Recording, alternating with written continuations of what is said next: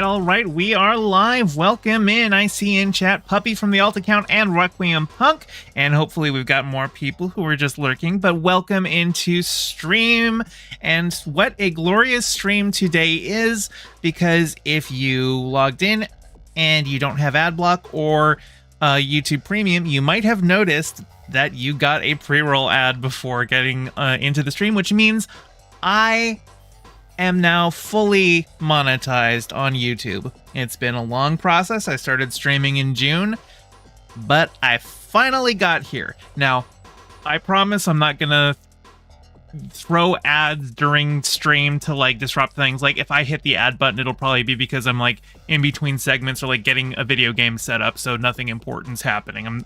I don't like ads disrupting the stream experience. Hey, Deathful, welcome in.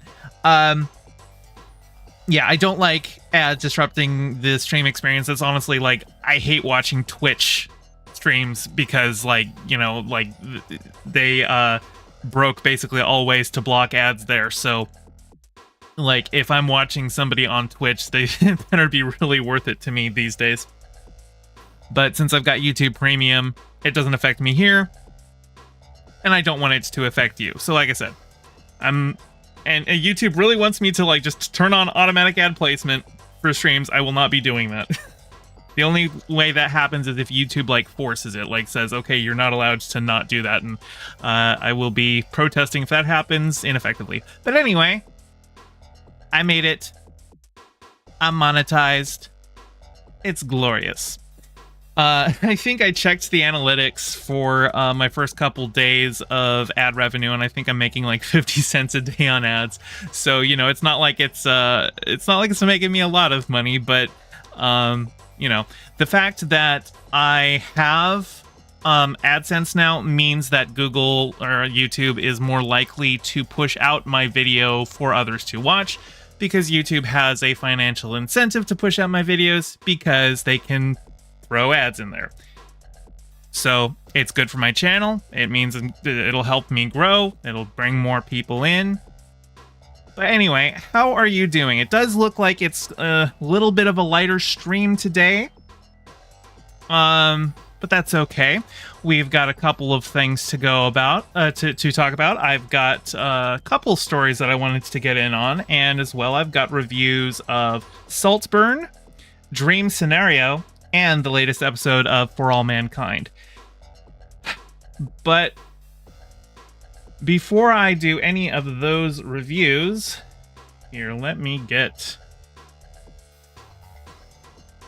Oop, hang on.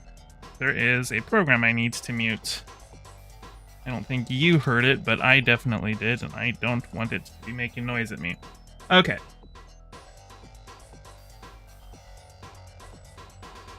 Current topic. Yes, here we are. Okay, let's begin our first segment. Start recording. There we go. So I've been covering the strikes in Hollywood pretty much since I started streaming on my channel. And we're finally now at the point where the strikes are over, the deals have been fully ratified, everyone's back to work. Hey Paco, welcome in. But as good as the WGA deal was, and how it was basically everything that they had asked for and it was just an absolute win, the SAG-AFTRA deal, while it was initially sold to the members as a big win, with great like protections for AI. Once more information came out, once they had like the full details, once they pushed out the actual contract and AI experts were looking at it, it looks like there's really not a lot of protections. I've seen a lot of SAG-AFTRA members who are like telling other people, you need to get this specific writer in any of your contracts so that you have protection against AI exploitation that the main SAG-AFTRA contract does not protect. And I don't really think anything says it better than the turnout for this vote. Here we have, from the SAG-AFTRA account themselves, today we close out one of the most important chapters in recent entertainment industry history. The 2023 TV and theatrical contracts have officially been ratified by SAG-AFTRA members by a vote of 78.33% to 21.67%, with a turnout of 38.15%. So, less than 40% of the members turned out to vote for it, and of those, only 78% voted in favor of it. And if you do the math, actually, why don't I just pull up? I did the math right here. 0.3815 times 0.7833 is 0.2988. So that's 29.8% of the vote that ratified this this deal. And like I said, I was when the WGA had announced they had made a deal with AMPTP pretty much right after AMPTP said they had issued their last best and final offer. I was wondering if they had blinked first. But once we saw the deal with the WGA, it turns out no, they did literally get pretty much everything they were asking for. But in this case, I'm sorry, it looks from my perspective, it looks like SAG-AFTRA leadership failed them. We can go through the thread here to see what SAG-AFTRA themselves are saying about it. This contract is an enormous victory for working performers, and it marks the dawning of a new era for the industry. Getting to this point was truly a collective effort. With the ratification of this agreement, SAG-AFTRA members will receive unprecedented wage escalation, significantly improved streaming compensation, and the first ever crucial protections around the use of artificial intelligence technology. In the coming weeks, there will be further member education materials released to get members up to speed on the finer points of the deal. And they've been putting out stuff. They had like initial primers on some of the details of the AI protections, but again, I went over the whole deal. I've got that video up on my channel if you're curious to go over the details. So we've already talked about the finer points of how AI protections here aren't everything that they're cracked up to be, that there are a lot of edge cases where they literally can use your they can build an AI replica of you without your consent in specific scenarios. So like a lot of this just isn't protected there. But yeah, a huge thank you, Zoe, to each and every member for your sacrifice and solidarity throughout 2023, whether you were a strike captain, phone bank volunteer picketer, social media warrior, participant in the wages and working conditions process, or simply supportive of your union's efforts. You are part of this movement. Let's celebrate what we've accomplished together and continue to foster the bonds that have been forged throughout this season of solidarity. And yes, it's very important that we acknowledged all the work that the members put in to be picketing. And I can't imagine that the negotiations were easy, but it really sounds like SAG-AFTRA needed somebody with better knowledge of AI in their negotiating, because a lot of these people, yeah, like right here we said, it's more important than ever for actors to protect themselves since this contract won't do it for you in regards to AI. I will be checking my contracts meticulously and using the Nava AI writer for voiceover. So yeah, here we've got the National Association of Voice Actors has an AI and synthetic voice writer, which I assume means you can't use my voice to train AI data. Quite a lot of comments saying less than half the members vote and decides the fate of the entire industry comedy. That turnout is horrific.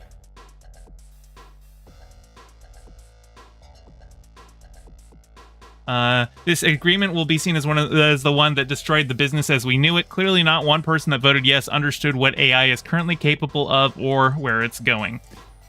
And there's some people are happy to see it, but again, the way that Twitter filters check marks to the top who have literally just paid for the privilege.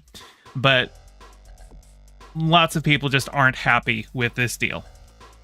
And as I talked about in my last segment on it, before the deal was done, there were criticisms that I had of SAG-AFTRA that I held my tongue on, like in particular their rule on the Halloween costumes, which I thought was absurd, but I wasn't going to like speak out on it in the middle of a strike to, you know, as whatever influence I have, which is none, but still I didn't want to carry that implication, the perception that I was doing something to undermine the strikes. But the strikes are over.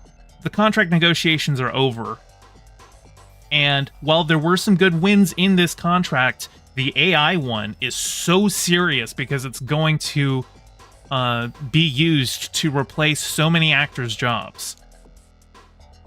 And they didn't do their due diligence in making sure that it was protected enough. And it looks like when the AMPTP said this is their last best and final offer, it sounds like they did, you know, consider, okay, I guess we'll work it out this week so that we don't have to continue striking over the holiday. Like, even though SAG-AFTRA members had signed an open letter to the leadership saying, do not give us a crappy deal. We would rather stay on strike over the holidays than go in with a crappy deal. It just sucks. It's a shame to see, and it's really hard to say how badly this is going to hurt the industry because the rapidly growing AI technology is already getting to a very scary place. And actually, I didn't plan on this beforehand, so I need to look this up. There was... Hang on.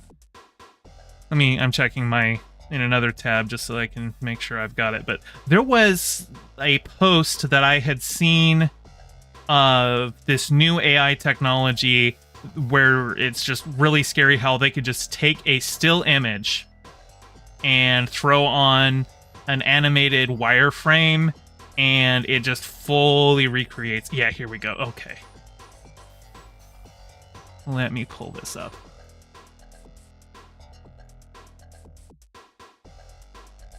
High-quality AI-generated human videos are coming. Animate Anyone can generate videos of anyone with a single image and a bit of pose guidance.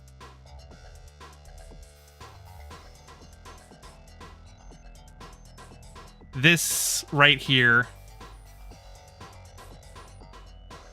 this is terrifying. Now, the examples that they're giving here, this is still a work in progress, and these are probably some of the better ones because this tool isn't available to the public yet.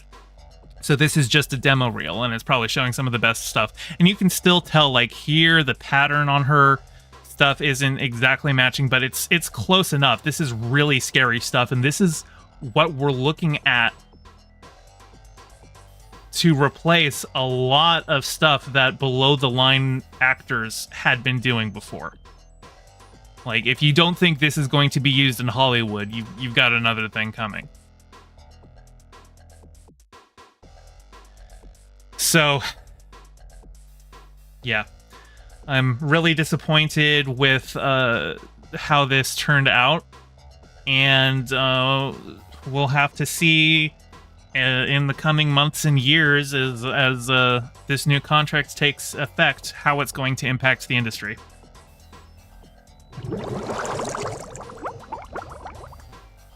All right.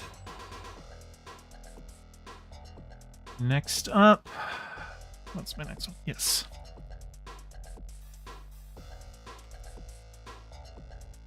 Do I think AI is going to take over the world? Well, probably not in like the classic sense of the singularity where AI is able to replicate itself beyond the point where we can actually here I'm just gonna delete this from it. I might include this as an additional thing. Okay, yeah, so Axel T says, do you think AI is going to take over the world? No, not in the classic sci-fi sense of the singularity where it recreates itself and improves on itself more rapidly than humans can deal with. I think what we're seeing in terms of what AI is being used to do now, again, when we say AI, that refers to a broad range of different technologies that are being developed, and oftentimes it specifically is referring to neural net learning, which is, you know, just it's being trained on pattern recognition at that point. The real concern for AI is not that it is going to take over humanity, right? I think the big concern is who is benefiting from the development of AI and who is getting left out, right? Like, people often point to Star Trek and say the only reason that Star Trek socialism works is because they've got the replicator, and so they are in a post-scarcity society because of that, right? But in reality, it's not just that Star Trek has replicator technology that allows them to be in a post-scarcity society. They had to change their society so that when the replicator technology came around, it was in use for everyone. Versus what we've got now is we have a bunch of billionaire tech bros who are using AI to disrupt society with no care for who gets hurt in the process, and with no care for any kind of systems in place to make sure that people can still afford to live. And it's ultimately a problem of capitalism. But yeah, Admiral Paka says, if we had a replicator today, it would only be available to the elite. Yes. And like, we even have, I mean, and we've got 3D printers, which a lot of them are like commercially available to, like, if you get a lower end one, you know, most people, if they save up a little bit of money, they can get one, or you can rent one at like a makerspace. But that's not like a full replicator. It's still a case of, if we had a full replicator that could literally turn any matter into any other matter, yeah, that would absolutely, in today's world, be something that the elites controlled and made sure that not everyone else had access to. Yeah, it's not just that the technology exists, it's who has control of it, who gets to benefit from it. And that is not something that can just be fixed with technology. That's something that has to be fixed on a social and political level. I think that's the real concern with AI. Like I have said before, you don't hate AI, you hate capitalism. And that's really the ultimate problem here. I think that in a world where it wasn't a bunch of trillion-dollar movie studios making decisions on what movies get made, in a situation where you had people just given their own tools to make the art that they want without having to sell it to a big studio to distribute, in a world where basically every film was an indie film, I don't think AI would be a concern. I don't think AI would be stealing people's jobs in that case. I kind of envision a society in which making a film doesn't threaten or really give jobs either. It's just, we want to make a film, we go and make the film. Now, that's pretty utopian of me. I am not the most well-versed in, like, say, Marxist theory or anything like that. I like things that are good, and I don't like things that are bad. That's my politics, basically. But yeah. Anyway, that was my little AI addendum. We'll probably add that in to the end of that clip. And now let's... Oops. I thought I had copied... Okay, there we go. So Jonathan Majors is on trial. If you don't know who Jonathan Majors is, he is Kang in the Marvel Cinematic Universe. He was also in Lovecraft Country, a show I haven't seen. He's a very well-regarded actor, at least in terms of his ability. people have praised a lot of his work, and Marvel felt so confident with his performances that they decided he was going to be the new Thanos for the MCU. But then, about a year ago, he was arrested for assaulting his girlfriend. And he lost his agency after that. And Marvel has been kind of quiet on what they want to do. I think they're playing the wait and see game, whether they, if he gets acquitted on this trial or not before they continue with plans. But the trial is now ongoing after multiple delays, after they have tried to get it dismissed. And we've got an article from USA Today that I wanted to go over because it's got some of Grace Jabari's testimony, who is Jonathan Majors' ex. Let's see what she has to say and how things went. Axel T says, will Kang get recast? We'll find out. We'll see. I think if Jonathan Majors is in prison, then they will have to recast him because they're not going to wait years to continue the MCU in his absence. But yeah, Jonathan Majors' ex Grace Jabari testifies on actor's violent temper. I was just heartbroken. Come on, don't do that. Okay. Jonathan Majors' ex-girlfriend is testifying in court about her turbulent relationship with the actor in the months leading up to his domestic violence arrest. Grace Jabari, a British dancer and movement coach, first took to the stand Tuesday on the second day of Majors' trial for hours of tearful testimony against her former boyfriend. Majors faces 5 misdemeanor charges following his March arrest for the alleged assault of Jabari, including 3 for assault and 2 for harassment. In her testimony Tuesday, Jabari described Majors as a controlling, manipulative partner who hurled household objects at the wall, tried to control her socially, and repeatedly threatened to take his own life in the aftermath of their fights. It felt like I was walking around on eggshells, Jabari said. I had to be perfect. Majors avoided eye contact with Jabari during the morning testimony, instead scribbling notes to his lawyer or thumbing through his gold-leafed Bible as she recounted his struggle to contain his violent temper. Accompanied by girlfriend Megan Good, left. Jonathan Majors arrives at court for his domestic assault trial in New York. Okay. Before his arrest, Majors was a rising star in Hollywood. The actor was set to anchor the next phase of the MCU with his portrayal of the comic book supervillain Kang the Conqueror. He also starred in the Sundance award-winning drama magazine Dreams, which was pulled from its original December release. Jabari alleged that Majors first became full of rage and aggression during the filming of magazine Dreams in July 2022. She said Majors, who was struggling with a strict dieting regimen and grueling training schedule for his bodybuilder character, threw objects during an argument in their West Hollywood home. Photos shared with the jury show the inside of the house where the walls were dented by candlesticks and bits of broken glass littered the floor. Now, again, the photo evidence, I don't know if we're gonna get to see that, or if it's just going to be court reporters who return all that with us. I mean, obviously there are photographs from outside the trial. I don't know if there's actually any cameras allowed inside. Oftentimes they don't allow that, so the most we would get is courtroom sketches and stuff. Majors' ex also claims the Creed 3 actor lost his temper while filming in England a few months later after Jabari came home from a bar tipsy with a friend.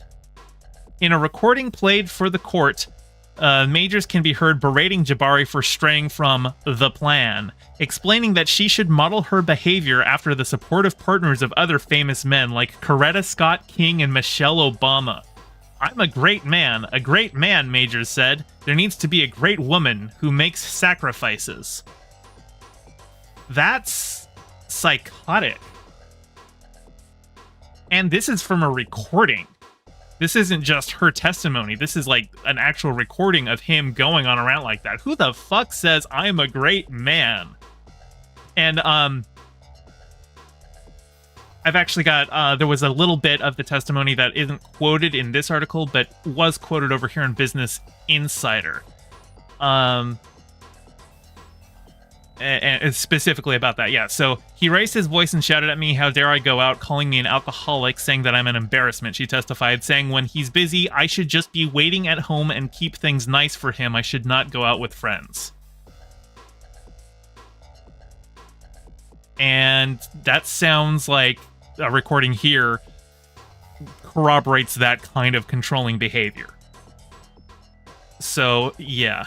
Jabari said Majors threatened suicide on several occasions, begging her not to tell anyone about his outbursts. She said she feared him physically quite a lot, though she did not disclose any instances of domestic violence before the March 25th assault in her testimony. Which isn't necessarily surprising. A lot of times, domestic abuse victims will keep quiet because they fear what happens. They don't want their partner to get arrested, or they fear what happens if the partner does get arrested. So, yeah. He said he was a monster, Jabari said. He wanted to kill himself, and he put actions in place to do so.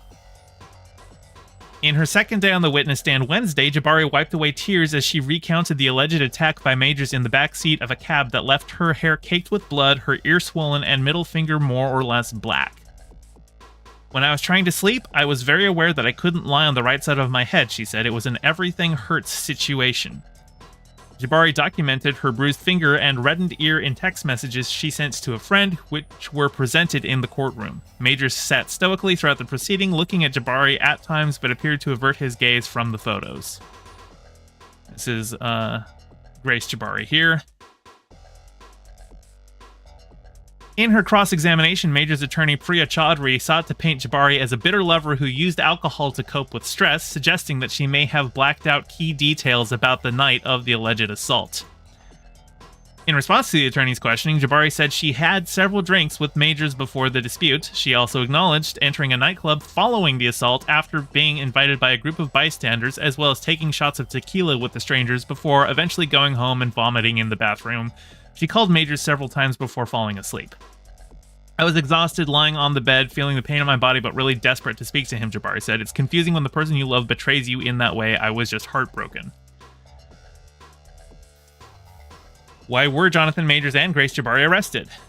Majors' March arrest came after officers responded to a 9/11 call from a Manhattan apartment where a woman told them she was assaulted by him. The victim sustained minor injuries to her head and neck and was removed to an area hospital in stable condition, according to the NYPD. A judge on March 25th granted a limited order of protection, preventing Majors and the woman from assaulting or harassing each other, and released Majors on his own recognizance. Right, Jonathan Majors is not a flight risk. He's a movie star. Like, if he tries to flee, like, it's going to be noticed. In October, Jabari was charged with suspicion of misdemeanor assault and misdemeanor criminal mischief, according to the New York Times and the Hollywood Reporter. She was released soon after on a desk appearance ticket, which is a notice to appear in court at a later date. The Manhattan District Attorney's Office declines to prosecute Jabari's case due to a lack of prosecutorial merit, the DA's office said in a statement to USA Today. It is unfortunate and re-traumatizing when a survivor of intimate partner violence is forced to endure an arrest, Jabari's attorney told USA Today at the time, but Miss Jabari is an extremely strong and resilient person who is determined to move forward. Okay, does this article actually go into the details of, okay, look, yeah, it does, okay. Yeah, okay, which is good, because I wanted to get into this. And so, Grace Jabari was also arrested and charged with domestic assault, but then the charges were dropped. And there is a case in domestic violence and in like abusive situations where there is reciprocal violence, where there is mutual abuse going on. I think we saw a lot of that discourse with the Johnny Depp and Amber Heard stuff. I didn't pay close attention to that case because I didn't really care too much, and it seemed like everybody who did care was kind of an awful person. But considering that I've been an MCU fanboy for a very long time, and Jonathan Majors is like being set up as the new big villain for the MCU, it's important. I'm invested in the outcome of this trial, and from everything that I have seen so far, I mean, there was like Jonathan Majors' attorney, Chaudhry, she had released text messages between Majors and Jabari that she said, oh, it totally exonerates him because it was like, actually, let me see if I can find them.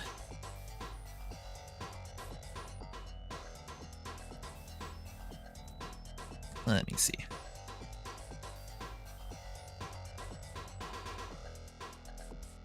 Where is it?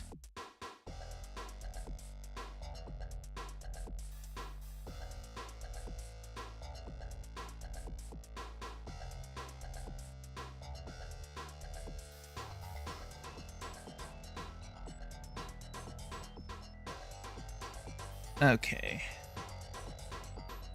This is one of the texts. This is from Jabari. They just called again to check on me, and I reiterated how this was not an attack and they do not have my blessing on any charges being placed. I read the paper they gave me about strangulation, and I said point blank, this did not occur and should be removed immediately. The judge is definitely going to be told this. She ensured this to me. I know you have the best team and there's nothing to worry about. I just want you to know that I'm doing all I can. I also said to tell the judge to know that the origin of the call was to do with me collapsing and passing out, and your worry as my partner due to our communication prior out of care. She promised all will be relayed. Okay, this isn't... there's more to it. Oh, come on. All right, here we are. I knew there was more. I just found. Here's the one. Okay. So this part was the previous one. But yeah, she says, please let me know you're okay when you get this. They assured me that you won't be charged. They said they had to arrest you as protocol when they saw the injuries on me and they knew we had a fight. I'm so angry that they did, and I'm sorry you're in this position. We'll make sure nothing happens about this. I told them it was my fault for trying to grab your phone. That right there. When this text was released by Jonathan Majors' attorney, everyone was like, oh, he did it. This is like total battered wife syndrome here.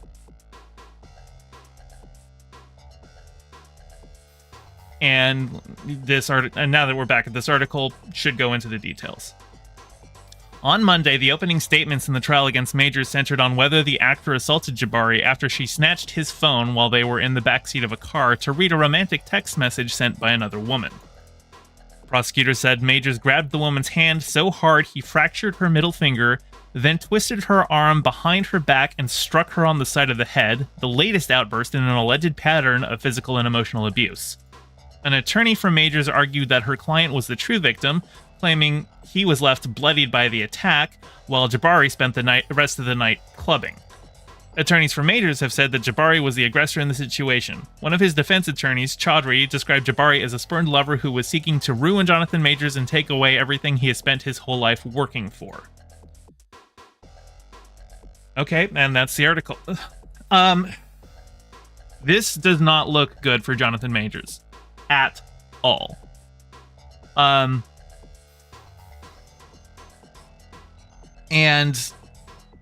I'm just, yeah, this so far, even the arguments that his lawyers are making just makes him sound very guilty, very abusive.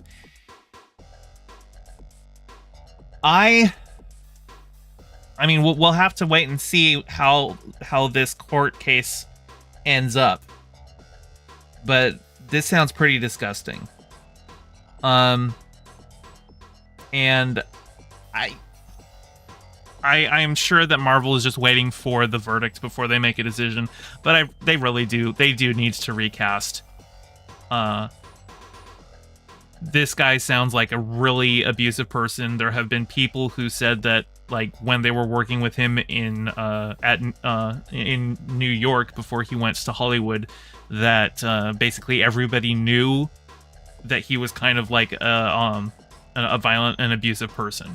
So, like, there have been stories going around about him before this assault even happened. But I am also cognizant of the fact that he is a black man in America, and accusations like that have been falsely levied at people. There is a racial dynamic to this, that there's a white woman accusing a black man of this, but there's also corroborating evidence with the megalomaniacal rant that he was going on that she had a recording of. There's, she was hospitalized for the assault that he did on her. This looks bad.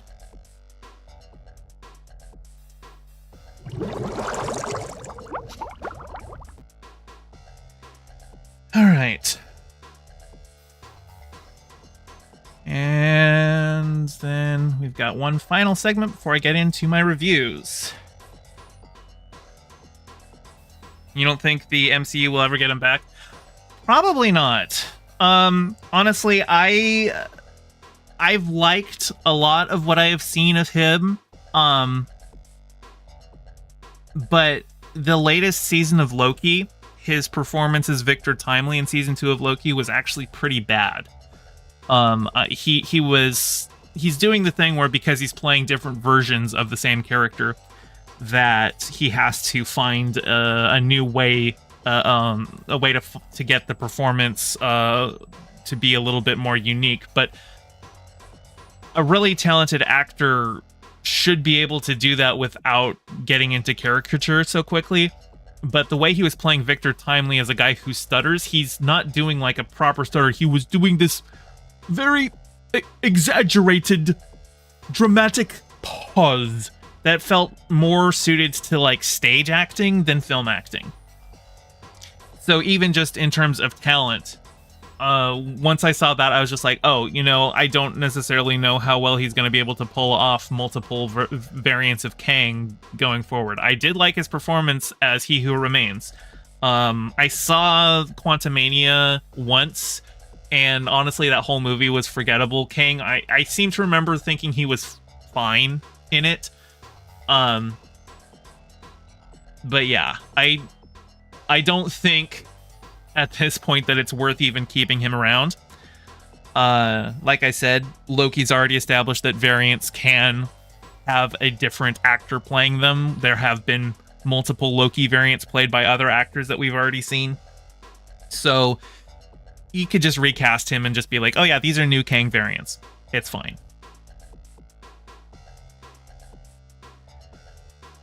All right.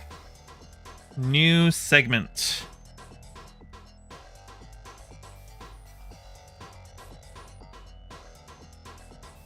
So, as I have covered on this stream before, Star Trek Prodigy, which was, we've had one season of it so far, but then Paramount canceled it and pulled it off of Paramount Plus.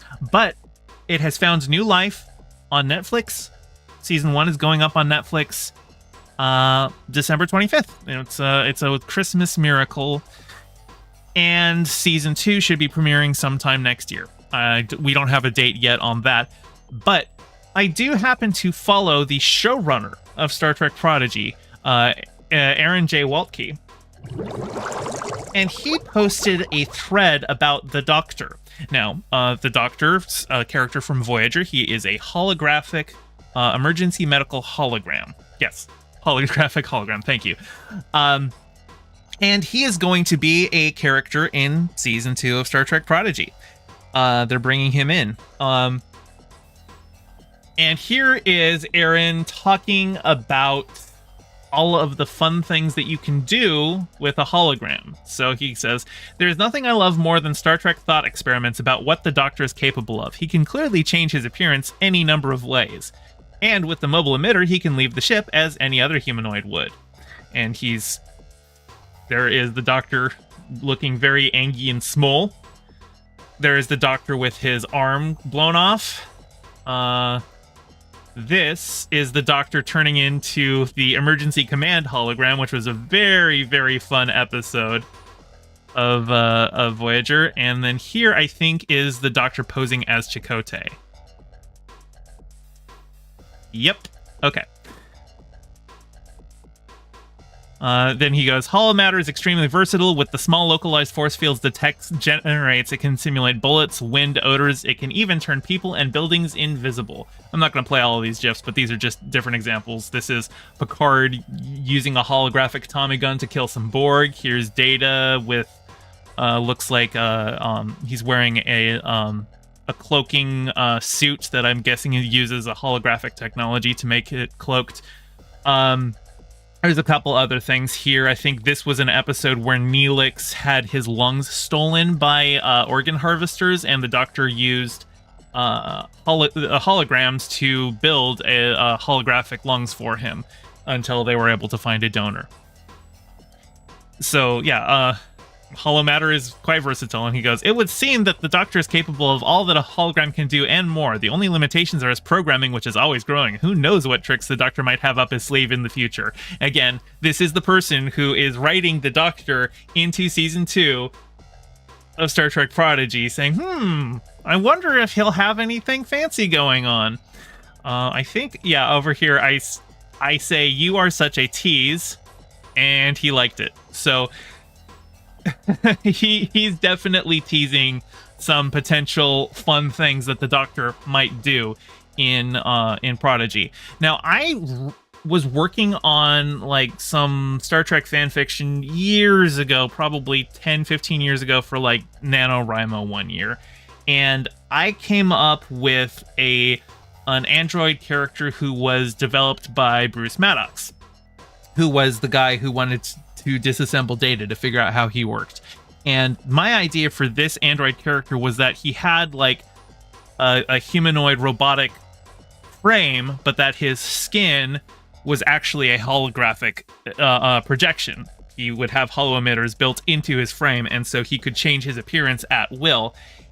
I also thought, as like a safeguard, he wouldn't be able to directly interface with computers, like he couldn't plug himself in like Data can, just to prevent him from being too powerful. But I actually envisioned one scene where, because he's got all of these holo emitters, he was like literally running engineering all by himself and like shooting out little holographic bits to like hit touchpads on all of the different control consoles in engineering all by himself.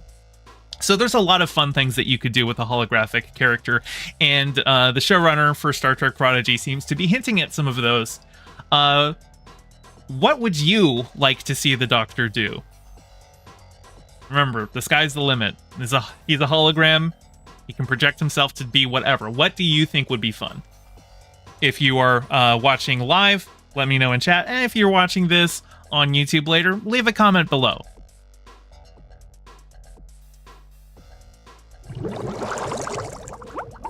All right.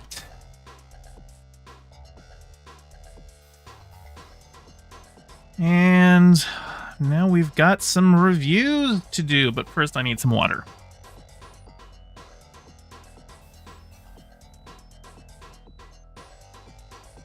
Okay.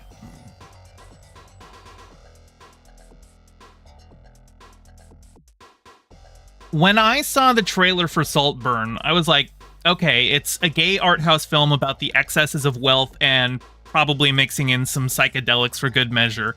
But it is so much more than that. Saltburn is a movie starring Barry Keoghan about an Oxford student who's there on scholarship, who meets this rich guy who lives in a castle named Saltburn, he befriends him, and he goes to stay over there for the summer on break.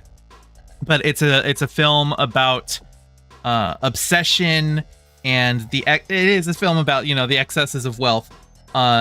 There's a wonderful cast of characters. Rosamund Pike and Richard E. Grant play the parents of the rich kid, and they play them so ridiculously vapid. It's very funny. But I don't want to get too much into what the film is about ultimately, because like there's definitely twists and turns and stuff that like it might have sprinkled in little hints early on, but once you see what's actually going on, you're like, oh wow, this took a massive left turn that I was not expecting, and I don't want to give away too much of that, other than to say it is an art house film about gay people.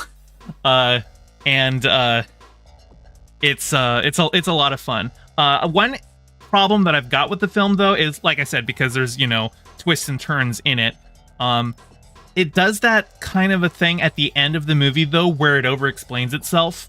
Where, this film had a lot of confidence throughout the project up until the end, when they start revealing things that you really could have pieced together yourself just from the bits of information that we had. Like, there was some I think when they do the reveal, there was probably just a single scene that they could have kept in there and left the rest to your imagination, because once you see what's actually going on with the story, you can pretty much piece it together yourself. And I think they should have had a little bit more faith in the audience to piece that together. But otherwise, it is a delightfully devious film. If you are afraid of bodily fluids, maybe don't see this movie.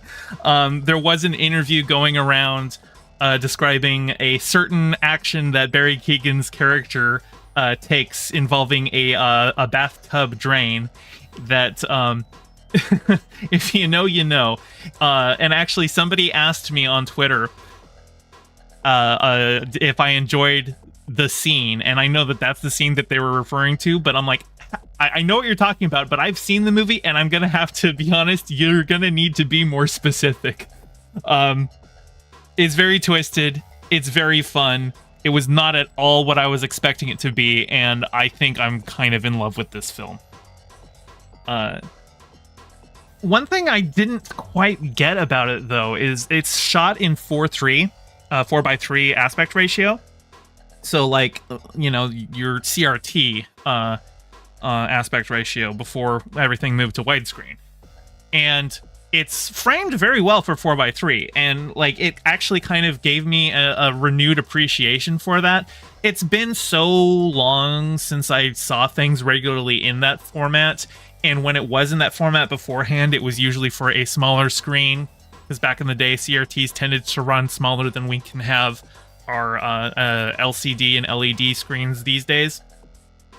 So a lot of times you'd have characters blocked larger in frame and kind of crowded together a lot of the times. But in this, because it's in cinema, it's up on a big screen, they make a lot of good vertical use of the framing, and it never feels like any characters are too overcrowded to fit within the field of view of the camera.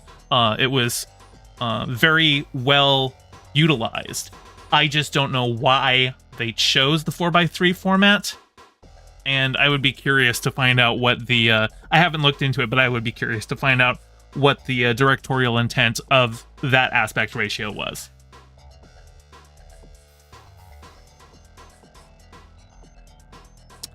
Okay, next up, I saw Dream Scenario. This is the latest Nicolas Cage film.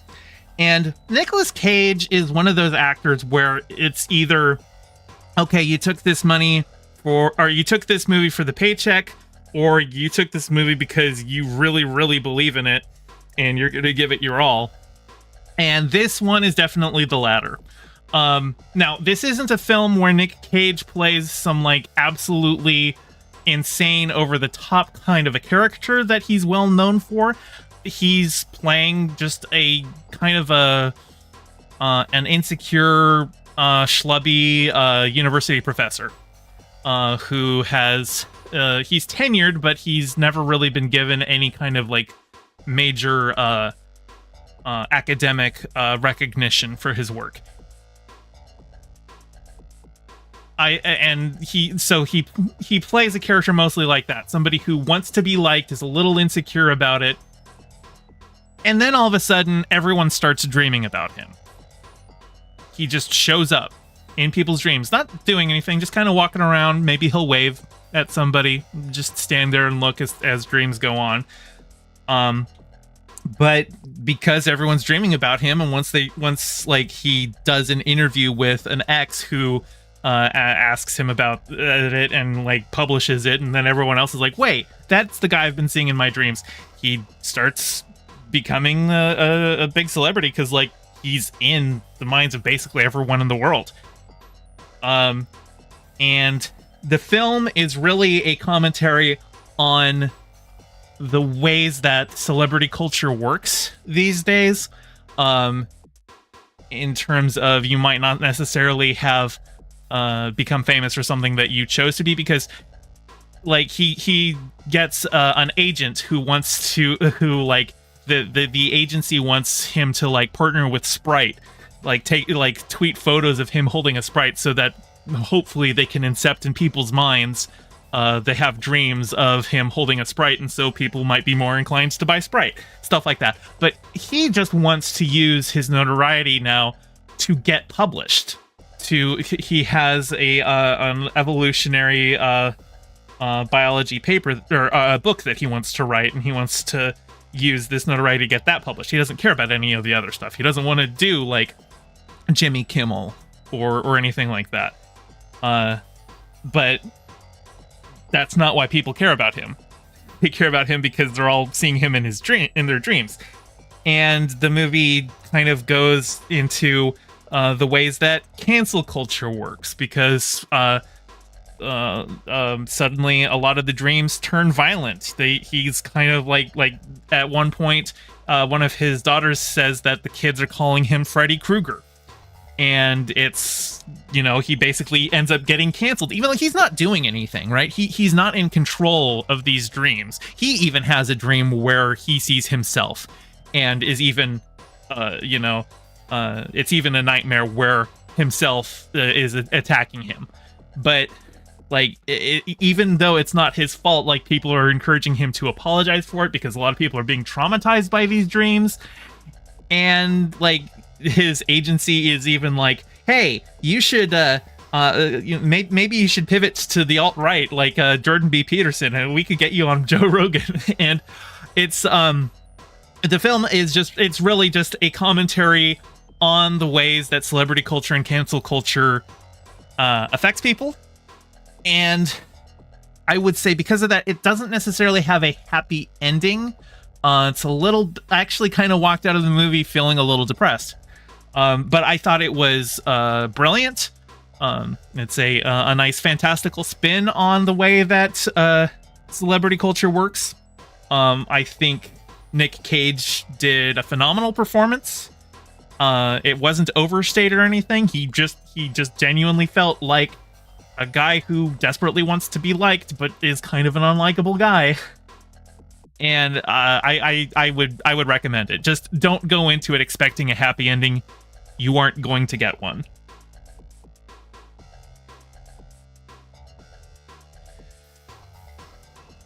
Okay, we are in Season 4, Episode 5 of For All Mankind. The episode is called Goldilocks, and boy, oh boy, are things changing here.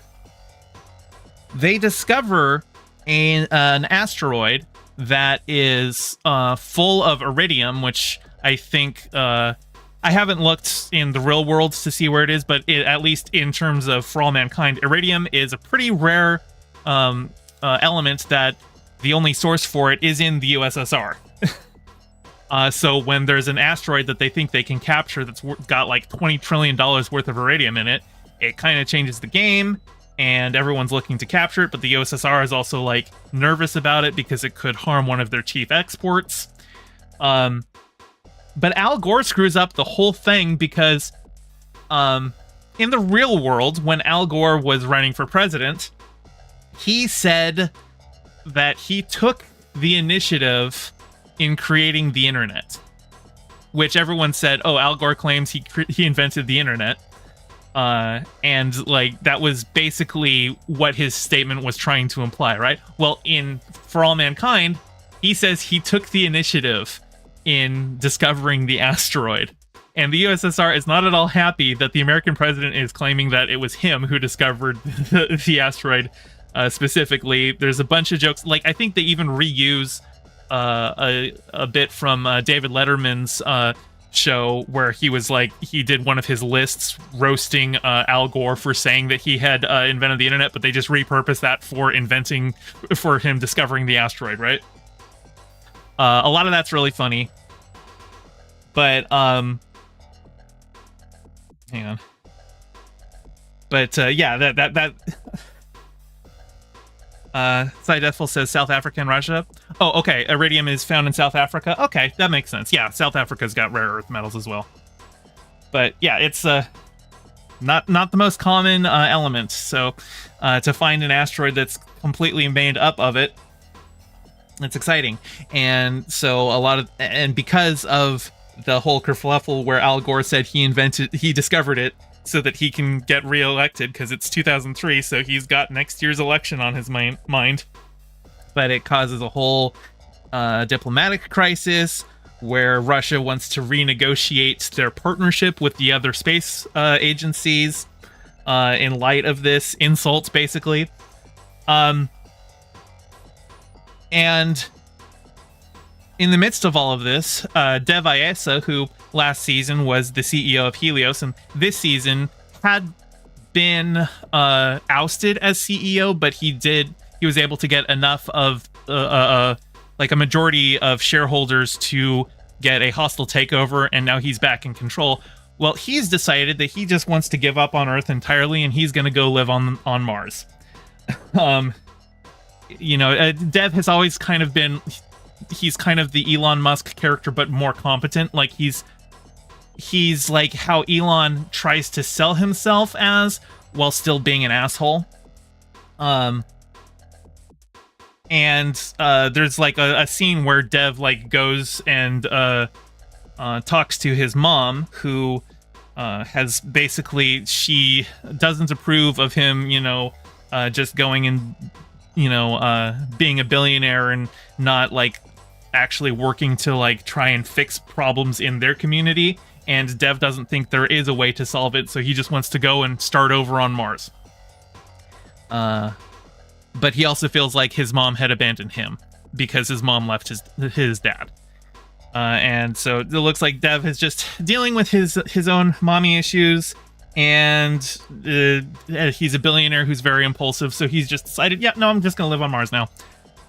Which screws things up for Aleda and Kelly, who have been working with him at Helios now. They've been planning this whole, robot program to look for life on Mars. And Kelly's like, we're not ready to launch yet, and you want to take the team there now? And Dev's like, yep. So I'll tell you what, though, you can, since they're not finished training, why don't you come with me to Mars and we'll finish that. But Kelly's got a son, the kid that she gave birth to on Mars last season, basically. And she at first is like, he tells the kid, so like, I'm going to be gone for a year on Mars. And obviously he's very upset about it. And she's also worried that the kid's grandma, her mother-in-law, basically, because the father's dead, but he was a cosmonaut. She's worried that if she leaves to go to Mars, that she's going to lose her son to the USSR, that she's going to take her back there. So she decides, she's like, yeah, I'll go, but I'm taking my son with me. Which leads me to my first prediction. They aren't going to address at all that in order to get to Happy Valley Base, like, obviously you can get in the landing pod and everything, but then you have to get out of the landing pod and walk across the Martian surface in order to get into the base. And there's no chance that they've built a child-sized spacesuit. And they're leaving for Mars in a couple of days. So there's no chance that in the real world, if this happened on this timescale, that they would be able to quickly get a child-sized spacesuit for the kid. I'm just predicting they're not going to address it at all. We're probably, the first time we see the kid, he's going to be on Mars already. But okay, what's our next thing? Oh, right. Because Dev is leaving for Mars, he's not going to be there to deal with the whole renegotiation with the M7, which is the group of other nations and Helios that have all entered into a collective agreement in terms of the Mars base and, space development and stuff. And since he's gone, he's like, oh, Aleda, you can go handle that, but she's an engineer. She has no experience with politics, and here she's gonna be stepping in for Dev to basically handle Helios's negotiations on it. And like, there's another guy at Helios who's like trying to brief her, but she just generally doesn't seem interested. But then it turns out that the negotiations are going to take place in the USSR, so Aleda is going to be in the USSR next episode. Which leads to my second prediction, that she's going to meet Margot while she's there. Now, no character has yet acknowledged on in the American side, what happens to Margot? Like, obviously, she's not in the U.S. anymore. Aleda did, like, mention Margot in passing, but she's not, like... I don't think anybody in the U.S. knows that Margot is currently working for Roscosmos. Especially because Margot is using an assumed name while she's there. She's going as Margaret Reynolds, rather than Margot Madison.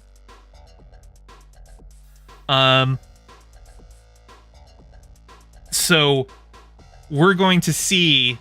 Considering Aleda is the one who exposed Margot as having given state secrets to the Russians. Oh, I really am looking forward to that confrontation, but it's not going to be pretty. And then that's most of the stuff that's going on Earth this week. But up in space, on Mars, it looks like there's going to be some potential conflicts between Miles and Ilya, who are running their the black market on Happy Valley base, because Ilya finds out that Miles, behind his back, is shipping red obsidian from Mars back to Earth to be sold as jewelry, which he told him not to do because it introduces more risk, gets more people involved, and like if people are marketing, hey, we're selling Martian rocks, well, somebody's going to investigate, okay, how did you get Martian rocks? Which might lead back to their operation, which, again, it's a black market operation. So we're probably going to see more issues there. Now, I also said, and I've predicted this since the beginning of the season, that we're going to see a push for a union on Mars. And I originally thought Miles was going to be the one to run that. But now that I've seen how dumb Miles is, that he's mostly just there for the high-risk, high-reward stuff, I think it's going to be his bunkmate Samantha, because she has a comment where like she gets assigned to the mission that's going to go out and capture the new asteroid, and she should be excited for it. But she was like, she just saw all of the people running up to the assignment board to see if they had placed it, and she realizes none of us have like any power here on Mars. Like, we are all just at the whims of Helios and the base commanders. We don't get a say in any of this. So I think she's going to be the one who actually organizes the Martian Union, which should be really interesting too, especially because Dev Ayesa, the CEO of Helios, is going to be living on Mars with them. That should be fun. And then finally, I've been talking about Danny Stevens, who we haven't seen since last season. He was the guy who was responsible for the accident on Mars that killed 5 people. And the show has been hinting about what happened to him all season. And this episode, we finally find out. We actually get a lot of flashbacks for Danielle Poole, the base commander, because she was also on Mars last season. And it's just flashbacks about her, like, going and delivering food supplies to him while he was just living out on his own in the North Korean crashed capsule. And I was really hoping that Danny would still be alive, because there's certain things that I want to see a resolution on. I really wanted to see a scene where Ed finds out that Danny had slept with Ed's wife. But it doesn't look like we're going to get that. It looks like Danny... I think it's not 100% clear what happened, but Danny did die. And it looks like what happened is he stayed outside his capsule and let his suit run out of oxygen. Because like when Danielle gave her brought the last food supplies to him and told him to ration them for 4 weeks, and he begged to be let back onto the base, and she's like, yeah, that's not going to happen. I think Danielle is probably feeling some lasting guilt from that, because that was the last time she saw him. He was begging for it, and then he died. But I think ultimately that leads to her confrontation with Ed, because she finds out about Ed's hand tremor, and it leads to her stripping him of flight status They get in a huge argument about it, and she says, like, you know, you have been making bad decision after bad decision after bad decision for the decades we've been working together, and you always get away with it, and you're always making exceptions for your friends and everything like that, but I've had enough of it. You are no longer the XO of this base. You're not running flight missions anymore. So it sounds like Ed just got fired. Which I'm not exactly sure how that works, because Ed works for Helios, and Danielle Poole, while she is base commander, she's NASA. So maybe Helios will say, no, Ed's still staying on in some capacity. He just won't be XO. We'll find out next week. And that leads to my next prediction, which is there's been a running theme. There's been a running plot thread where Kelly's son has never actually met Ed. Even though, like, you know, Ed's the grandpa. Because Ed has never returned to Earth. Ed's been on Mars since last season. But Kelly went back to Earth because she had the baby. And her son has been wanting Ed to come home, but has basically just been like, no, he's never coming back. And I think that even though Kelly and her son are coming to Mars, I think because Danielle grounded Ed and stripped him of XO status, that Ed's going to be on the flight back. So either they only get to very briefly meet each other, or they miss each other entirely. And I think they're going to miss each other entirely, because that's the sadder option, which means it makes better drama. But anyway, this is things are definitely getting interesting this week. I'm looking forward to next week. I definitely think we're gonna see some sparks fly between Aleda and Margot, and I really look forward to that. But I've been greatly enjoying this season, and I hope you all have been as well. Obviously, if you're here in stream, you probably aren't even watching the show. That's fine, but I know if you're coming and checking this segment on YouTube, I hope you are happy to find a YouTube channel that's actually talking about this show, because more people should be watching this show and more people should be talking about this show. I'm happy to do my part. Anyway, why don't you leave a comment down below? What was your favorite part of this episode?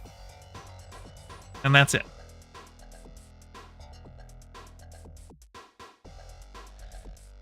Okay. I think that is all my segments for today. So let me get some games going. Give me a second here.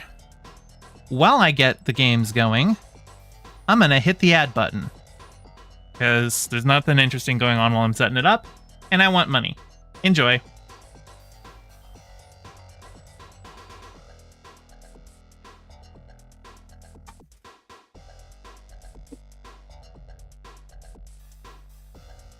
Alright.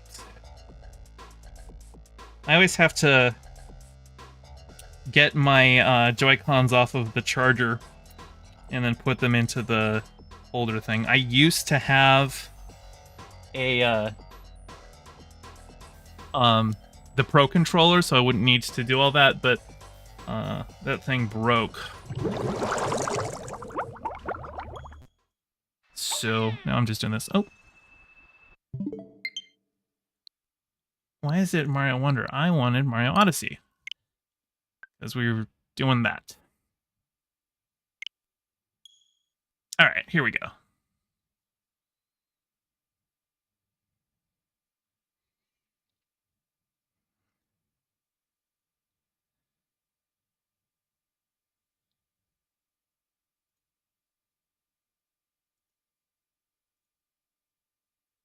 Super Mario Odyssey!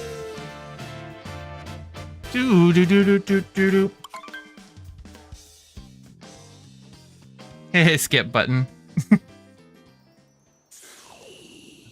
I'm surprised you don't have premium, Sai.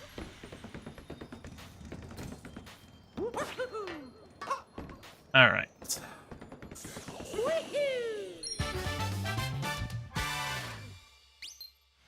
So so last time I did this, I had, I think, just activated the, yeah, so I have just hit the moon rock, so I've got all of the moon rock ones, but I don't think I've done any of the above ground moons here, other than the one I just picked up.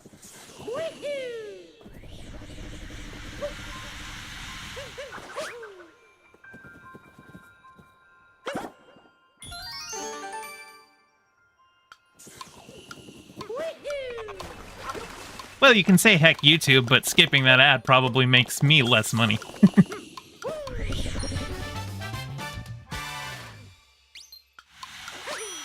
Do I think Wolverine in Deadpool 3 will be the Wolverine from the X-Men movies or the Logan version?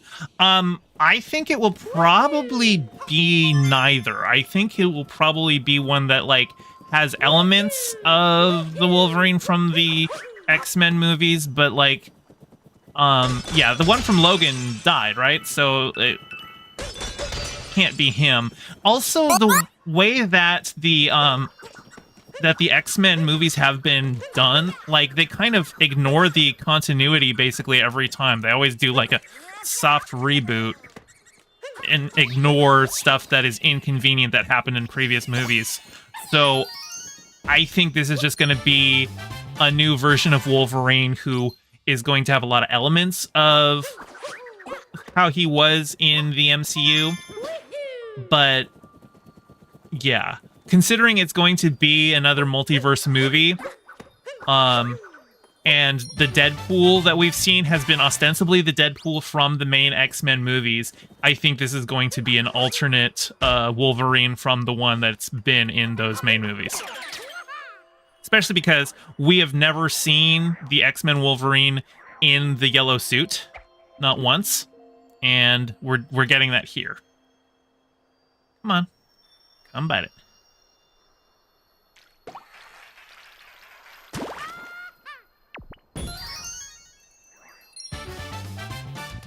Oh, and also, I'm sorry, I didn't even look at the donation, but Thigh, holy shit, $125, you maniac.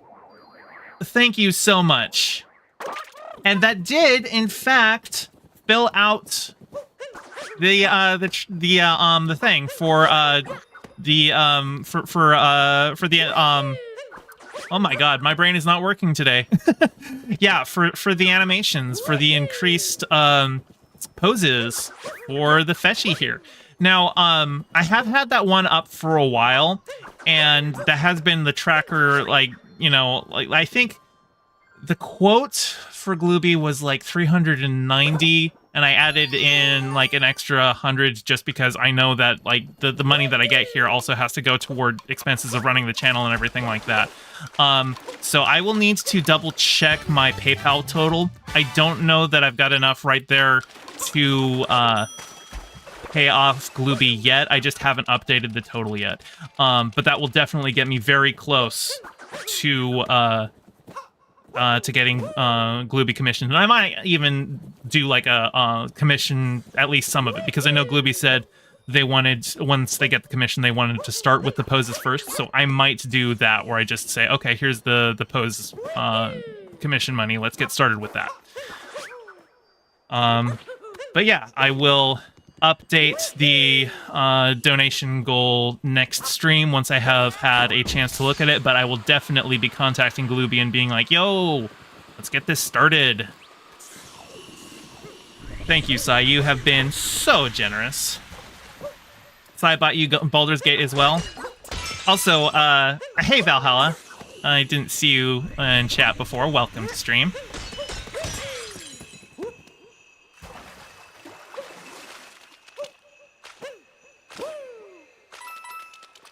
But yes, I will, in fact, tell Glooby hi from you.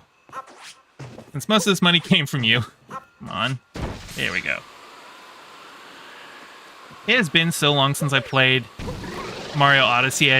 I'm like, my brain isn't fully functional on where it is I'm supposed to go and do. You were here, you're just gaming? Gotcha, gotcha.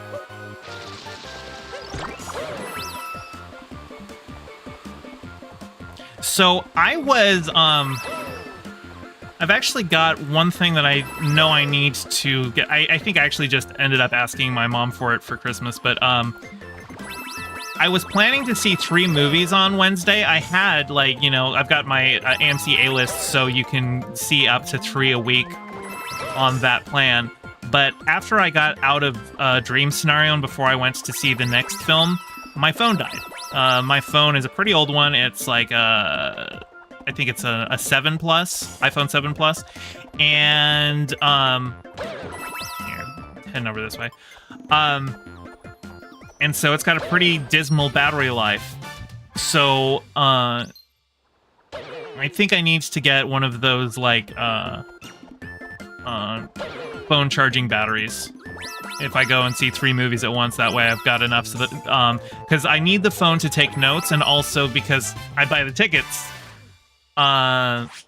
through the app, and I just pull out my phone for the tickets there. So yeah, I need to have my phone not dead in order to go see the movies, basically. So that's why I only reviewed 2 movies this week rather than 3. I would have been reviewing Silent Night, which is the new John Woo movie, starring why am I blanking on his name? He plays Ed Baldwin in For All Mankind. Joel Kinnaman. Yeah. I wanted to see that. It looked like a good schlocky fun, but wasn't able to. So I need to get like a phone battery charging thing. I should also start promoting my Throne account. I set it up, but I haven't linked it to anything. Throne, it's like an Amazon wish list thing, but like with like anonymous shipping and everything like that, so that you can link people to your Throne account and they can buy stuff for you without being able to see your Amazon details. Because there's a couple things that I put on there that might be fun for, you know, dedicated viewers who would like to buy me something for Christmas. Get that out there. Power packs are usually fairly cheap. Do you imagine if I have yeah. Maybe something like that. Also, oh shit. Right at the end, too. I am sloppy. What, you don't want to dox yourself? Yeah, no, I don't want to dox myself, actually. I am comfortable just saying I'm in the Seattle area. And anything beyond that, no, I don't want to dox myself.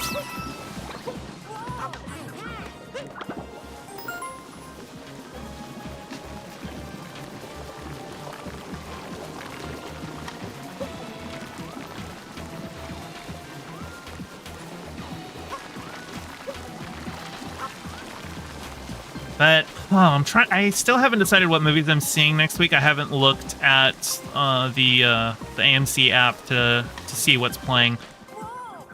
But I will probably try and grab Silent Night. The next couple weeks, it's actually going to be a case of having to decide which movies I don't see right away, especially once we get to Christmas. Because there are so many movies that are getting a Christmas release that I don't even think my local theater is going to end up having them. Oh, son of a bitch. Okay, good. I made it this time.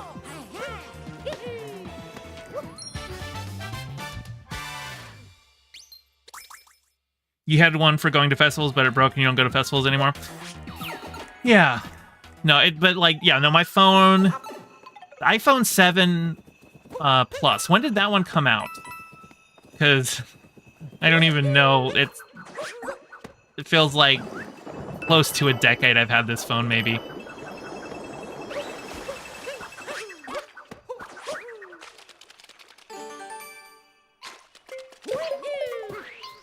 Oops.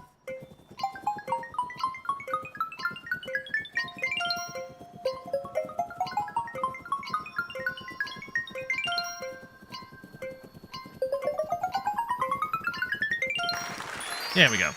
They could just say that Wade just gave Logan the yellow suit. I mean, it's possible. It could be that this is the first time the X-Men universe Logan ever puts on the suit. Like, there was the deleted scene from the Wolverine where he was given the suit and he just opens it up and you see, like, the mask in a case and stuff like that. But that's a deleted scene, so you can't call it canon.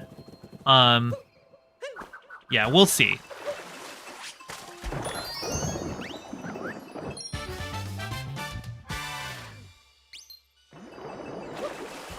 I do know that they're bringing in a bunch of other X-Men franchise actors, but it's just they're going to be doing a multiverse story, so we have no idea which versions of those characters we're going to see. iPhone 7 Plus was 2016. Okay, so 7 years. Yeah, it's an old phone.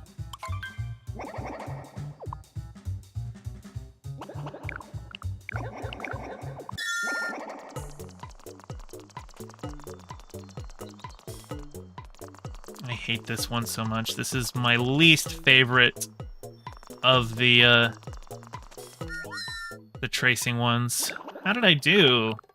97, not bad. It's the year you graduated high school. Sai, don't make me feel old. I graduated in 2003. Actually, I didn't even graduate. I dropped out and got my GED in 2002. So I would have graduated I was class of 2003, but I actually got my GED in 2002, so.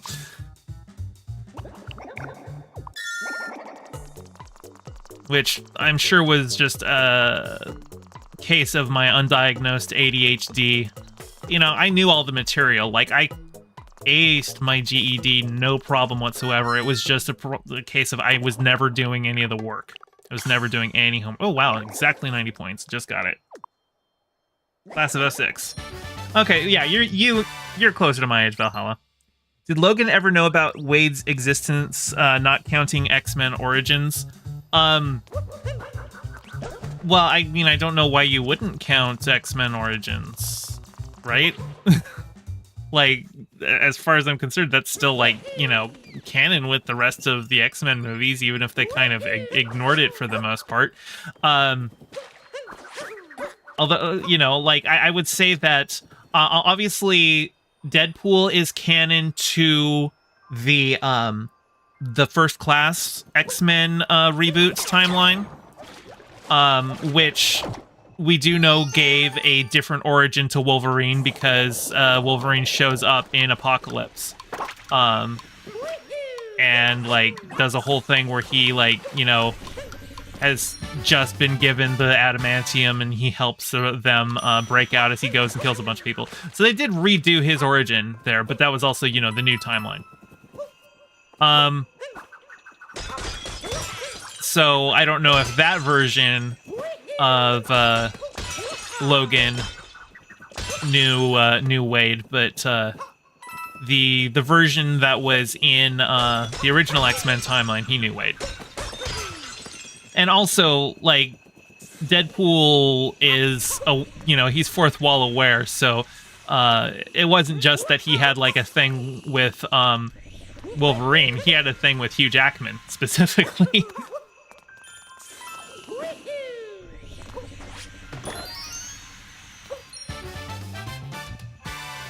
We leave school at 18 in America, right? Yeah, we graduate at 18, usually. Unless you were born, like, late summer, in which case you would graduate at 17. Because we usually, I think it's September is the month that we usually have the cutoff for, okay, that's when you are counted in the next grade or whatever. So if you're born in August, then you would graduate at 17.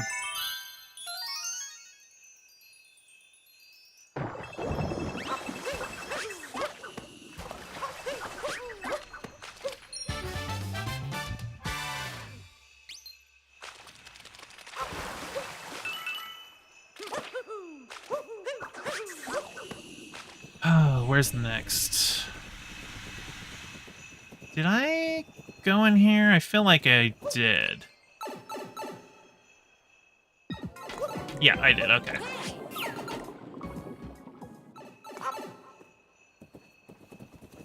My brain is not firing on all cylinders today.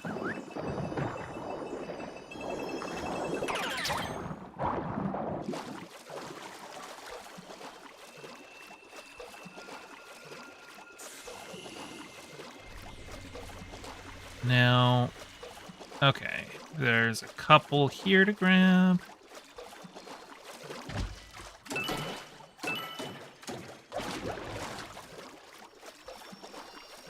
Back when you were in school, we graduated at 16. They changed the age like 10 years ago or something. Okay, so is it 18 now in the UK?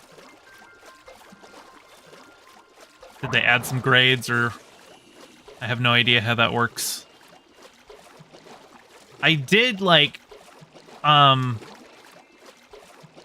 go to a school in Scotland for like a day when I was when me and my family took like a 2-week vacation there, and we were staying with some folks, and they just brought me to school that day. But like, you know, I was like, how old was I? I was 11, so it was still like, would that still be primary school? I don't even know what the grade would have been. I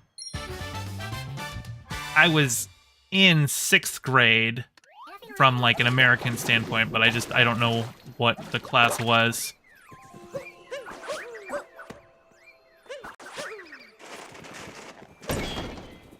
College over here isn't like your version of college. Think community college, you got it. Well, that was the version of college that I went to, so.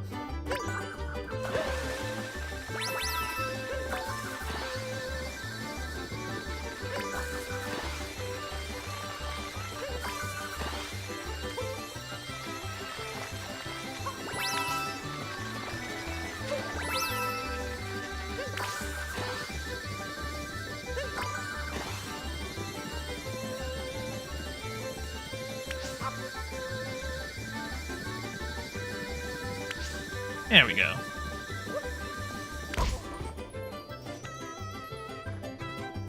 Imagine going to college. Hey, I didn't say I finished college. I just said I went to college. Again, there's a reason that I dropped out of high school and got a GED, and it's because I was really bad at doing the work, and that problem continued in college. I was able to get like a year of music theory while I was in college, and that has served me pretty well, but no, I did not graduate.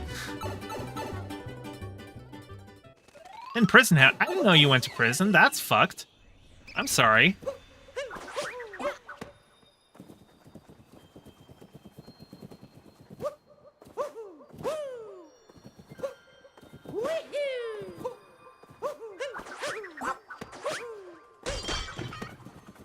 Let's do some races.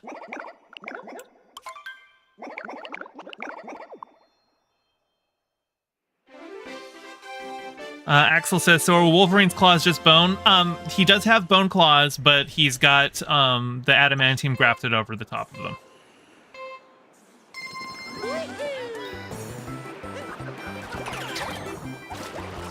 And I think in the comics, the first time that they established that that was the case was like in a story when Magneto had ripped the adamantium from Wolverine's body, and that's when he first discovered.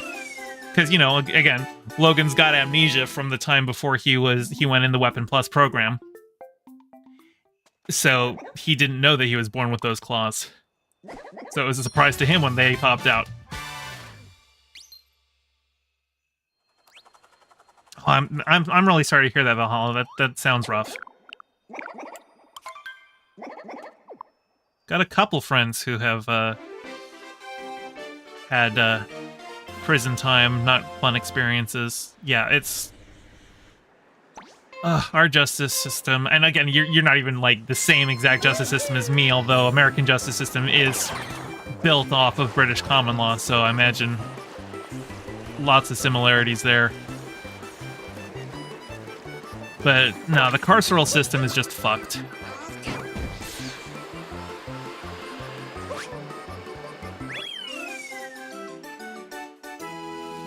Four of those months were in solitary. Oh, Jesus. That's literally fucking torture. Yeah, solitary confinement is literal fucking torture. You heard Sabretooth is going to be in Deadpool 3? Yeah, I heard that too. Was it going to be the, was it going to be Liev Schreiber, or was it going to be the guy who was Sabretooth in the original X-Men movies, though? I don't remember. Or is it going to be a new guy?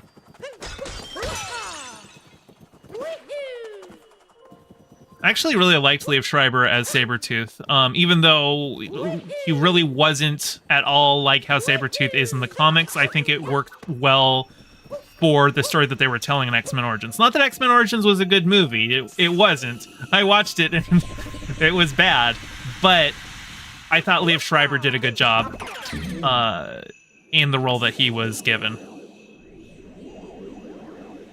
You heard the Golden Girls were going to be in Deadpool 3? I mean, are any of them still alive? Betty White's dead now.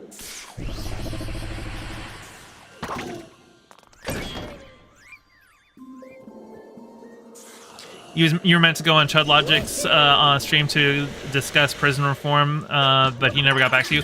Was that before his turn to being more of just an actual Chud himself, or is that more a recent thing?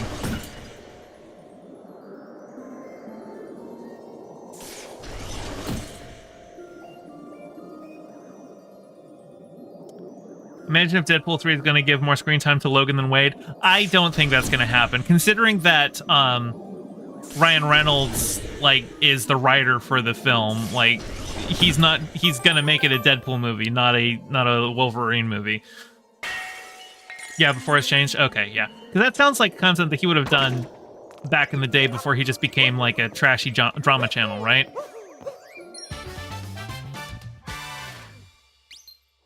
Before he got his Groyper editor who turned him on to being a trashy channel because, unfortunately, he was making a lot of money doing it that way.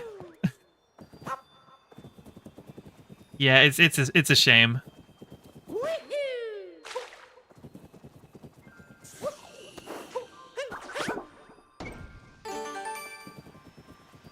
You left his community when DK threatened this. Yeah, I don't blame you one bit. That was a good time to get out.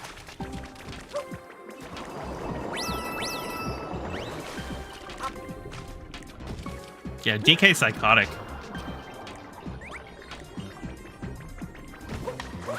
But he makes Chud a lot of money, so Chud is happy to look the other way.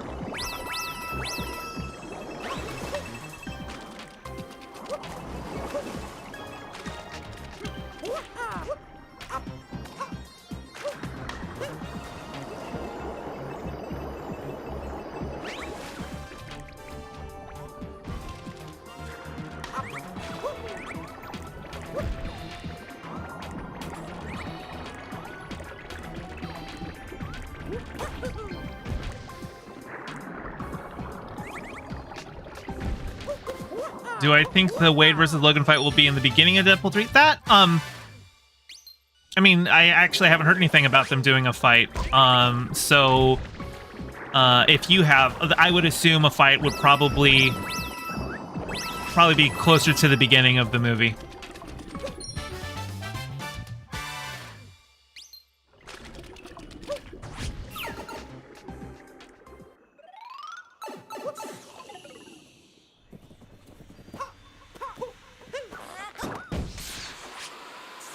You saw pictures of them fighting each other. I mean, it makes sense to have them fight. I would say it would make sense to have it be early on in the movie. Either that, or maybe it could be a exactly halfway through. You know, have the low point where they've just had it, where Logan has just had absolutely enough of Wade and starts a fight with him. You know. Like in the rom-com where halfway through they break up and then they have to have a third act makeup, because Ryan Reynolds would totally write this movie as a rom-com between him and Wolverine, right? I mean, that's how Venom 2 was. Venom 2 was absolutely a romantic comedy. What else we got? I think I'm going to head down now, because I can't think of what other moons are up here. I'm gonna head down, get as many as I can down here, and then start getting some hints on where else to go. Ooh, hello.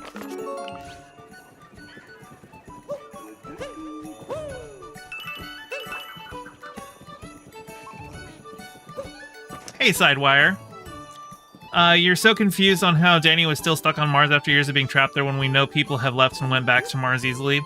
Well, so the stuff with Danny, that was a flashback to last season. That wasn't... Danny hasn't just been stuck on Mars this whole time. That was a flashback to last season when Danny was being held captive because, like, you know, you saw a bunch of the people from last season in those flashbacks. Ed looked younger.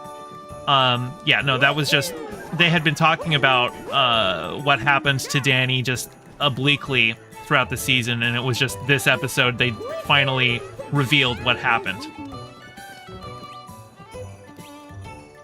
You want to know something, Fetch? The thing that kept you on the right so long? Sure, what's up?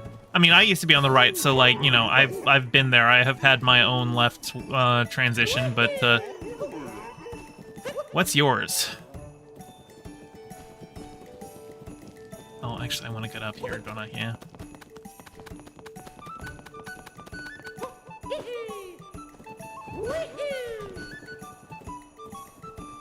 And also, Sidewire, it's a thing of, they've talked about this season how now it's easy to get to Mars, but that's because between seasons they had a breakthrough in propulsion technology. But when they first got to Mars, they didn't have that technology yet, and, like, they were low on supplies as is. Like, when they went to go check on Danny the last time, like, they had run out of rations to give him anyway. So they were in dire straits. What's the difference between Wade and Logan's immortality? I think Logan isn't immortal. Logan just has a very advanced regeneration. But, like, if you drowned Wolverine, I think, you know, it obviously it depends on the writer. Sometimes writers will have him, like, get burned up by the sun and regenerate. It's really, Wolverine's regeneration ability works how that current writer needs it to work for the story to happen. But Deadpool's regeneration is, like, basically godlike at this point. And I think it's just, and that's why he... But it also, like, the regeneration also applies to his cancer, and that's why he looks as awful as he does, because his healing factor is also causing his cancer to stay there.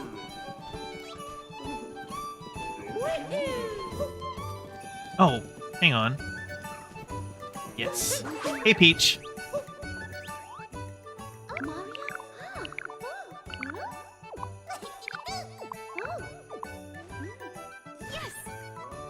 So Deadpool is stronger than Wolverine? It depends. I would say in a fight they're probably fairly evenly matched. Although Wolverine's adamantium skeleton probably definitely gives him an edge there.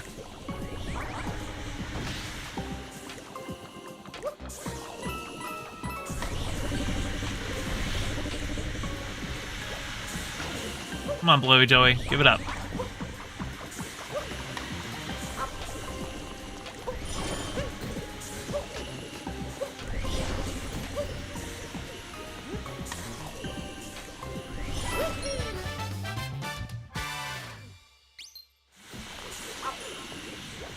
Okay.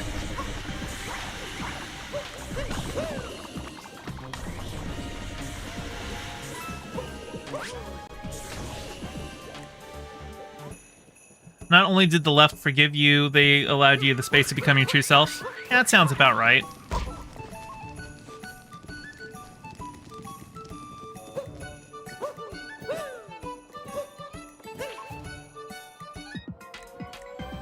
Yeah. The left is the side that believes in rehabilitation.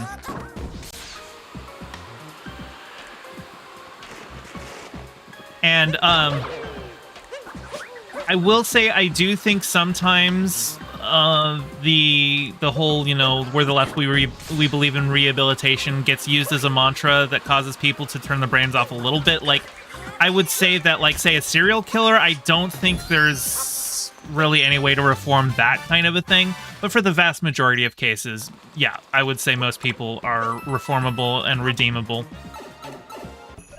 when I'm talking about people who are irredeemable, I'm talking about people like Hitler or Kissinger or like, you know, Ted Bundy, stuff like that. It's not your garden variety person. Like, even, I would say, even most murderers are probably redeemable in some regard, depending on how severe it was. But, like, the vast majority of murders are crimes of passion. Yeah.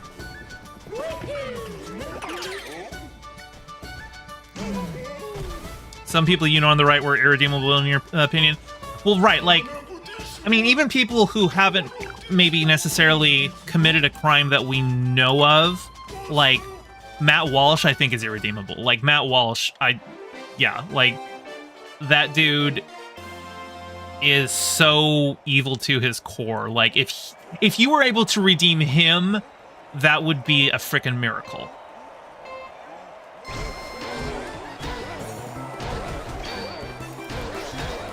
And I also think sometimes, too, there is, like, this idea on the left with redemption that also means, like, I think there's certain things where, like, if somebody has... Hang on, I'm starting this one over. I did not do good on this one. Like, oftentimes when I see, oh, do we not believe in rehabilitation on the left, they're talking about people who are trying to return to their previous position of power that they were canceled for abusing. And I don't think, like, if you have been in a position of power and you have abused that position of power, I don't think rehabilitation means giving you that power back. I think there are certain things that if you do, no, you can, I mean, you can be a contributing, happy member of society, but that doesn't mean you get to be in charge of things, right?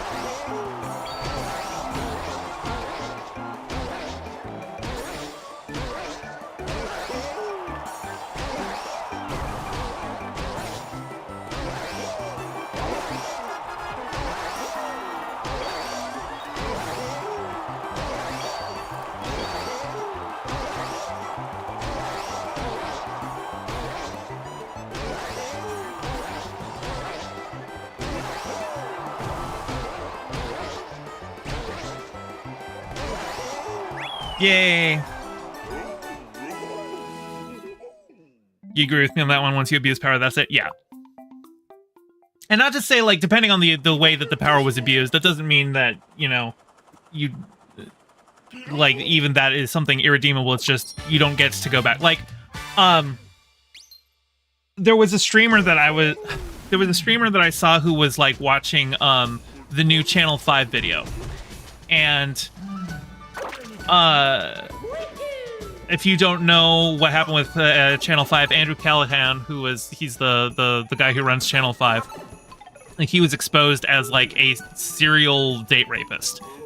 And I don't think any charges have been filed against him. It was mostly just a big expose. A bunch of people came forward talking about his like predatory behavior and his pushing of boundaries and stuff like that. And it ended up in, like, you know, Channel 5 lost a bunch of subs and patrons and all that stuff, and they went away for a year, but they came back recently and did another video, and I'm just like, okay, Andrew Callahan, like, if he actually, like, learns his lesson, then, like, yeah, he can be a functioning member of society, but does that mean he gets his channel back?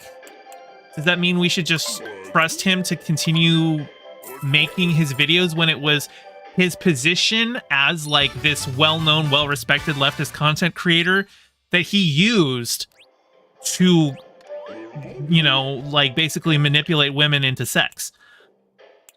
Should he still have that? You know?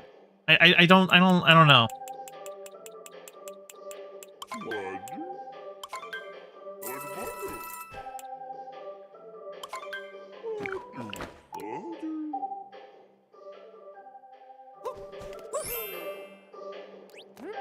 Did I see the view count? No, I didn't. I didn't watch the video. I caught, like, the tail end of the video when the streamer I saw was watching it, and then, like, I brought up the whole thing, and then we had, like, there was a bit of a discussion about rehabilitation, and the streamer I was watching was like, well, I mean, like, you know, what if he's rehabilitated? And I was just like, I mean, after a year and no word on him they're like, I'm not just gonna take his word on it that he's thought about it for a year and he feels really bad. Like, has there been any kind of restitution made to all of the women that he raped?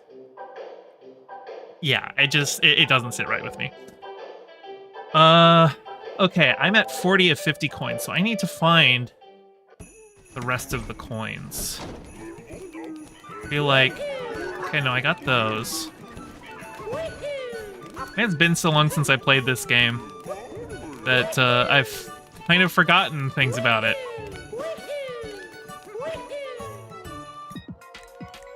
Didn't all come out this year. If it did, it was very early in the year. I feel like it came out last year.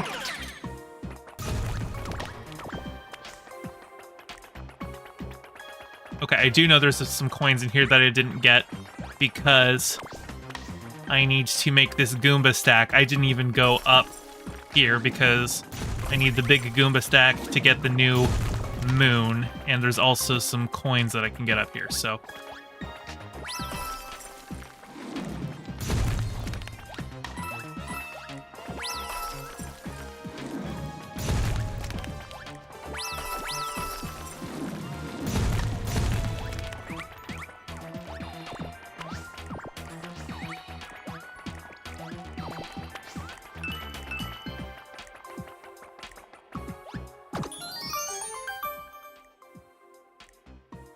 Vash's video was 10 months ago, so you're not far off. Yeah, I like I said, it was a year. 10 months, that's a year. I don't need to split hairs like that.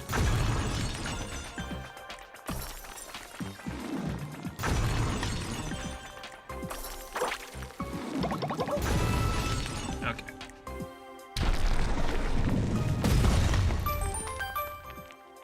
His response video was, yeah, 10 months ago.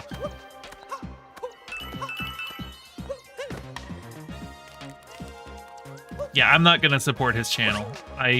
Unless I have like outside confirmation from all of his victims that like they feel like he has made appropriate restitution to them. Yeah, I'm not okay with him just coming back and acting like nothing's wrong.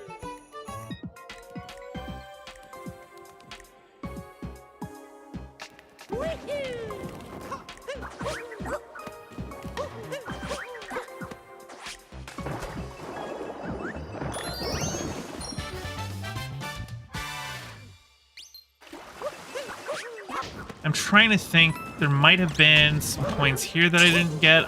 There's 3 that I'm missing. No, I got those.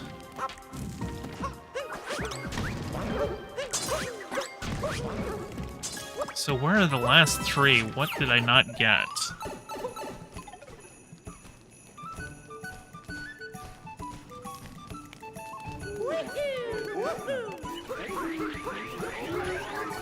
I'm wondering if there's some underwater ones that I didn't get. Isn't Blade R-rated? Yep, Blade. Well, the original Blade was R-rated. I don't know if the new one with Marshall Ali is going to be R-rated. I do know that Deadpool 3 is going to be R-rated, and I think I heard that Blade 3, or that the new Blade might be R-rated. I don't know for sure. I hope it is. There's a moon down there.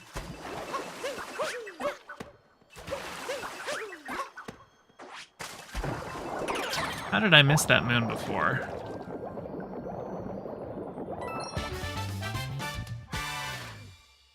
They're making a new Blade game? Cool. Man, I really fucking loved the Wesley Snipes Blade movie. The sequels were kind of eh. Like, I mean, Blade 2 had some things going for it. Like, it was directed by Guillermo del Toro, so it had good monsters, right? Guillermo del Toro is always really good at making good movie monsters, but, yeah. And then Blade Trinity was just, oh, such a mess. Just all the details of how nuts the production of that film was are really great. Like, Wesley Snipes was, like, high for most of the movie and just refused to come out of his trailer, and so Ryan Reynolds was just like, they're like, okay, you're good at improv, just do more improv stuff. and then whenever we can get Wesley Snipes on set, we'll just film him doing reactions, and then we'll put those reactions to whatever it is you're saying. So he ended up being the lead for the most part. Where the fuck are those last 3 coins? Mamma mia, I needed the coins! Maybe there's some coin... I know there's some coins, like, behind this, but I already got those. And I got the ones down there.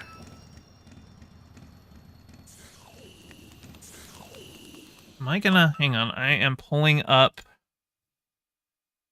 I think IGN... Odyssey... Purple coins... Yeah, okay. I'm gonna have to pull up a map.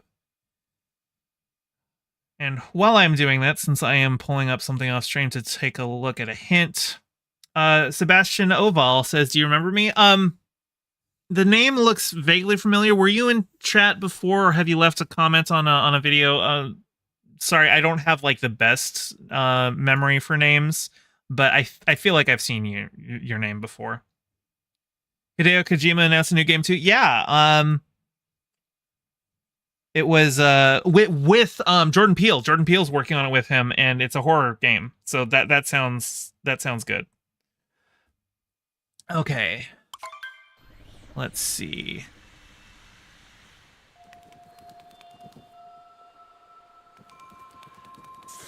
Of course, this map doesn't really help me because actually most of the coins are not even on the overworld. They're in Shiveria.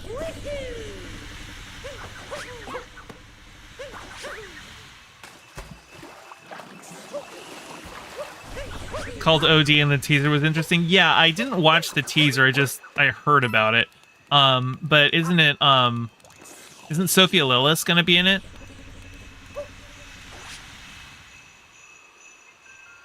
When it Chapter 1 came out, I immediately knew Sophia Lillis was gonna be a star. I was like, oh, she's definitely got some talent. She is definitely going to have a career. It's not just going to peter out as a child actress. Maybe it's down here?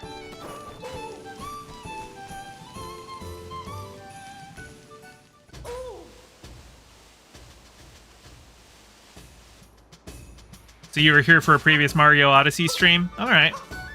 Well, welcome back. I am playing Mario Odyssey.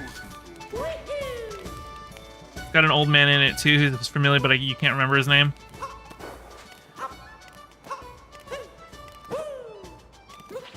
Let's see. Are you back here? No, I got those. Well, I know this is a moon I haven't got yet.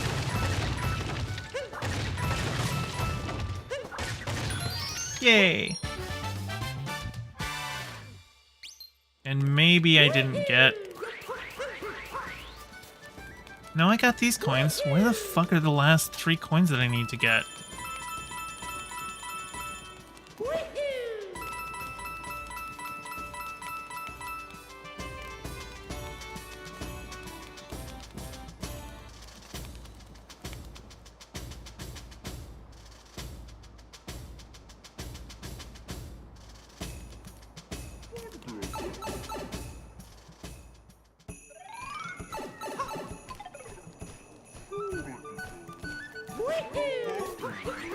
I'm gonna check one spot up here just in case, although I'm pretty sure I've already gotten it.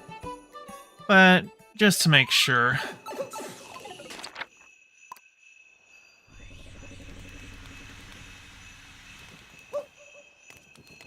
Is it down here? Yeah, I already got those 3. Well,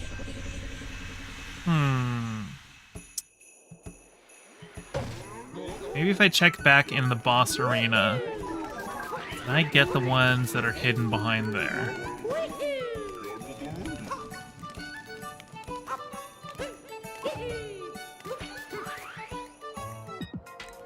what time do I stream, or is that at random? I stream at 5 p.m. Right now, Mondays and Fridays. Although usually it's Mondays and Thursdays. I just moved my Thursday stream to Fridays because we're on a Star Trek hiatus. Star Trek episodes come out on Thursdays. But since we're on a Star Trek hiatus, there's a couple shows that are coming out on Fridays. No, I got these. That I wanted to review. For All Mankind and Invincible. There's also, I think... Maybe I should start reviewing the Monarch show. Legacy of Monsters, because that's a fun one. It's set in the Godzilla verse, the Godzilla v Kong universe. And I watched a couple episodes of that, and actually Wyatt Russell and Kurt Russell are in it playing the same character, but just like separated by a few decades, which I think is cool. I always like it. I like to see it when fathers and sons, or you know, just parents and children play the same character just through time. Like there was a Doctor Who episode with Mark Sheppard in it. It was the one with Nixon and the I don't even remember what they were called, but they were the Slenderman looking guys who the Silence, that's what they were called. And because we briefly see Mark Sheppard's character in the future as an old man, and he's played by Morgan Sheppard, Mark Sheppard's dad. And I thought that was neat. Where are those last 3 fucking coins? It must be down here somewhere. Am I just gonna have to go through each?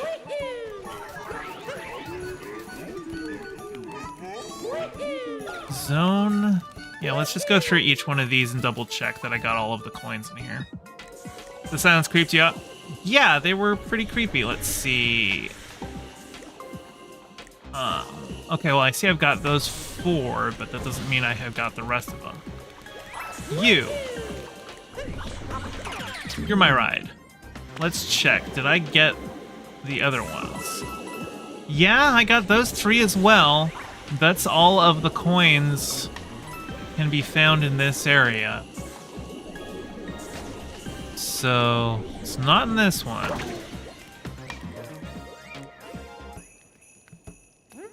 The Weeping Angels 2, the idea of them was terrifying. I didn't like what they did with the Weeping Angels in, like, subsequent appearances. Just their appearance in Blink was so good, but basically every subsequent appearance, it felt like they were neutering them. Like, the way that they were described, I thought it was like, oh yeah, they don't exist unless you aren't observing them. But then, like, the way that they were treated in later ones is that they're actually made of living stone. Like, they had the thing where Amy was acting like she could see them, even though at that point she had her eyes closed. And, like, you could see them slowly turning their heads like they're still made of stone. And I'm like, that's not how they were presented originally. That wasn't the intention behind their... Oh, you know what? I know where the last 3 are. I don't think I got these 3. Hello! We're good. We got all of the coins now. But yeah, I just... And also, like, when the Statue of Liberty turned into a Weeping Angel, I thought that was silly. But yeah, their first appearance in Blink, it's such a good fucking episode. What Earth does X-Men movies take place? I have no earthly idea. The designation for, like, which Earth is which timeline, it's not even consistent. Like, in the comics, the film universe is Earth 1999999, I think. But then in the MCU movies, they call it Earth 616, which is supposed to be the Marvel Comics universe. And they also, I think, in Spider-Verse, they said that was Earth 616 as well. So, and also in Spider-Verse, they referred to the MCU universe as Earth 1999999. So, like, it's very inconsistent what they're calling the universe is. Now, granted, you can say, okay, well, like, there is no one single standard organization that gets to designate what each universe is called, and different universes might call themselves different things depending on who you ask. So you could always play it off as that. But, like, I still, it feels like they just think, oh, well, 616 means it's real Marvel. And that's why both Spider-Verse and the MCU have called themselves Earth 616. I don't like that. I think 616 should be kept for the Marvel Comics universe, and they should have other ones that they stick with that are designated for the other timelines in the movies. Validity says, I'm not really a fan of Moffat. I feel like he ruined Sherlock and a whole section of Doctor Who. Moffat writes really good episodes, and he's a dog shit showrunner. We've all seen, like, H-Bomb's video on Sherlock, I am sure. But, yeah. Moffat wrote really good episodes when Russell T Davies was the showrunner, but once he was in charge, no, he did a lot of not great things with the show. Now, Russell T Davies is a pretty schlocky showrunner. Like, the RTD era of Doctor Who was, like, pretty, you know, like, he was still very much capturing the, like, old school sci-fi camp of Doctor Who. It had a better budget, obviously, than its original run, but, like, the writing for it was still probably about as schlocky as you should expect from Doctor Who, and I think that's fine. I think it's okay to just have a fun, whimsical, schlocky sci-fi show, where you have over-the-top, grandiose villains who... you know, have their catchphrases and stuff. Although Moffat is really the one who, like, because Moffat wrote the two-parter with the "Are You My Mummy?" and he wrote the Silence in the Library, right? That was him as well. The two-parter that introduced River Song. I might not have the name of that two-parter right, but, like, he had a lot of the villains repeating lines, like, "Hey, who turned out the lights?" and "Donna Noble has left the library. Donna Noble has been saved." Moffat really likes those repeated lines, but I think that's a little obnoxious. Hey, Sebastian, thank you so much for the $5 super chat. Even though this is your second stream, I'm turning into your favorite streamer. Keep up the good work. Oh, that means a lot to me. Thank you so much. And it says it's your third super on a live stream ever. Thank you so much. That's very generous of you. I'm happy for your support. You've realized it's Friday and you can drink more coffee? Well, don't go to Panera and get their suicide lemonade. Do not do that. I've actually been tempted to go to Panera and see if I can find that shit. Just to have, like, a single cup of it. Obviously, like, a single glass of it, you're gonna survive. The problem is that they have, like, unlimited refills, and that's what was causing people to get, like, heart attacks and shit, because they're... So I think it's, like, a single cup of that shit is, like, 380 milligrams of caffeine. That's way too much. Oh, and where am I going now? And... Oh, and there we go. The notification for it just came in. Okay. That's what that whoop whoop was the super chat. It looks like Stream Elements is a little delayed on those, but yeah.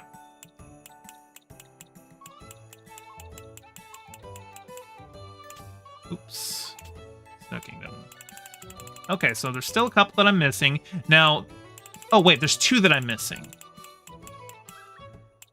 And I took the, yeah, I got Secret Path to Shiveria. Snow Kingdom regular cup. Do I need to... Did I not get the ultimate cup? Well, okay. Let's talk to you. What do we got? Hat and Seek in the Snow. Okay, I know where that one is. Found with Snow Kingdom Art. Okay. Okay, cool. Those are the only ones I need. All right. Then we're going down here, because this is where Hat and Seek is. Your poor not your boss anymore keeps having to hear you complain about health and energy drinks. Yeah, oh god, energy drinks are so bad for you. Like, some people just drink way too many of those. It's like, it's not good for your heart. Don't do that. We've all convinced ourselves that caffeine is mostly harmless because the doses that it usually is in drinks is fine. Like, you can probably drink a ton of soda in a day and still be fine with all of the caffeine that was in there because of how diluted it is versus the water. But if you're drinking concentrated caffeine or taking caffeine pills, that shit can get dangerous. But people just don't take it seriously because caffeine is in everything. And so they're like, yeah, sure, I can take a whole bunch of this stimulant. Yeah, okay. I think next we want to go up here and take the next portal. Did I need to go up here. I had my map all turn around. It's been too long since I played this game. Mario Wonder has robbed me of all my knowledge of this game.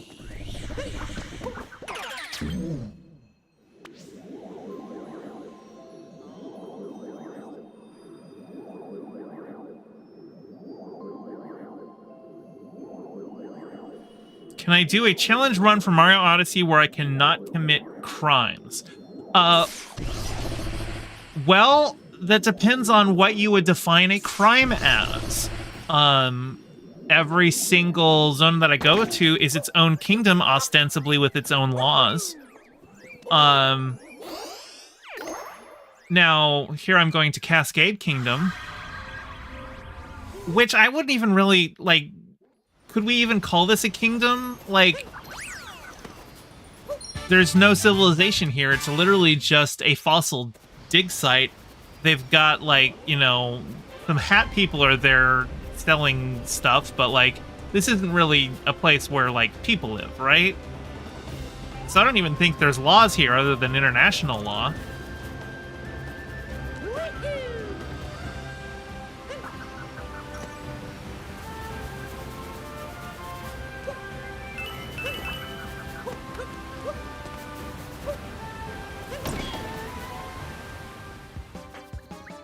No murder. Oh, okay. Well, I'm about to kill all of these little guys, so...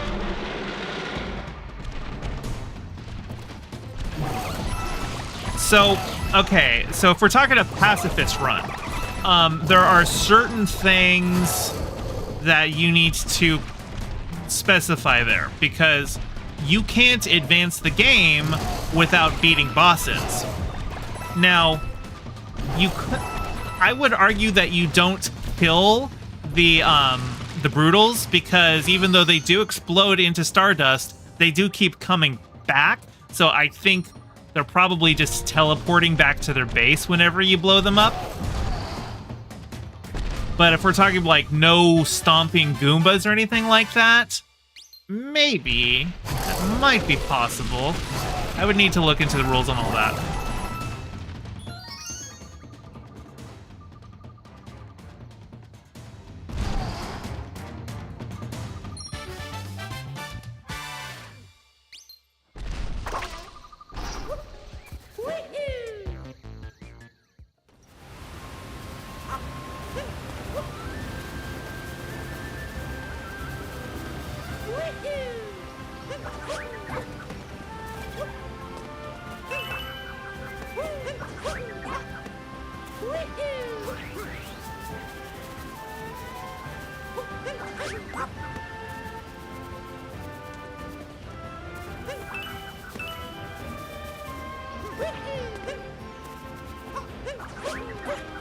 Hello, T-Rex.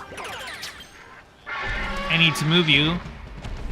I need you to break this. Because there is... Right? Oh! Hang on.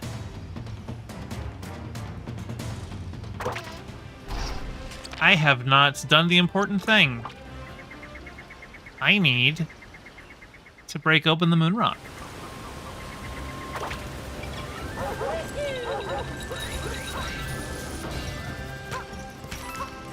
because I broke open that rock and there was not a glowing thing underneath it, which means that that is one of the bonus moon rocks.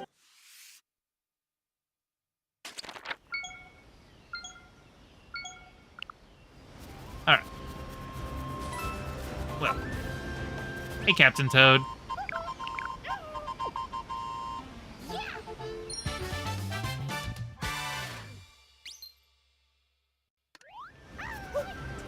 Cappy can commit crimes, not Mario. Okay. So, no stomping Goombas as Mario. Cappy can do as much murder as he likes. The real question is, when Cappy goes and captures some random guy, and then you go and do murders as that guy, is Cappy controlling those guys, or is Mario controlling those guys? And Cappy is just facilitating that? That might be like... That almost sounds like a philosophical question.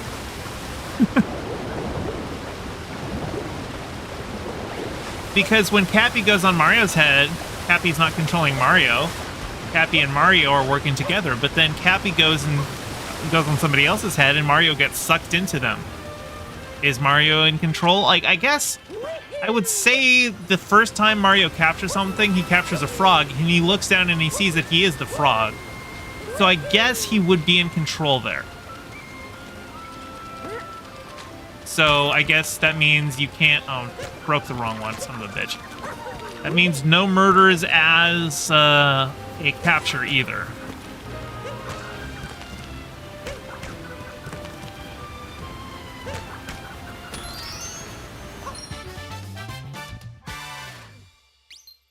I think I saw... It might have been Small Ant or Fur who did a pacifist run where they were playing in two-player mode, and so they were just using Cappy to, like, smash anything that needed to be smashed.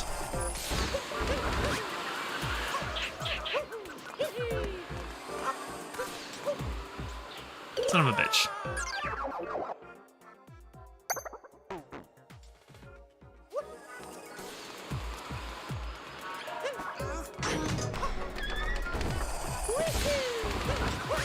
Oof.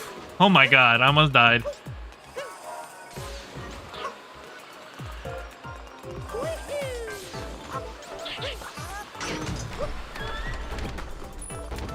Come on.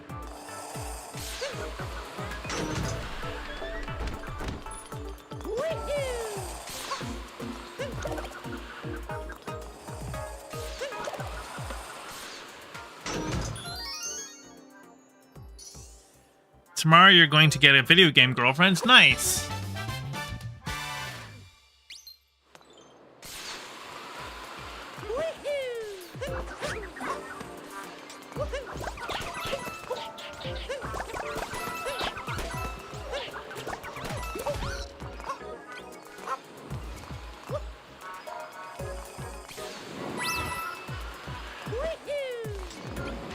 I saw there was like a Reddit post from like an asexual shitposting subreddit where somebody's like, I was on a date and she invited me to her place for coffee, and so I went up there and like I went into the kitchen and like she didn't follow me into the kitchen, she went into the bedroom, and I was like, well, where's the coffee? She's like, it's in here. So I will go into the bedroom and I'm like, oh well, where's the coffee? And there was no coffee.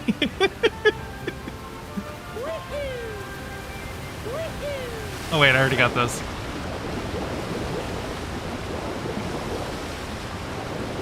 Oh, I don't think I got this though.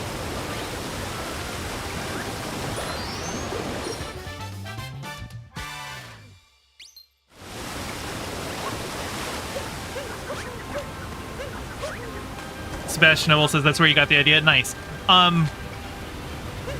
Do you... Oh, what's her name? Amethyst. Do you watch Amethyst? I don't watch any of her streams, but I watch a lot of her content. She used to be she started as a VTuber and then she went to Facecam, but she's I think she's the one who built the hide and seek mod. Yeah, she does really great mod work.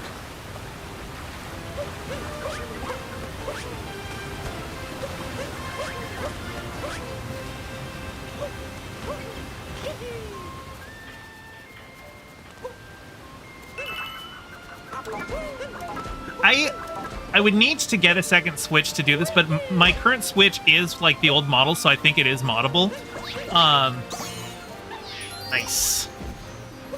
I wouldn't mind modding this one if I got a second Switch so that I could do some of that stuff. Valhalla says you've concluded your demisexual. I've had casual sex, but it's not really my my preferred thing. I tend to like to have an emotional connection first, so I guess I'm probably somewhere on that spectrum. Like that, or like Gray Ace or something like that. I don't.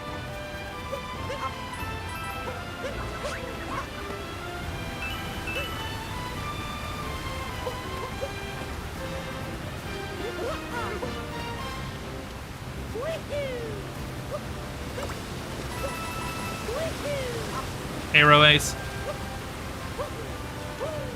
Well, that's definitely not me. I'm definitely romantic.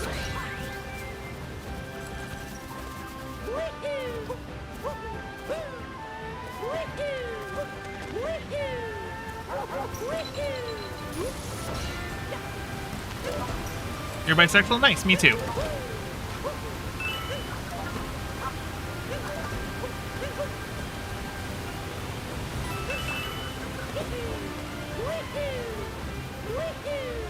I don't know.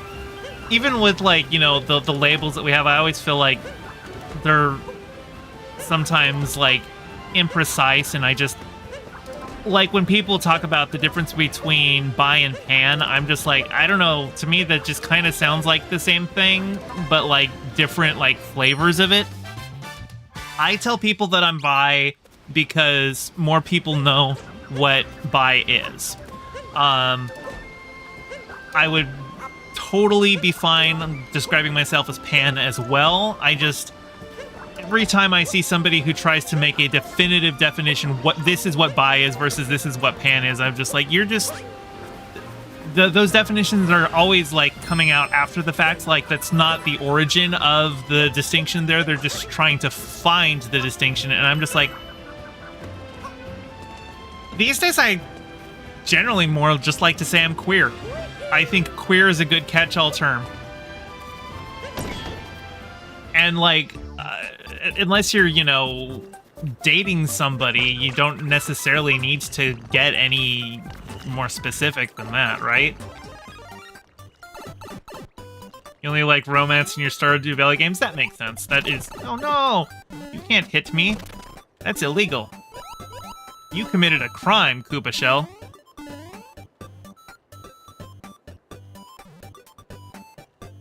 Nobody point out that I attacked first.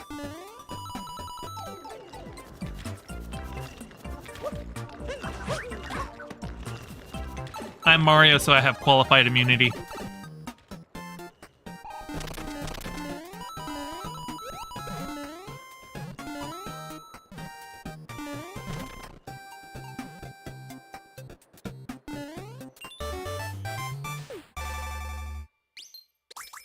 Your favorite thing is when people find out you write smut, it confuses them.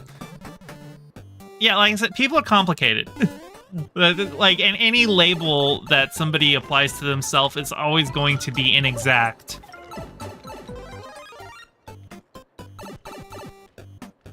That's why I think queer just works good as, like, a catch-all. How long will stream be? I usually go until around 10. And it's 7:19 right now. So... Unless I get tired and decide to end stream early, I'm probably going to go another 2.5 hours. Got a lot of Mario to play. And because it's been a while since I've played it, I'm not going to be the most efficient, so it's going to take me a couple streams to 100% this game again.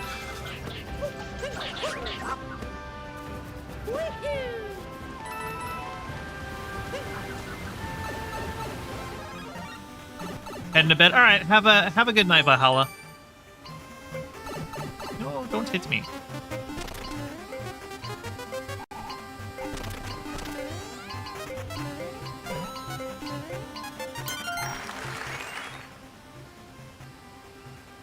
Oh, you're getting a tattoo tomorrow. Oh, nice. What you getting?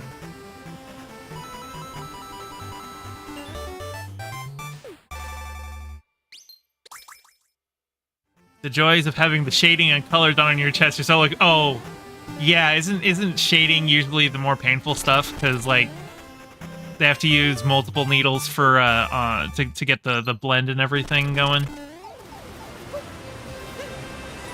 I've never had a tattoo. I'm not opposed to it. I've just never had like a strong desire to get one immediately. The only body mods I've got are ear piercings.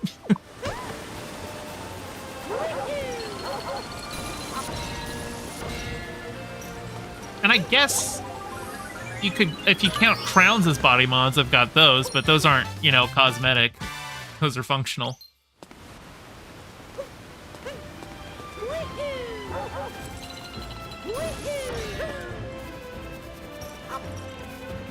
Across your entire upper chest, good luck. I already, oh, that's right, you need me to be a caveman for that one. Okay. Have I ever done a nut jump? Nope, I have not. I am an okay Mario Odyssey player. I am not a good Odyssey player. Like, I think I've been able to do Dino Skip sometimes, but getting the right bounce off of the T-Rex is very inconsistent for me. I've never even tried doing Dino Skip. I have no idea how to do Snowdram. Yeah, not a speedrunner of this game by any metric. But I'm like okay at it. At least I was. I'm rusty. It's been a while, and I'm trying to remember where all of the moons are, and all of the coins and everything. Did I go down here?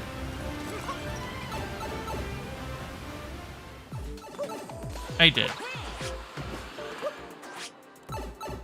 You put too much sugar in your coffee? Oh no. Yeah, I don't put sugar in my drinks anymore. I do Splenda.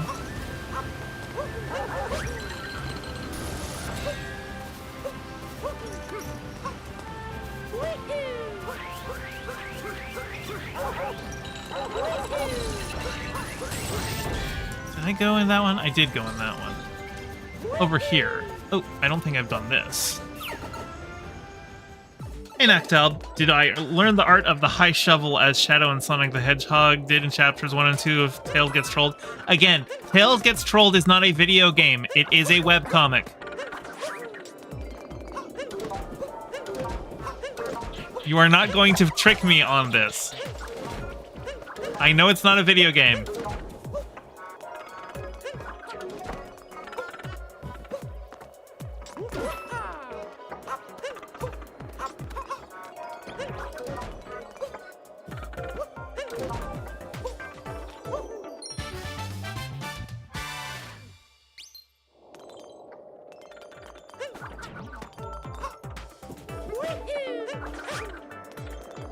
You say it took you 1 year and it takes me 4 or 5 streams out. Well, I've done it multiple times.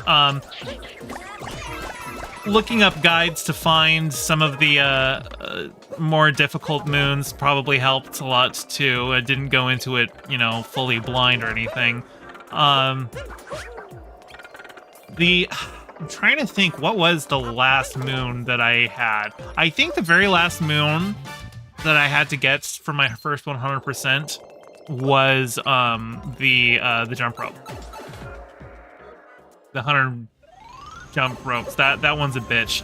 And ultimately I found that the only way I could do it is if I'm not looking at the screen and just relying off of audio cues to do it. In fact, I think Valhalla Vidya, or no, it was Transgirl Jade, I think, had like donated while I was trying one of my 100 jump rope attempts. It's like fucked up. No, it wasn't that they donated. Was it Transgirl Jade or was it Valhalla Vidya? One of them spammed a bunch of emotes in chat. And I caught it out of the corner of my eye, even though I was trying not to look at the screen while I was jumping. And that messed me up, so I was just like, as penance, you should pay me $5. That's where the donation thing came in. Okay.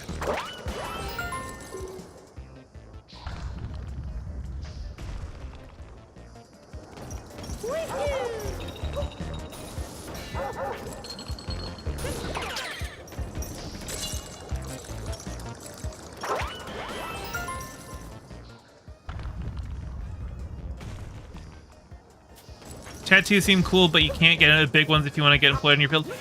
That's getting less and less a problem in more fields, but there's still some people who are like, yeah, you can't get one that's like, you have to have one that's easily covered up or something like that.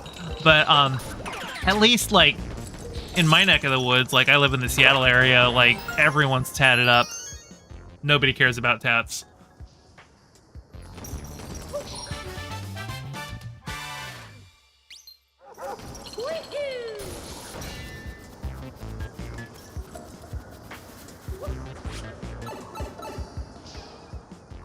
All right, see you soon, Sebastian.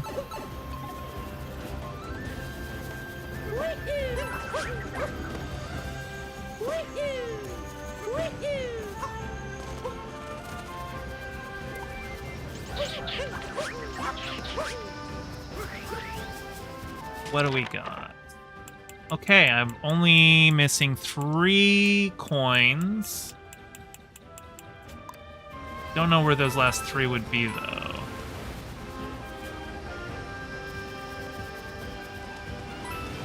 Oh, well, there's a moon up there I need to go grab.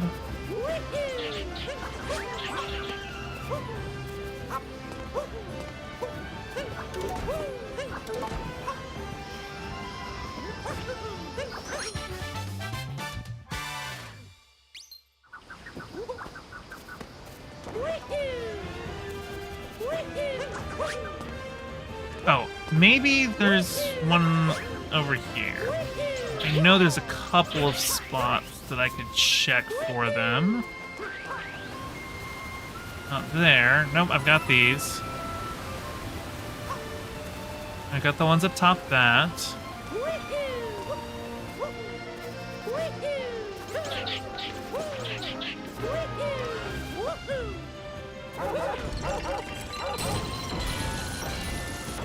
I got those. Is it down here, maybe? Did I not get these? No, I got those. Where are my last 3? Are they over this way? Maybe did I not get ones?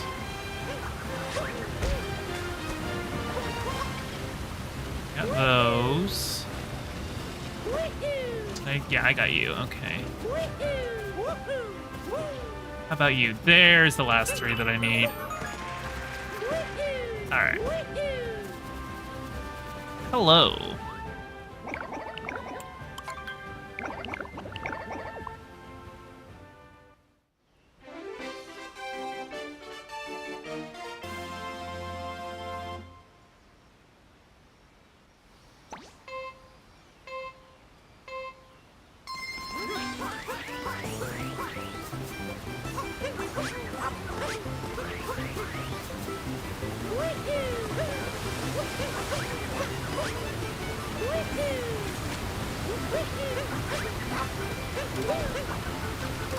Oh, son of a bitch. I'm starting over.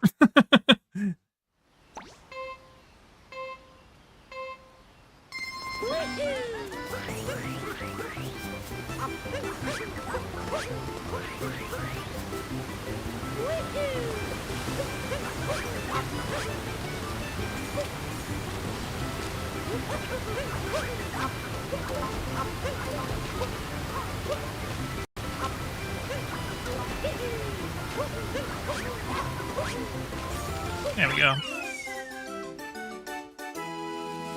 Hey, Blood Video Company, welcome in.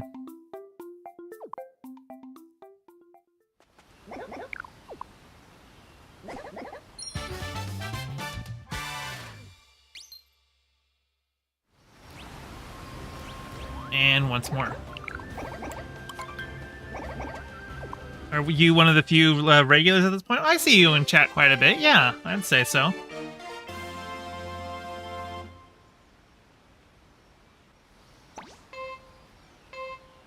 One of these days, I really hope I get a white leaf site. I am on the wait list for one, but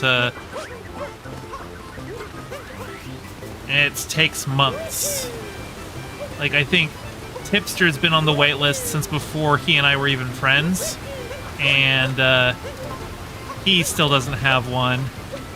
And I think I applied for mine probably in June.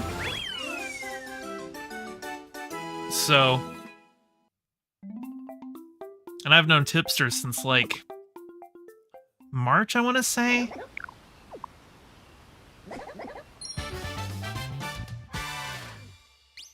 Where am I at in the game? I am actually here. Well, why don't I throw some moons up here so we can see how many of them I've got? Because I'm in the post game, but I'm trying to 100% it. Been a while since I threw moons on because I went through a portal. We'll see how we are. 264. So we're like over a quarter of the way through, but I still got quite a lot of moons to get. Me hanging out with Mama Vosh and the gang for Christmas. I have no idea what's happening for Christmas, actually.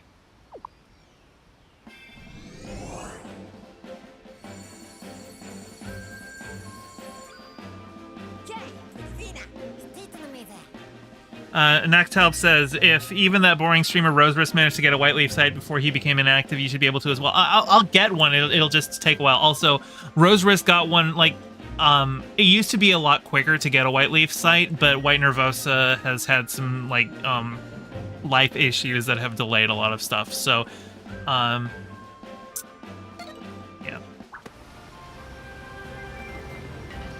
Yeah, so there is a long delay. There's also, I think, part of the delay too is just like, as a rule, they don't charge for the white leaf sites. Nope, not there. The white leaf sites are free, and so that does, you know, limit it. Like, if there was a way that I could pay to get it expedited, I would.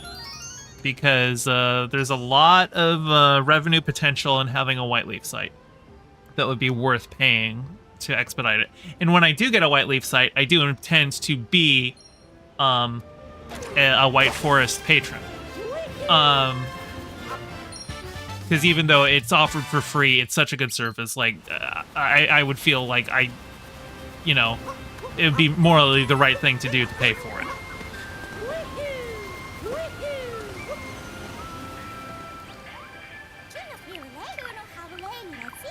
White leaf site, what's that? I don't get stringer lingo. Okay, so you know how Vosh and Demon Mama have their own websites with their own chats built in? That's a white leaf site.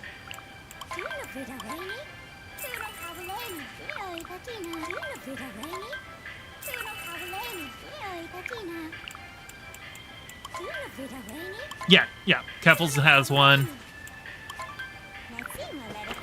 Yeah.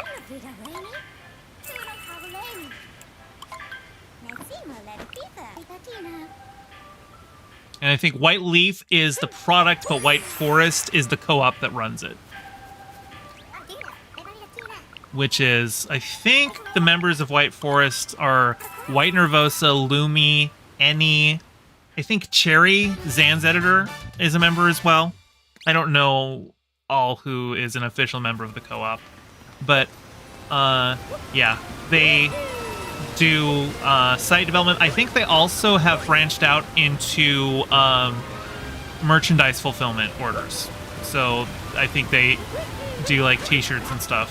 Like Vosh has some t-shirts that are done through the White Forest Collective.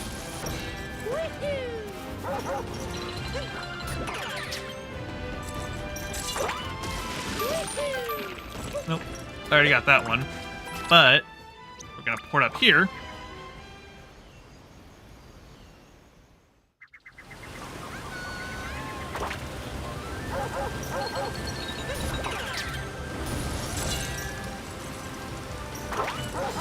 But yeah, just having a nice, easy way, a site that's built in with like visible tier subscriptions and any, like, you know, a subscription button up there and everything.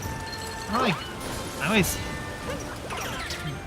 lining it up just right to actually hit that thing's always there we go. But yeah, just having that all built into the site,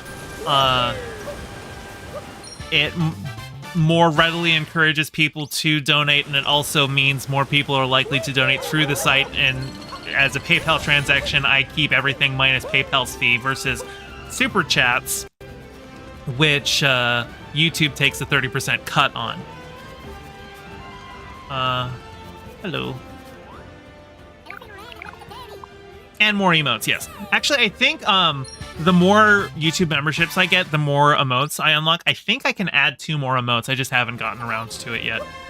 And I'd probably, just for now, be adding some, like, you know, existing Pepes, just because those are pretty standard for streams, and I don't know, maybe I can hold, like, a vote on the Discord to say what emotes we should add next. And, you know, eventually it'd be nice to have more of my own custom emotes, you know, that are Gay Fetch themed. Actually, I have the bottom emote, the one, you know, yeah, the bottom emote. I think I made a fish version of that one, so I think I could have that as an emote. But actually, yeah, let me see if I can, because it should just be a regular emote as well. Hang on, I'm searching. Yeah, here we are. That one. I've got a fishy version of that I might add. Where are we at? Still aimless. Okay, we've got 58, so that probably means... Oh, I know where the last ones are. Actually, first things first. Do I have the hint art here? I don't think I do, but if just in case I do, let's check. Aha. Glad I checked. And now we've got 2 to get with the T-Rex.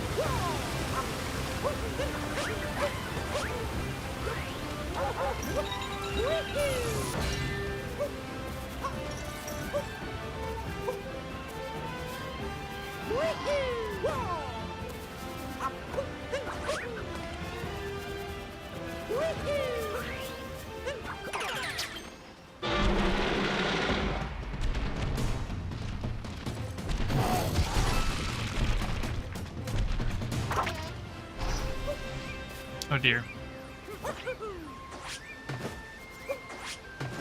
No, T-Rex. Well, I was hoping I could get that and then re-grab the T-Rex, but now I have to walk away a little bit and then come back so that he can respawn. His tail was covering the thing, so I couldn't grab it. But there he is. He's back. Vikings used to be depicted wearing horn helmets in media. This is largely overwhelmingly fictitious. Video games course corrected on this 5 years ago. Yeah, where did that come from?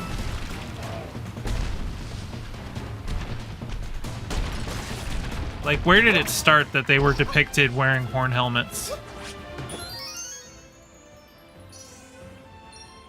Have a good night, Valhalla. Wagner and Nazis? Okay, I could see that. Alright. Now, before we continue on, I hate this costume. Let's buy a new one. Nope. Wrong store. You. Yeah, we're gonna go... We're gonna wear this costume.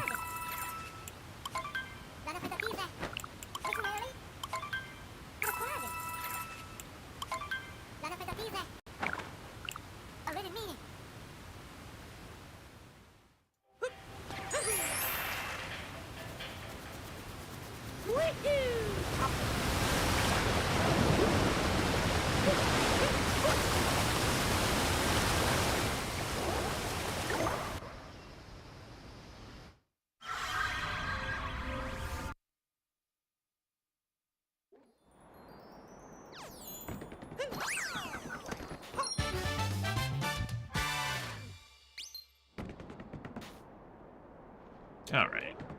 Woohoo!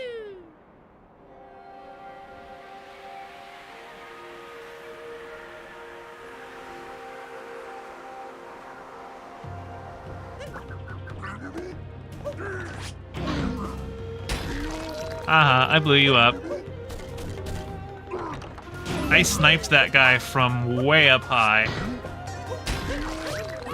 Alright. Smashy, smashy. Come on, let's go.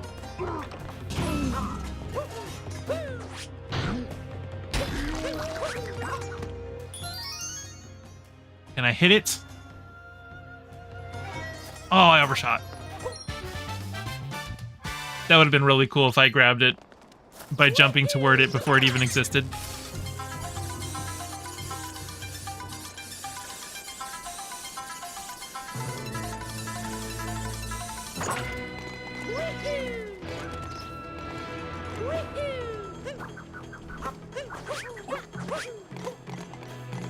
Coins.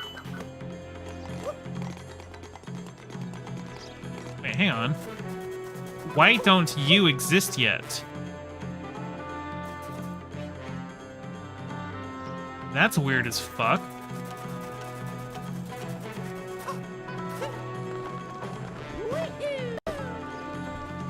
I have no idea why that portrait is not there yet.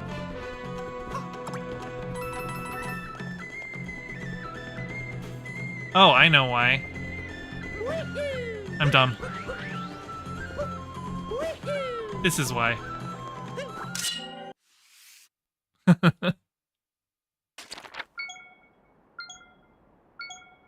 Yeah, that was my problem, Actel. I fixed it.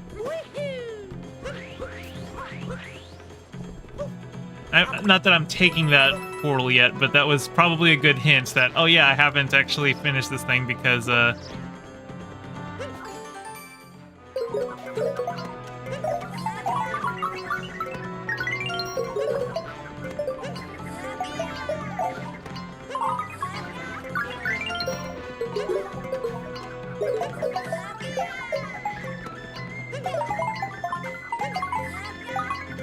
I'm gonna have to redo this one. I'm a little rusty on the controls on getting the... It's motion controls to get this big spin thing, but motion controls are imprecise. So sometimes I will do a motion control that it will think that I'm trying to do a different move.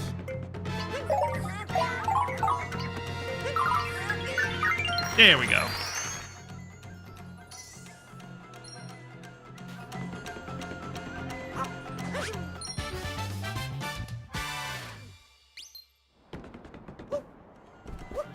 All right. Now. Haha.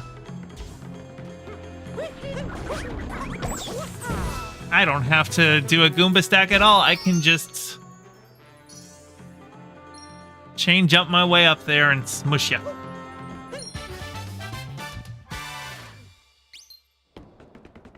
Because I'm okay at this game. Oh, there's also the key back here I want to grab.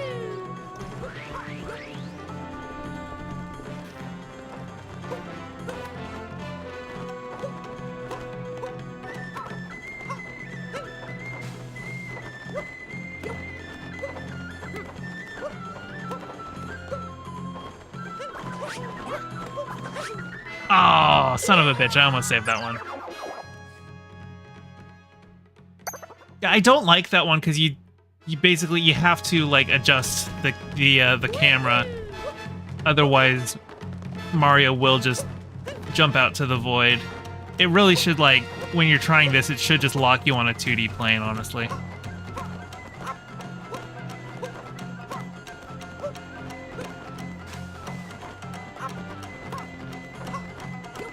There we go.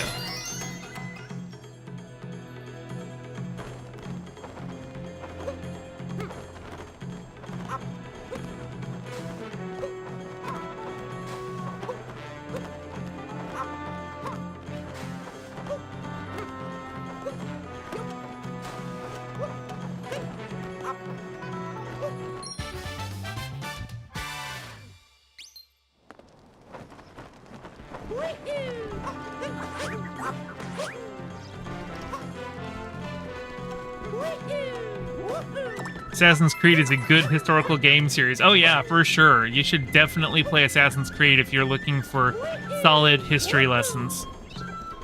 You should also watch Ancient Aliens. I hear that show's very accurate.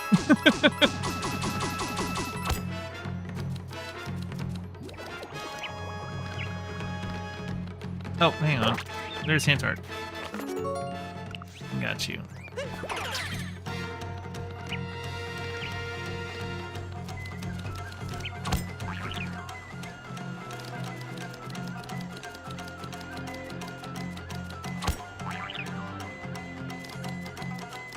You don't know Assassin's Creed came back to quality with Mirage? I've only played the first Assassin's Creed game, actually. And I actually heard that Kristen Bell, they killed off her character without even telling her because she had told them that she wanted to negotiate for a percentage of game sales for her the next time that she came to back to the game, because, you know, at that point she was kind of a big star. She's now a Disney princess and everything, so she was in a position where she could be negotiating for better pay, but they decided, okay, nope, she's too big for us now, so we're just gonna kill her off and not tell her. She literally didn't know that they'd killed off her character until the game came out.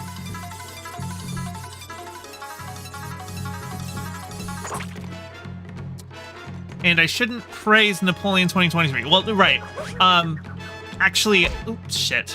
I talk about that in my review of the Napoleon movie, in that I'm not sure what the purpose of that movie was. I don't really know what Ridley Scott's goal was in that movie. Because, like, it's not his first historically inaccurate epic, right? Because he did Gladiator, but at least with Gladiator, we, like, understood that the purpose of the story wasn't, you know, like, necessarily historical, right? It was using a historical setting inaccurately, but to tell a good story. And since the main character was a fictional character anyway, it wasn't like Commodus or Marcus Aurelius were the main characters. They were just, I mean, Commodus was the villain, but, like, it was obviously a fictionalized version of Commodus. So that you can make some allowances there, right? For the historical inaccuracies for artistic license.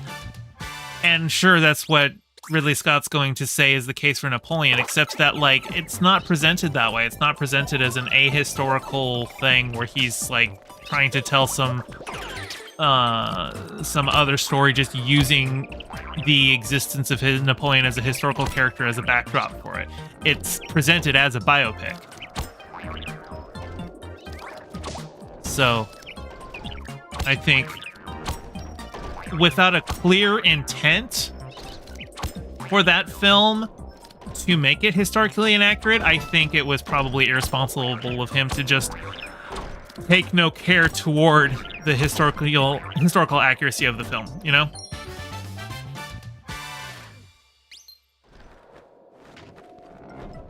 Yeah, he literally had the historians, how do you know? Were you there? Which is exactly the kind of anti-science shit that I hear from, like, that I hear from, like, creationists when they're trying to debunk evolution. They're like, oh, the humans evolved 3 million years ago and the Earth is 4.5 billion years old. How do you know? Were you there?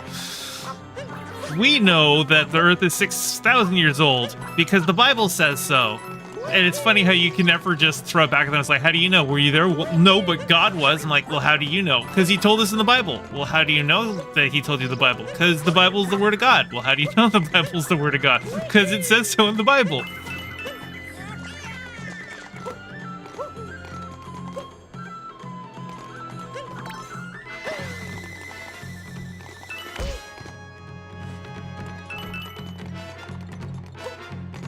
But yeah, Ridley Scott was obviously taking the piss out of those interviews. He really didn't. He was just like, I don't give a shit what you're asking me. I'm just gonna fuck around. Earth is flat. I read it, so it's true.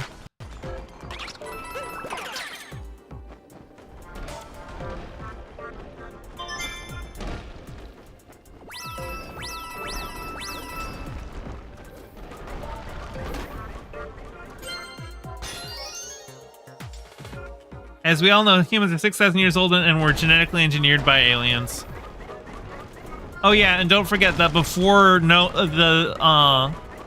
the flood, humans were living like hundreds of years.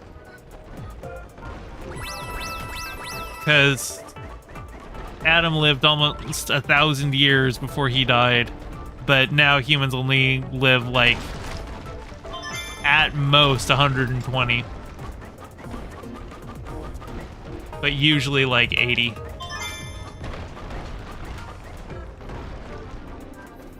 Yeah, I think the whole like, mythological creation story and everything in the Bible, I think it's cool if you just treat it as a work of fantasy. Like, I don't have a problem with like fantastical stories being set in a setting like that. Like Darren Aronofsky's Noah film. That is a fantasy film that, using the setting of the Bible. It's definitely not a Christian film. Darren Aronofsky, I think, is an atheist, and it was a film that was actually quite critical of the Christian God. But I think it's interesting to tell a story in that setting anyway, right? And like, I like fantasy stories that use like old ideas of how the world works. Like, I like stuff where, like, say, I don't know, you could have a game setting where like the four humors are like the accurate model, or like, for a lot of things, like you still have the four elements as like the way that like a lot of magic works, or at least nature magic anyway. And I like that stuff, like, that kind of stuff, and like having cool cosmologies where, like, say maybe the stars are on a are just like pinpricks on the canvas of the sky or something like that. I don't have a problem with stuff like that. I think that stuff is cool. Just, don't take it seriously and, like, try to have kids, like, not learn actual science in school. That's bad. Come on. Mashing. There you go.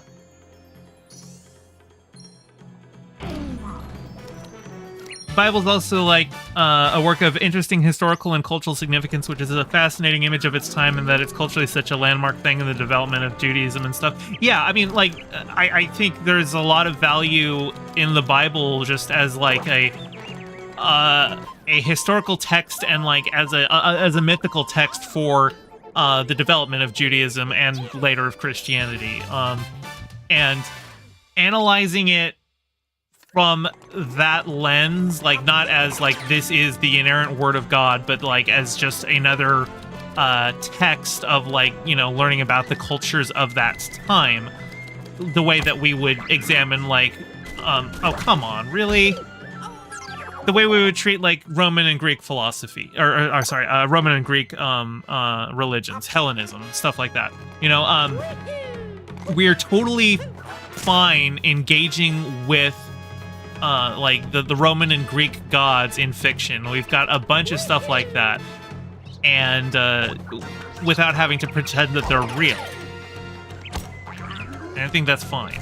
And I'm not like, if you're a Christian watching my stream, I'm not trying to say I think you're dumb for being a Christian or anything like that. I generally do not have a problem with people being religious. I was raised religious. I was a Christian for the first 25 years of my life. I think there are a lot of good people who are religious. I think religion comes out of a place of genuine need for a lot of people.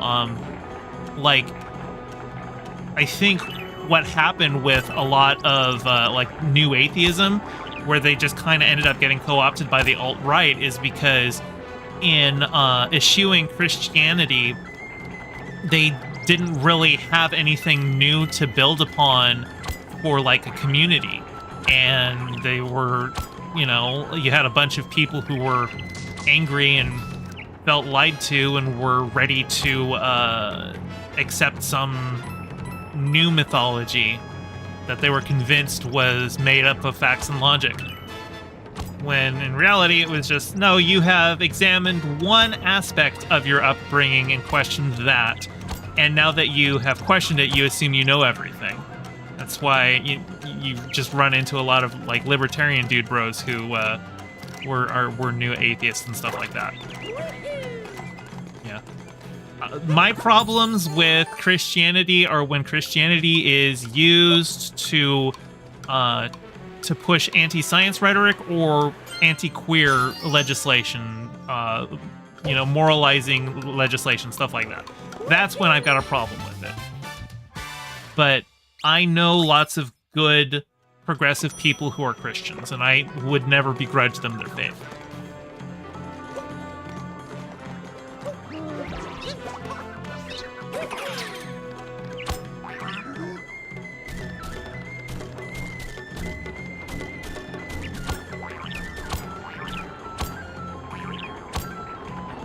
Like, I would like to see ultimately some, form of like Unitarian Universalism, right? Like that's about as close to like a secular church-going experience as you can get. And like there's still value in that. There's value in the community that is built up. We are a social species. We're meant to come together. We're meant to share things with each other. And, the rituals of church, of going there and meeting your community and helping each other out and singing songs together and sharing food together. Those are all very important aspects of humanity. That, like, I feel like a lot of new atheists lost that because were like, oh, well, we should just, it's good to examine the conditions that you were raised in and be critical of them. But you should also consider the good that comes from it. And it's, and don't just become like, bitter misanthropists who, end up without a new community. Because that's a good, when you are like, say, an angry young man who has come to the realization that you were lied to about the way the world works, that is a prime opportunity for radicalization. And radicalization can be toward the left, but it can also be toward the right.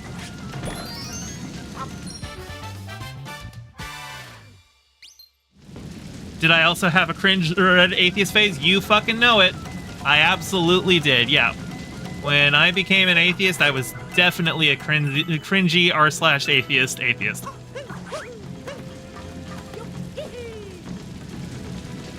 And like, I think it's natural. I think the anger, is fully understandable and justified. I think like it's a phase. It's something that a lot of people are going to just have to, come to terms with. And like sometimes something being cringe doesn't necessarily mean it's bad. Just so long as you aren't doing bad things with it. Like there's, if you're a teenager when you become an atheist, or whatnot, like, teenagers are already cringe. You're just cringe and atheist now, right? You just need to be aware of the feelings of anger and don't let those be, like, hijacked for nefarious purposes.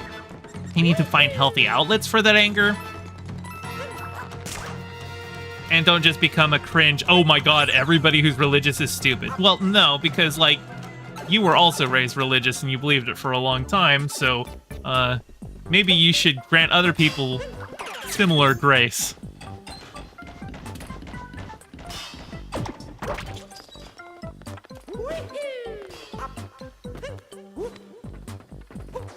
And that's not even something that's exclusive to like religion, right?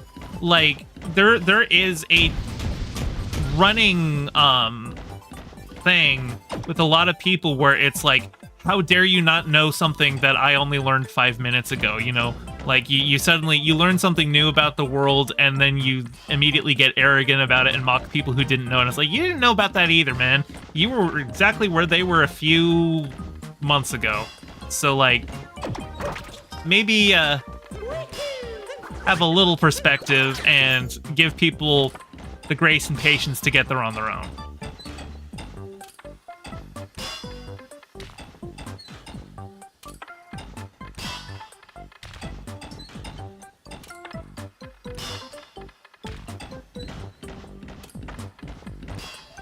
New atheists also have the issue of not having any other lens of analysis for anything. Yeah.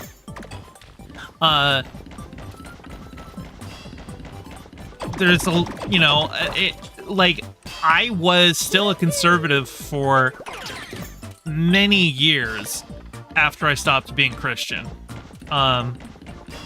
You know, like, sure, I turned around pretty quickly on, like, actually, no, wait, I was raised homophobic, right? And I didn't really, I turned around on that, actually, before I lost my faith. But I still was kind of like, you know, a libertarian guy for a long time. Had a lot of cringe takes there. Son of a bitch. Yeah, everyone's journey is, you know, everyone's journey is different. We don't all have a clean path from, like, you know, being bad to being good, or having the correct opinions to having, you know, yeah, we're all on a journey here, and there really is no ultimate destination.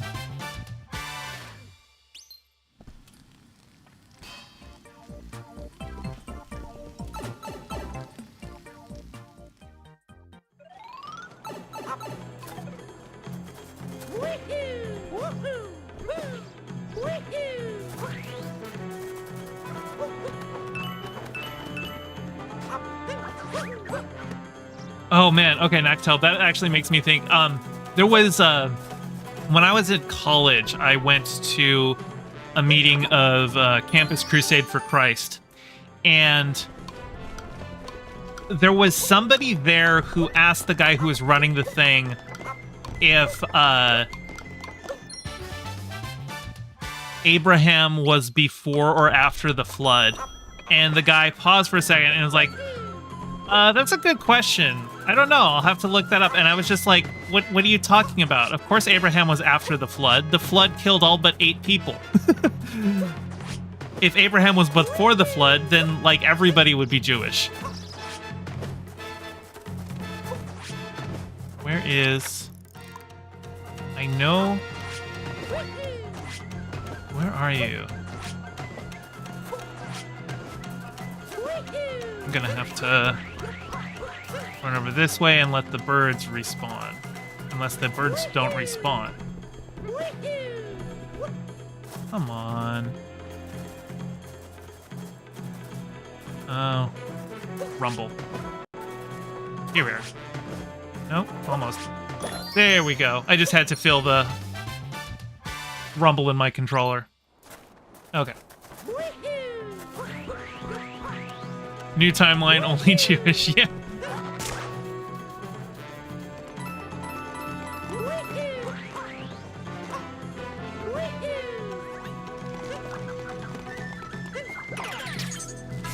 Although, to be fair, not all the descendants of Abraham were Jewish. It's the descendants of Isaac that were Jewish, and the descendants of Ishmael that became the Arabs, I think. You know, according to biblical genealogy, anyway. Abraham probably didn't exist as an actual person.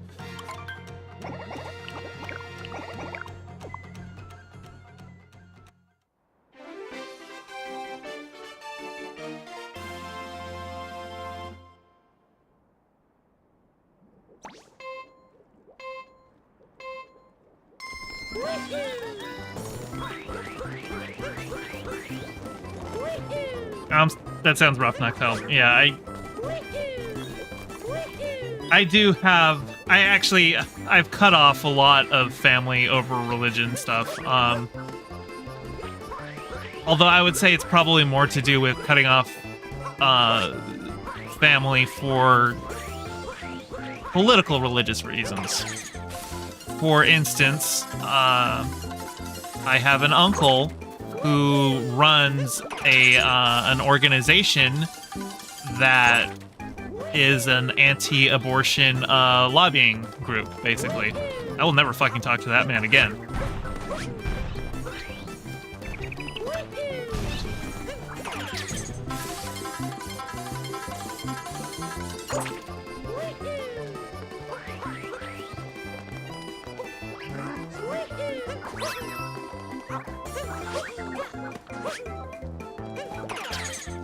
Which kind of sucks too, because I'm named for him.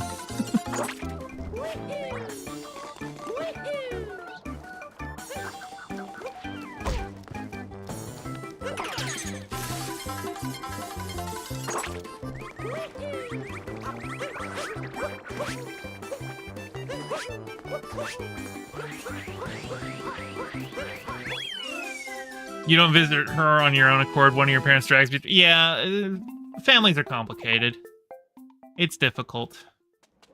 You're never going to agree with your family on everything, but I do think there are certain things and certain behaviors that, like, there's a lot of my family I still talk to.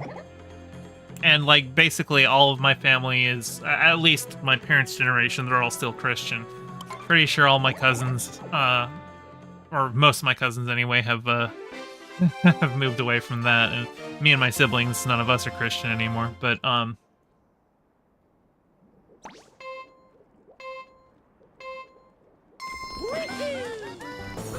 even if you have conservative family, it doesn't mean they're bad. Yeah, no, like, most people are just people. And, like, honestly, a lot of them, like, even, like, my dad has fascist politics. I don't think he's a bad person. I think he has fascist politics out of fear. I think he believes the politics that he has are because if he doesn't believe those things, that he'll lose his salvation. He's been through this Christo-fascist echo chamber where he believes that that's the only correct interpretation of the Bible. And if he ever allows himself to reconsider his position, that he'll go to hell. Which is really sad. It's cult mentality stuff, and it's like, you know, there are times that I, you know, have a lot of anger toward him because of the positions that he holds, but I also have to remember that he's been in this his whole life, and it ultimately is just, it's fear for him. Hey, welcome back, Sebastian.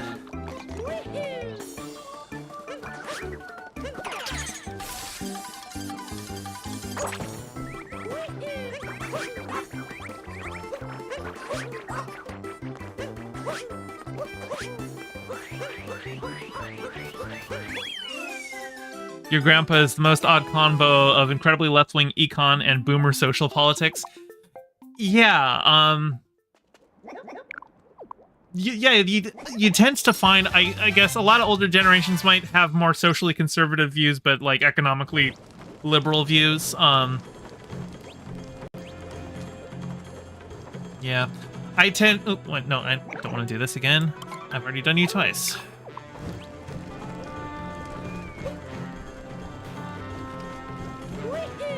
What do we got next here? Oh. You. Son of a bitch. How did I make my OC? Well, I paid an artist, Glooby, to draw it. And actually, I'm going to be paying Glooby to draw more poses here pretty soon. Right. I need the lack too.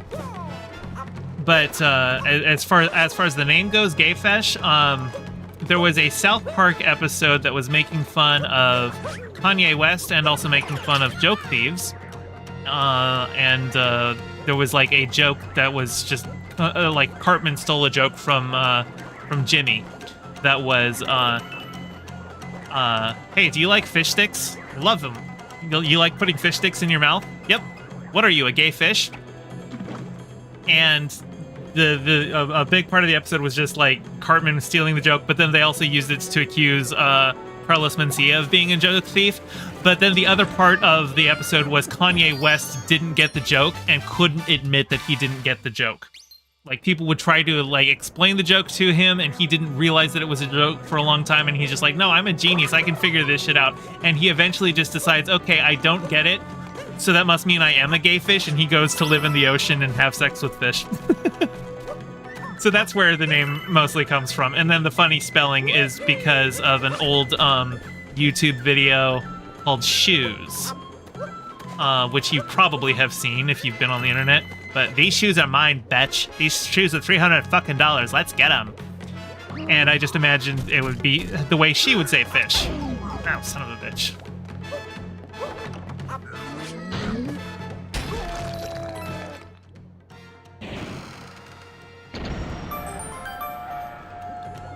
Why does side chat block you? You're just trying to explain why your grandma's...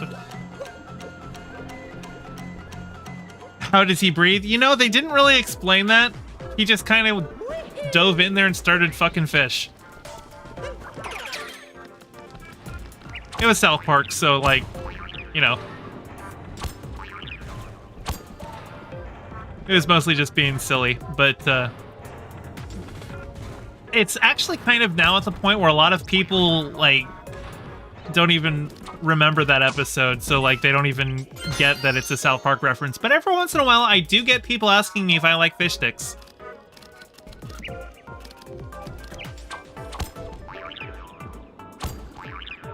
Or somebody will be like, hi, Kanye. And, you know, after Kanye went, like, full Nazi, that one feels a little unfortunate. But,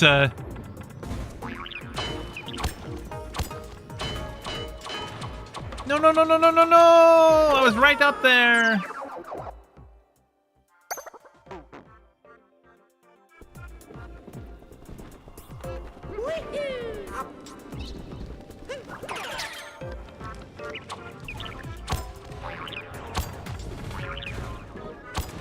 I'm probably gonna have to redo that. Maybe. No?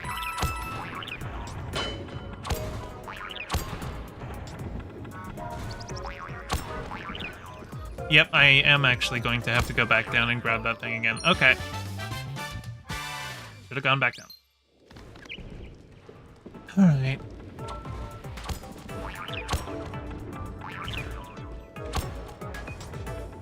What did I do before streaming?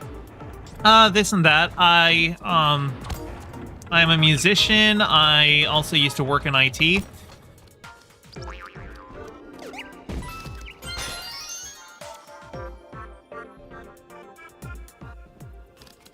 To be fair, Kanye was always schizo. Yeah, even before he was Nazi, like, dude was... I mean, he's bipolar, and he's, you know, been pretty open about that. And, like, you know, his whole big Nazi thing, that was, like, a severe manic episode. Like, he was off his meds for that one, for sure.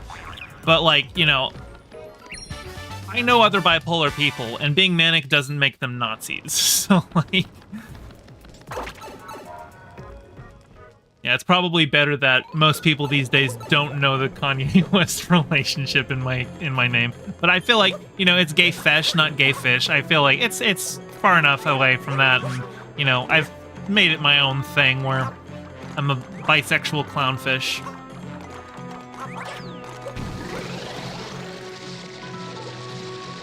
A grandparent regarding her grandchildren as investments to be proud of is narcissistic. Yeah, that sounds... Yeah, I don't want to, like, armchair diagnose to say, like, your grandma is a narcissist or anything like that, but that is, you know, that behavior is, it's very controlling, and, yeah.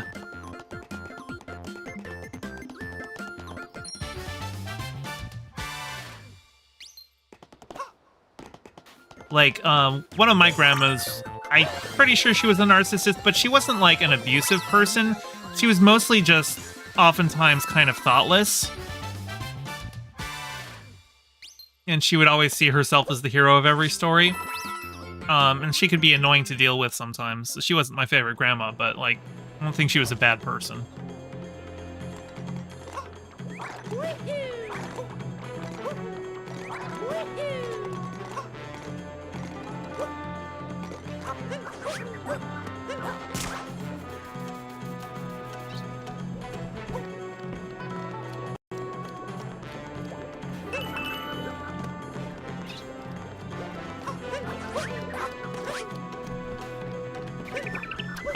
Oh, I missed that anyway. Oh no. Would you hit? Thank you. Do I know what Hell of a Boss or Has-Been Hotel is? Yes, I have seen, I think, like, the first episode of Hell of a Boss, but it wasn't really my thing.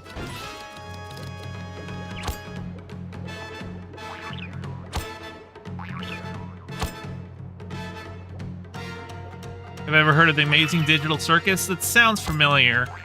But I don't think I know what it is.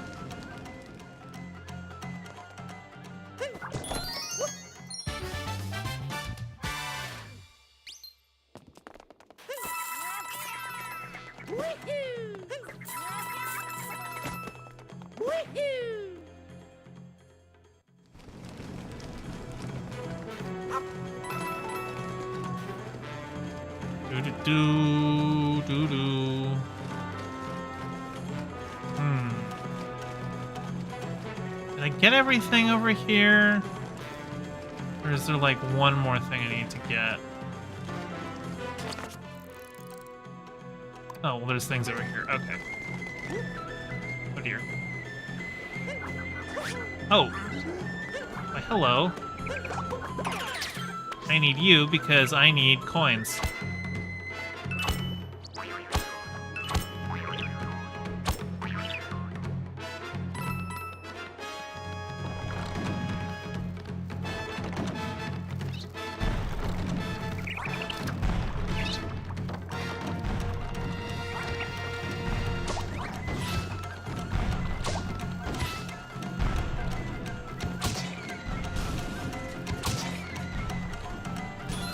Bingo.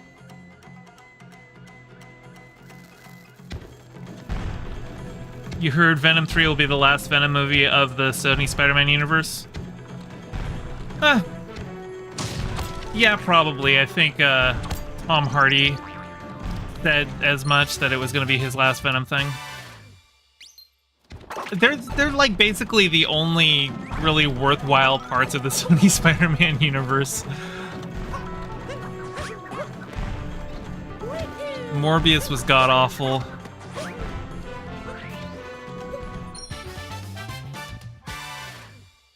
Have I heard of random person Kyle? No, it does not sound familiar.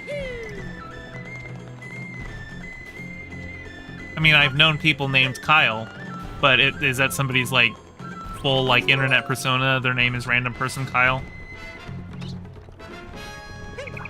Oh. Ooh. Dodged you. Die.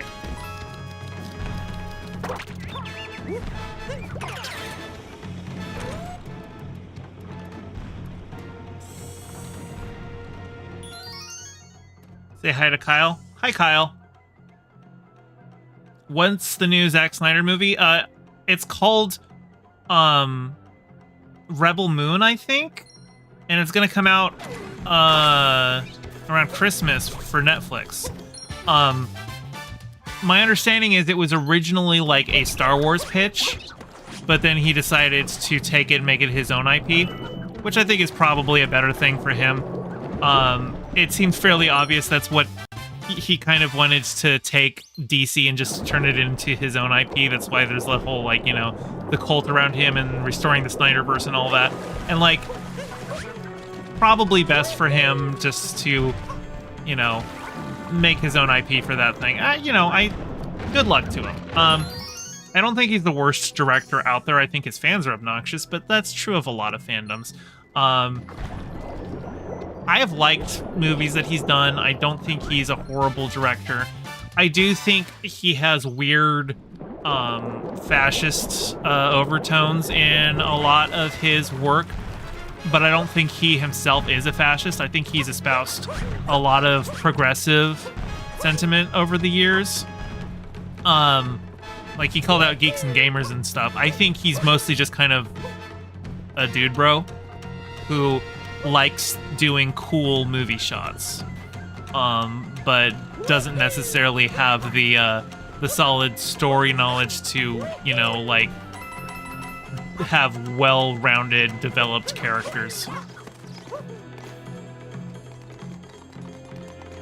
Do I see Eddie and Venom as the Iron Man of the Sony Spider-Man universe? I mean, I guess you could say it in that regard, in that it's the first thing that they made for the, you know, the Spider-Man spin-offs that, like, actually was, you know, not bad.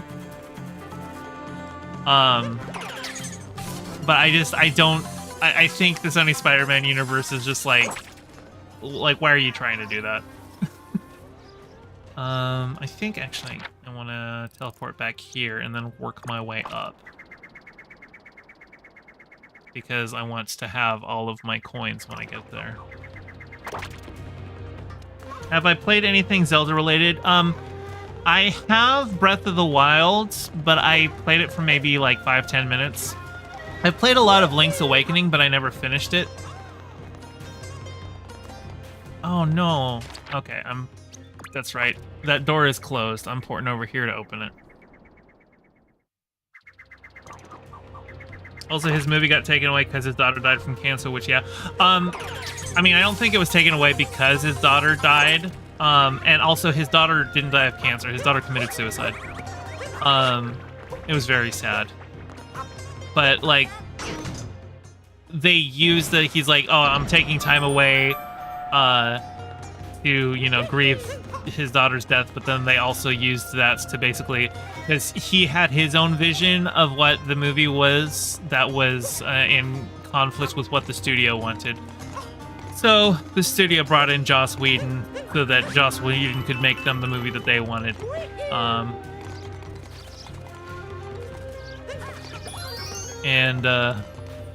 I don't know. Yeah, the whole Justice League fiasco, that was just, that was a whole thing.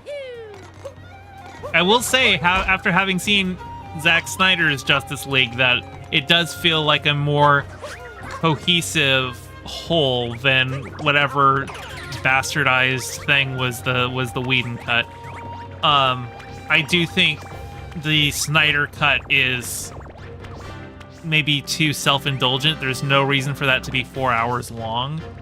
I don't think it's a great movie, but it was definitely better than the Whedon cut. You think he wanted to make a good movie opposed to studio? Well, nobody wants to make a bad movie. It's just, do you have the skill and did you pull it off?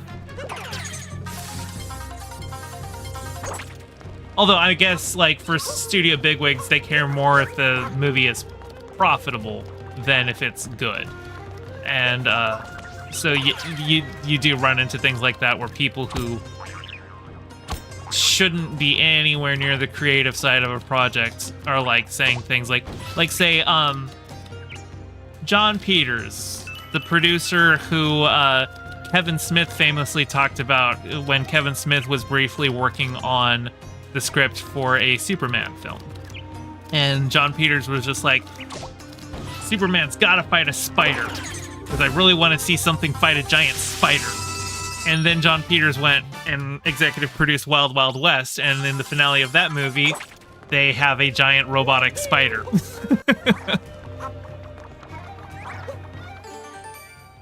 And it has nothing to do with making a good movie. He just wanted to see a big spider because it was cool.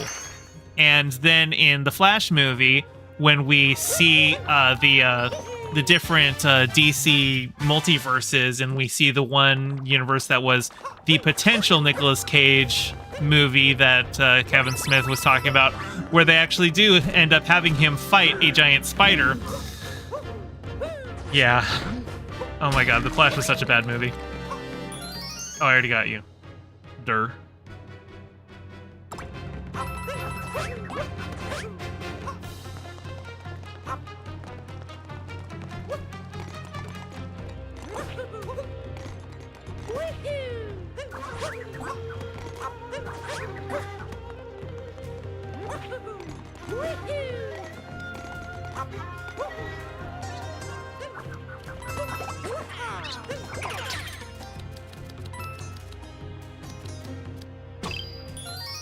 Hey, if you need to like get your spider kink, go ahead.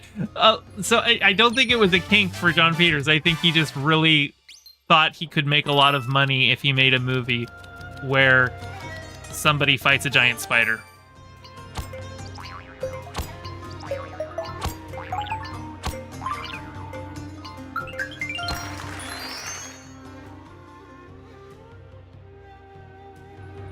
With the DCU, it's more about hot toys and IHOP than telling a story worth telling. Yeah, oh man. Man of Steel had so much product placement, especially in the Smallville fight. I actually like Man of Steel as a movie. I don't think it's perfect. I don't think it's the best Superman story, but it was the first time that I felt like I was actually seeing like a proper adaptation of a Kryptonian. Maybe not Superman himself, but like at least like the fight scenes there. I love seeing like the compression waves when they were throwing their punches. God, that looked cool. Like Zack Snyder, I don't think he has a good grasp on story and like, you know, the he tends to make things that are very on the nose, like the Christ parallels for Superman in that movie were very, very ham-fisted. But Zack Snyder knows how to make entertaining-looking action.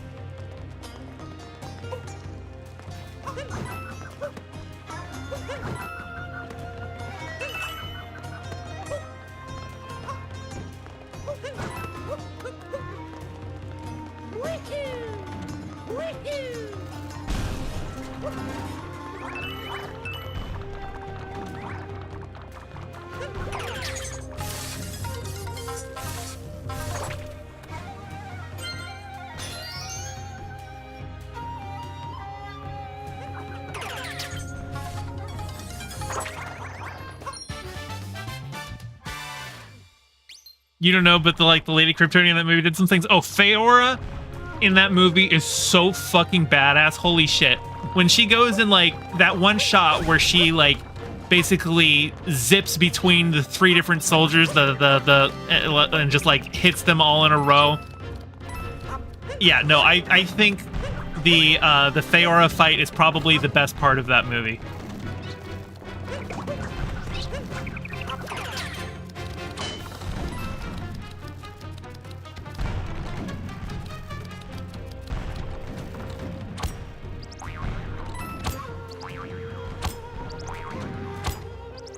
Do I think the Sinister Six movie will be like the Avengers or Suicide Squad? I would say it would probably be more like Suicide Squad, the first one, the bad one. And it's going to be made entirely by studio consensus. It's going to be bad. It's going to be plagued by reshoots. Nobody's gonna be happy with it. It's just gonna be a bad movie.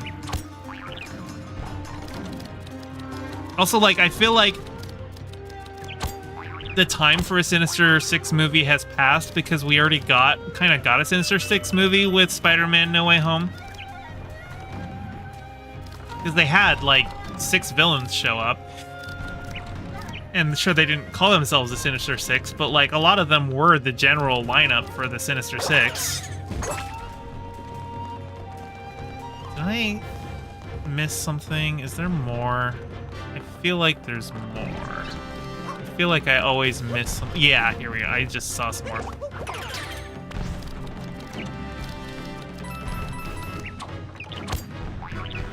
Oh, and there's even more over there. Glad I checked. Glad I was like, wait, I feel like I need to do more here before I move on. What was the last great, good original IP I can think of?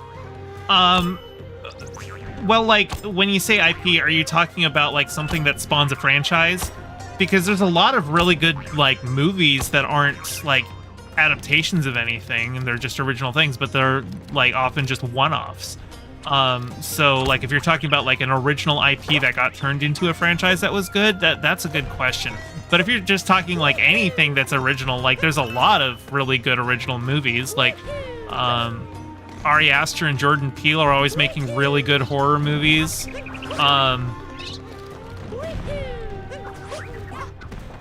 But I assume the question is, yeah, just like original thing. I mean, I've seen this week. I saw a couple of pretty good movies, Saltburn and Dream Scenario.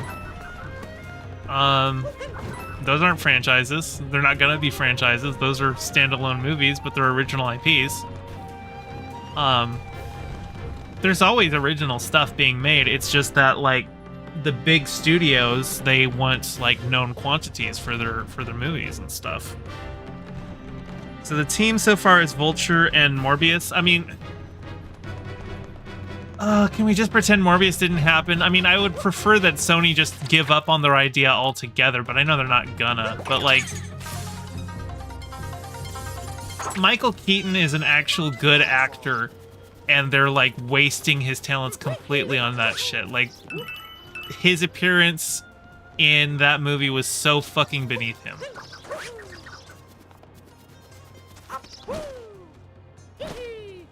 How did I end up here, still missing 3 coins?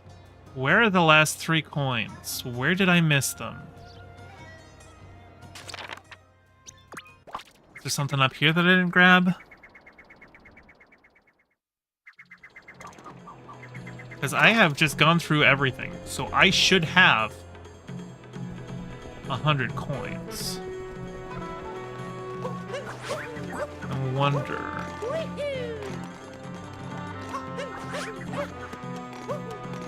I got those.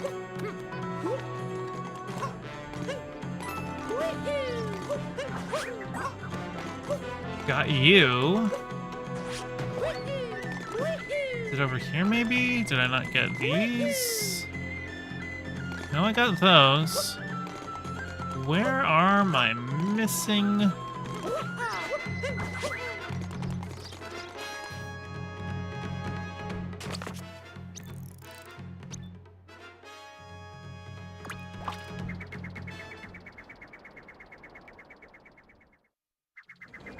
They could redeem him in another movie. I mean, sure, like, Michael Keaton's a good actor. They could, with good writing, give him something fun to do. But, like, if you're a good writer, would not bring back Morbius.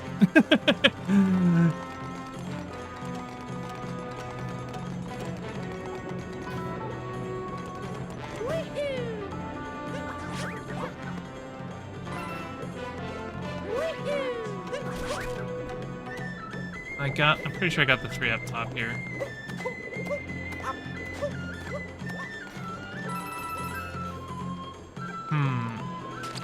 Well, I'm actually gonna go up here and talk to Takatu, because at least Takatu... maybe if there's a sub-area I haven't gone to that's got coins in them, I'm gonna find out.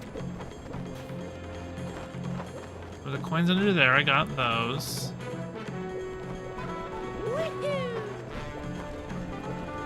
Takatu, what's up?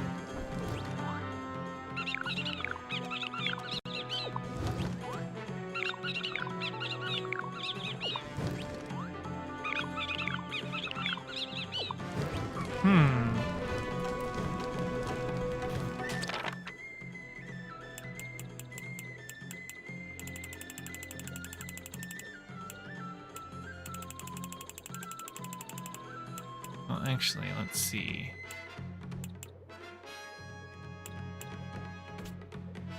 I'll come here. I'll get everything that I can. And then I'll see if I can find those last 3 coins somehow. Oh, hey. Hey, Peach. Why did Craven the Hunter get a trailer before Madam Web did? Well, I think Craven was originally supposed to come out this year. But then it got delayed. They, like, pushed it back by a year. I think they were I don't know if it was a reshoot thing or what exactly went on with that, but yeah.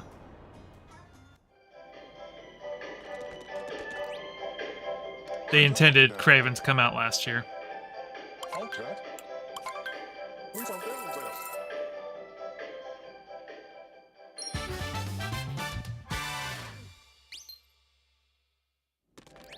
No, not that. Over here. And on this, weekend, 94, weekend, 94, weekend, 94, weekend, 94, weekend, 94, hey on that, weekend, 94, take me far, already dead, Oh, that's right. Charlie your thought. Do I think the Venom movies would have worked better as R-rated movies? Yes, absolutely. They should have been R-rated. I think they were hamstrung by the fact that they are PG-13.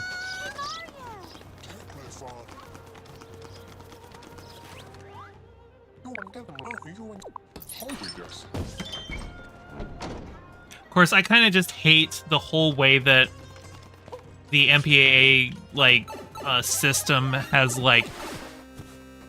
hampered the way we make movies. Like, movies have to be made with consideration. Like, this is a PG-13 movie. Like, I really wish we could just make movies. And there are movies that I've seen where usually in a PG-13 movie, you're you get one fuck and it can't be a sexual reference. You can say it as an expletive, just an exclamation, but you can't be I fucked you or something like that. It has to be a non-sexual reference. But then I saw a movie called Jules about an alien who lands in an old guy's backyard, and that's a PG-13 movie, but they say fuck 3 times in the movie. Now it's never sexual, and it's oh shit. Why did I do that? That was so stupid. I thought it was gonna spawn back there.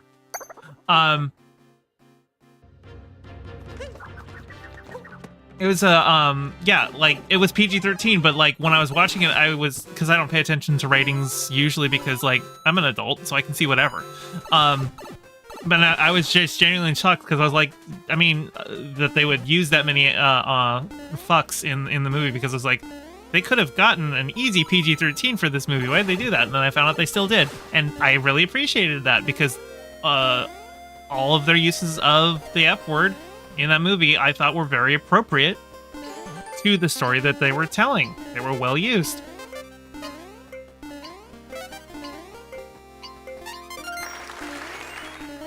Come on up. There we go.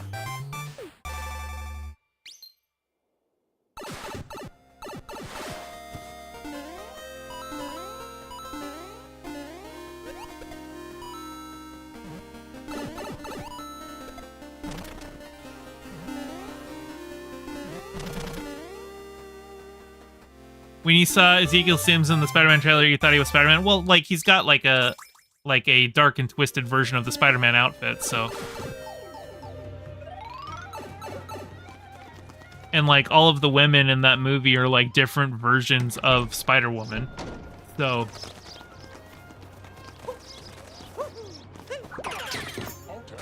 I don't know. The whole Sony Spider-Man universe is weird because Spider-Man isn't in any of those movies.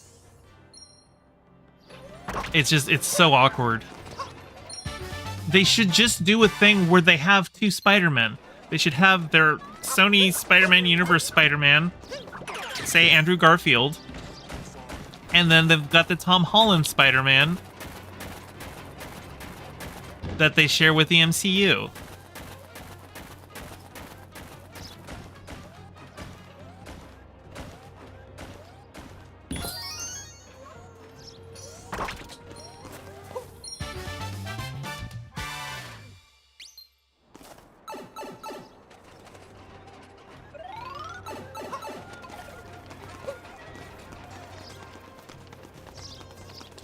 Okay. Now The hunt is on. Actually, first I'm going to port back up here.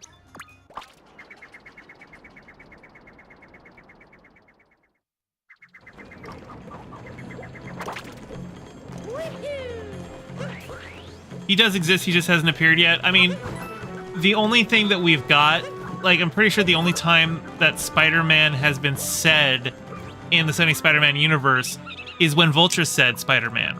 But Vulture's from the MCU, right? That is the MCU Vulture just brought over into the Sony Man Spider-Man. I wasn't even paying attention. What hints did you give me? Oh, from the side above the castle gate.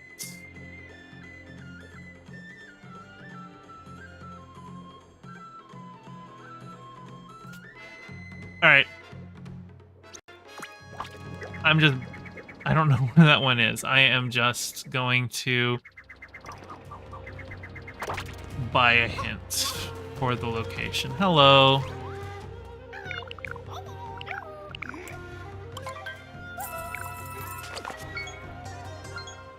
There it is.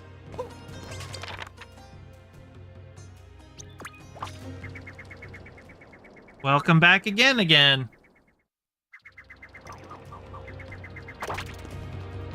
Okay, so I got you. Did I go up here and get...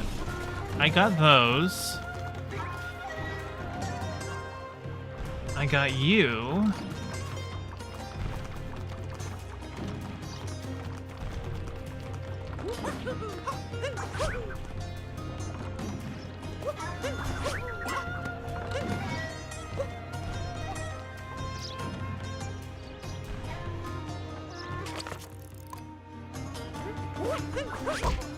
Oops. That didn't work. Oop. Hello.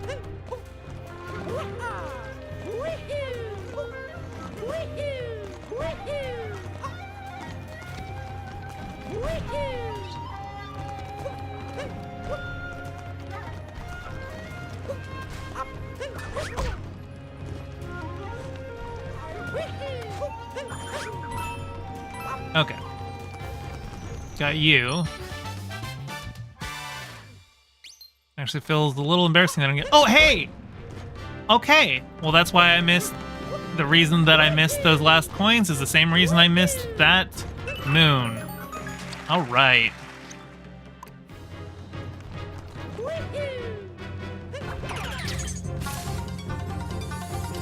There's a 2-foot spider in your room? I don't think that's possible. I don't think there are spiders that have 2-foot leg spans. Or are you saying the spider only has 2 feet? Like it's a 2-legged spider? Because that's possible. If it lost a bunch. But 2 feet is in the measurement? No, I don't think that's possible. I think you're exaggerating. You think Uncle Ben and Aunt May appeared in the Madam Web trailer? Yeah, that's my understanding, is that Adam Scott is playing Uncle Ben, but it's also the movie set in, like, the aughts. I think it's set in, like, 2005 or thereabouts. So, like, it's a, it's a prequel to the whole, yeah.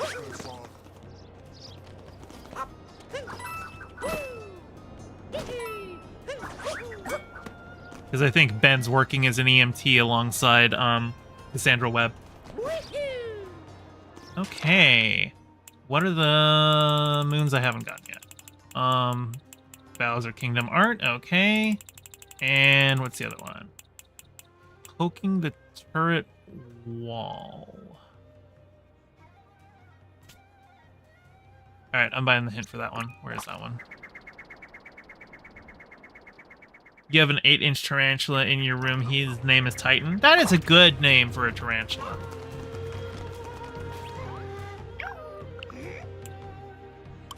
It is really big. Is it a like a wolf spider? Oh, okay, I know where this one is. Because you generally don't get just like... I mean, depending on the part of the world that you're in, maybe you have a tarantula house spider invasion, but usually the largest spiders that I see in, like, somebody's house are, like, wolf spiders. And those can get pretty big. I'm pretty sure wolf spiders are related to tarantulas anyway, so like, yeah. Nope, I already got you. You're the one.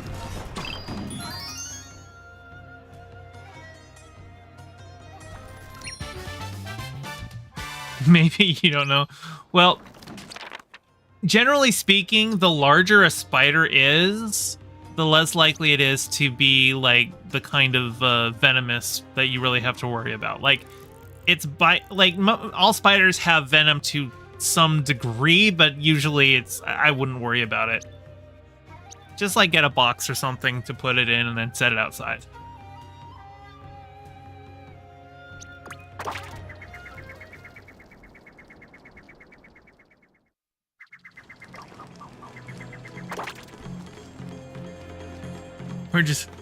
It looks hairy. It's probably a wolf spider.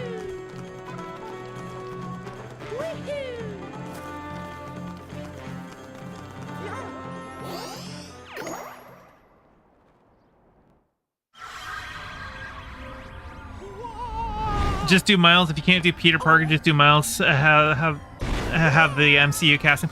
Yeah. No, okay. That is one way that you could do it, is you could have Peter Parker be the one for the Sony Spider-Man universe and introduce Miles in Spider-Man 4 and have him be the main MCU Spider-Man. I think that could work.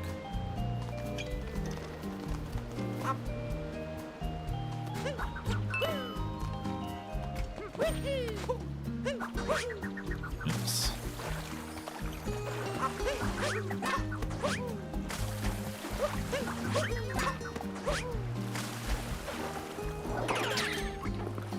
It's in your doorway, you can't get out. Do you have anything in your room that you could use to contain it?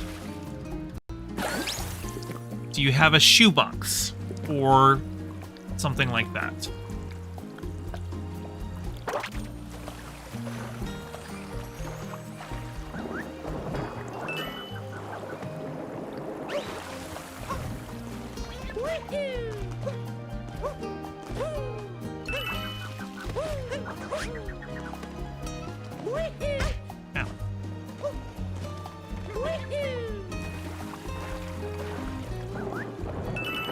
No, you're in an empty room. So there's nothing in your room except your computer or your phone or whatever it is that you're watching stream on. You have absolutely nothing else in there. One thing, let's see. Let's try and solve this spider issue. It's blocking your path out the door. You're in a room. This sounds like a logic puzzle.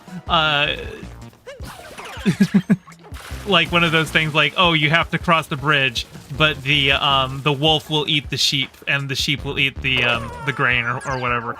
Yeah, nothing's in your room. Okay. Are you wearing shoes?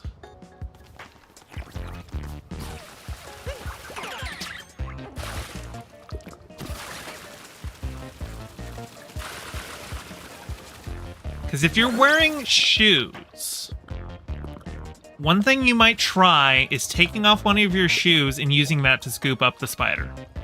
Now, you do run the risk of losing a shoe if you can't get the spider out afterwards, but that could be a container.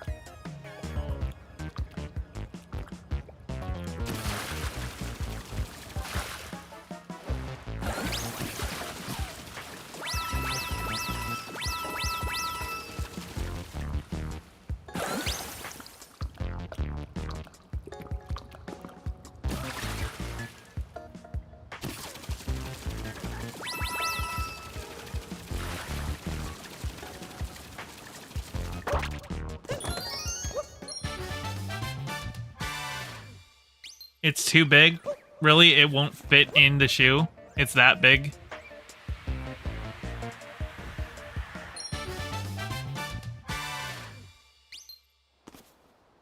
Just use your blanket and smash the spider with all your strength? Well, I would prefer a situation where we don't kill the spider, we just get it outside, right?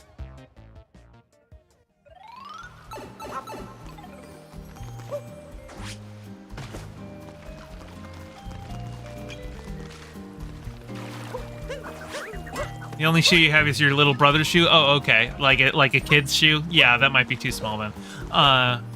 Depending on the size of the wolf spider.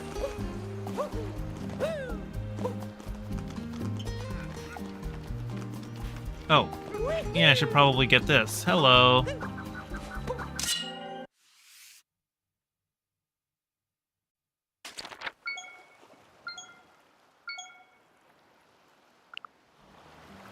Sacrifice your brothers. We're not doing any human sacrifice here, Sai. Also, it would take a spider a very long time to eat even a little brother.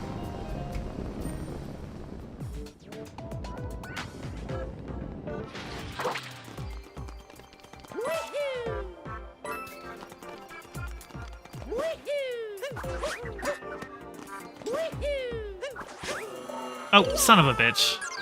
It hit the thing, that's so it bounced back. You always like Spider-Man and Black Cat better than Spider-Man and MJ? I can see that. They kind of have like a Batman and Catwoman vibe to them.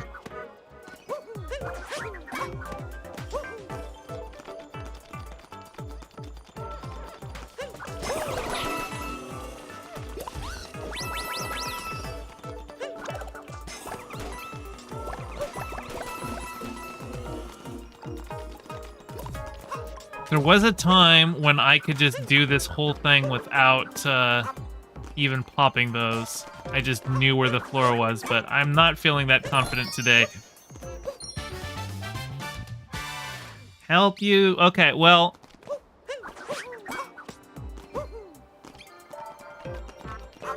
If there's no way to safely get the spider out of your room, and it is trapping you there in the room... And the only objects that you've got there is your little brother's shoe. I mean, I don't like the idea of killing spiders, but if you have to, you could smash it with the shoe. But I would prefer a peaceful solution, you know? Because that spider ain't... He's not hurting anything right now. He's just hanging out. He's looking for bugs to eat. Eat the spider, gain its power.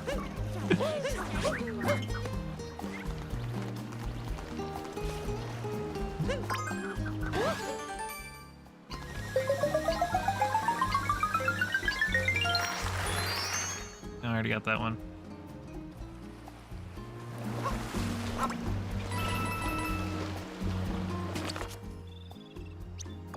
Actually, while I am doing stuff, I think it's time for me to do Dark Side.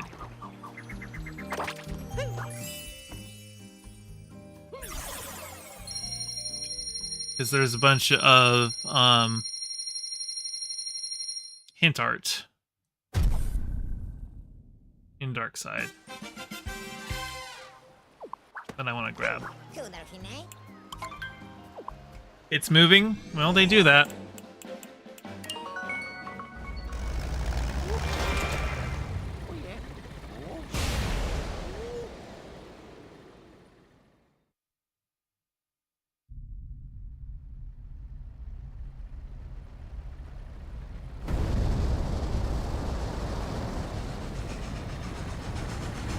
It's in the room and out the doorway. Well, then...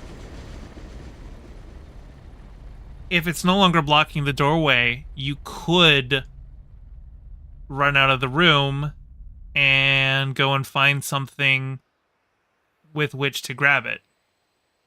But that also runs the risk of you coming back into the room and you can't find it.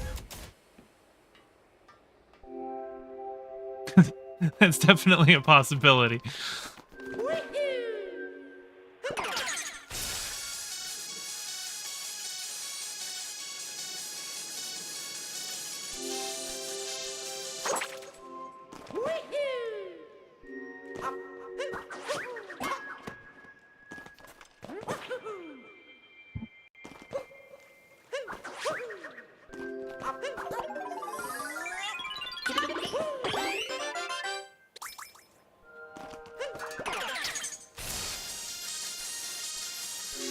You found a box big enough? Hell yeah. Let's go. Let's do Operation Spider Rescue. Do I think the spot is unredeemable? I don't know.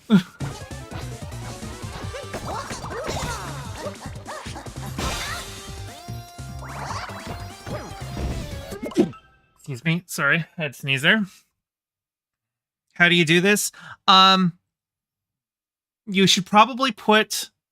What you need is you need the box and then you need something else. What I would actually say is use the brother's shoe as like something to nudge the spider into the box. Put the box on its side. Use the shoe to try and like nudge the spider to go into the box. And then once it's in the box, then tip the box upright.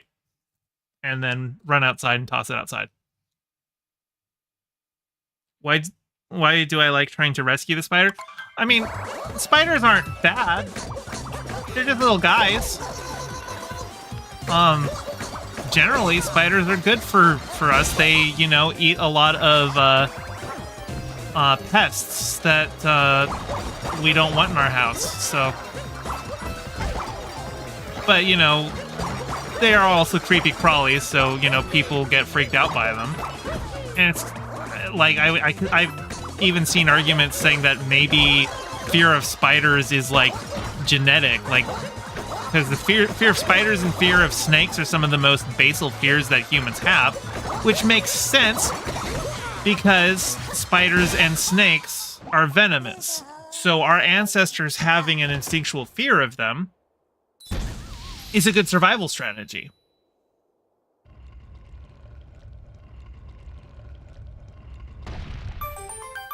You have both snakes and spooters? Yeah, well, and we also really like to eat capsaicin, despite that having evolved to deter mammals from eating it.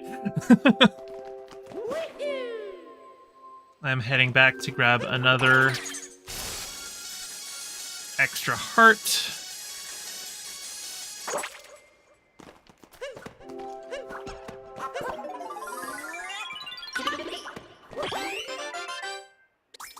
Is What If important to the MCU?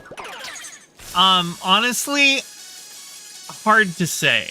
I thought for sure that Doctor Strange and the Multiverse of Madness was going to tie in to the MCU because we had that evil version of Strange in the trailers that I thought for sure was Strange Supreme from What If, but no, it just turned out to be another similar evil version of Doctor Strange.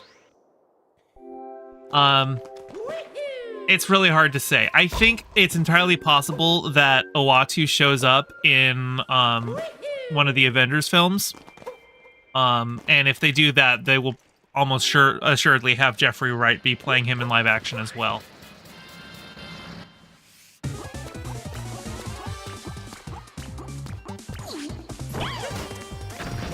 Oh, how did you miss? I was pointed right in the correct direction. There we go. Gotcha, bitch.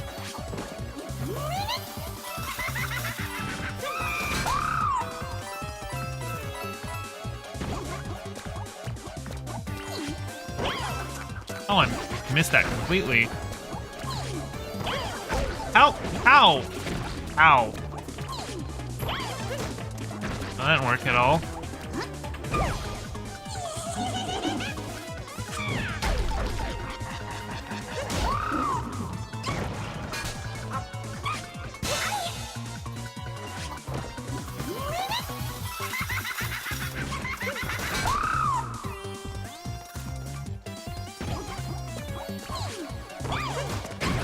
There we go.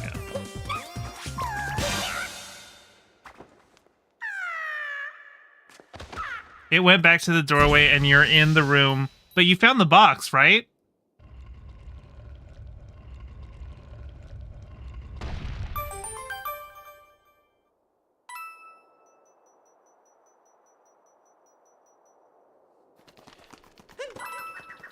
You said your hand is bigger than the whole shoe. Okay, so maybe that's still a little too small to help scoop. But, it's outside the door. Is there anybody else in the house that you can shout to for assistance?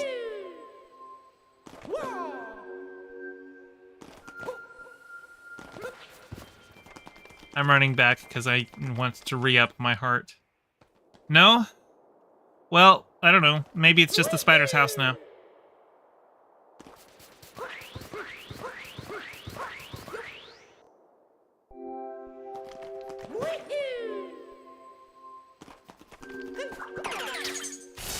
The box is outside the door. Oh, you didn't grab the box? Or did you, like, set it down and didn't get it right or something like that?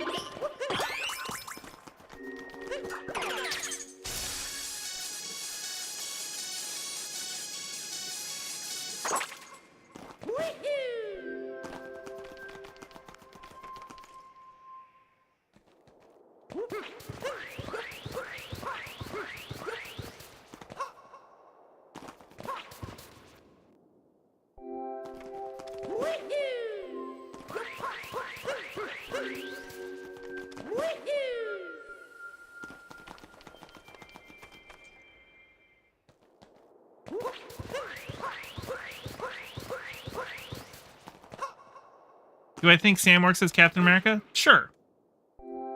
Your little brother's the only one who is in the house? Well, if your brother's shoe is smaller than your hand, I doubt your brother's old enough to be able to assist.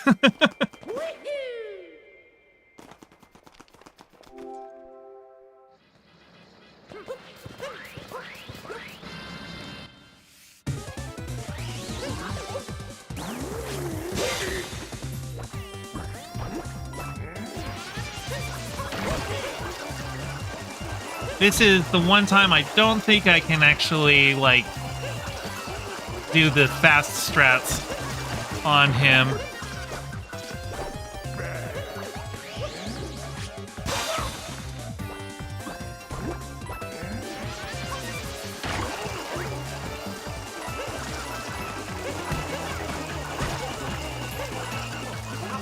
But that's okay, I can just wait him out. He's not hard.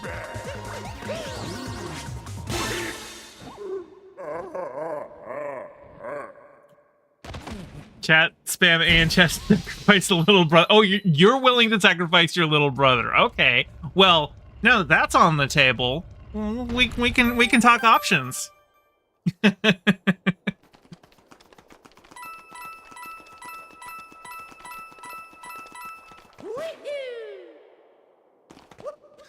It's fine. Holy shit.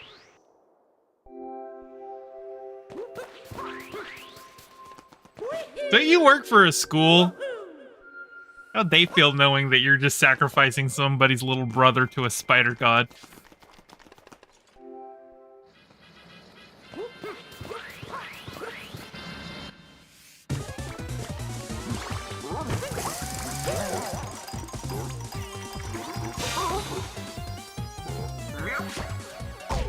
Oh, come on. That should have worked.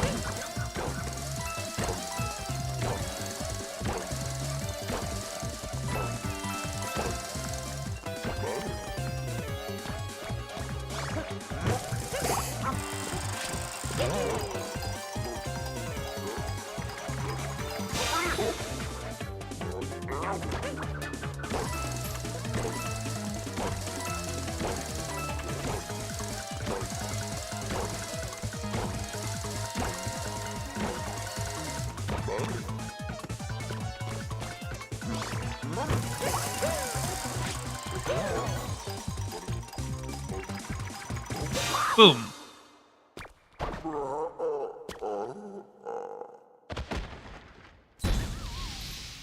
You work at the school you graduated from, they already know of your violence? Okay, fair enough, fair enough.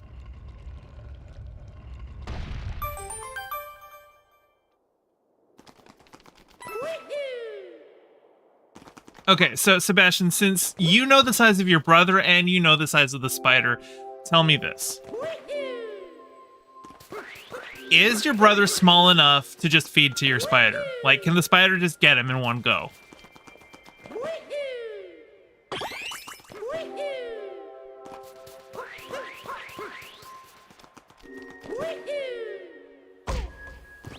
Okay. That's actually probably good then. Call for your brother, and then when your brother shows up, and the spiders start spinning him into a web, you can go and run for your life. Don't actually do that.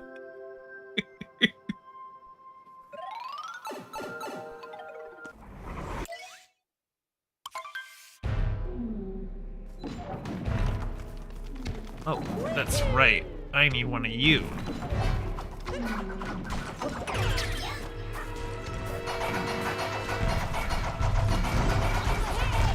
Oh no, I got hit.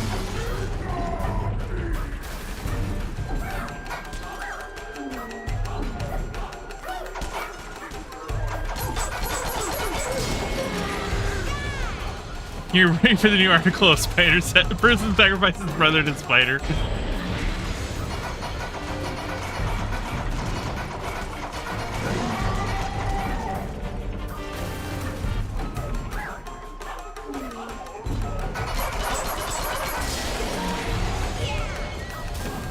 You know, this fight is actually easier than the regular version of the fight. Okay, that's right. He's still invincible for this part. But, like, because I can literally just rapid fire throw hammers at him and bypass his standard cycles. Like, he's gonna go... Okay, now I can just... There.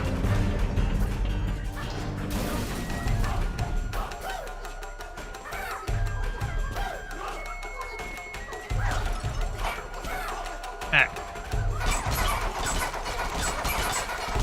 There we go.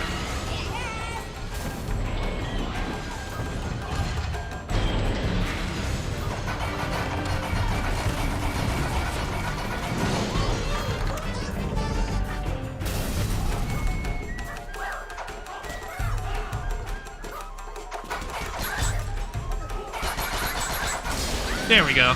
He gone.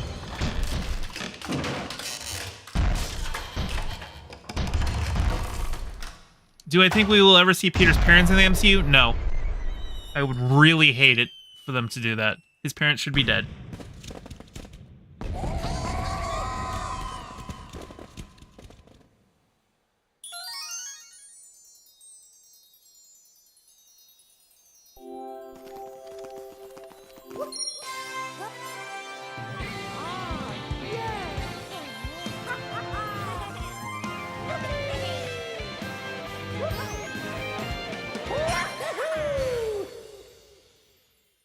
You mean like in a flashback? Still no. They already did that in The Amazing Spider-Man 2, and it wasn't very good.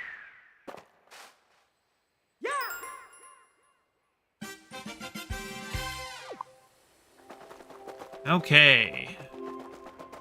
Now for the hard levels.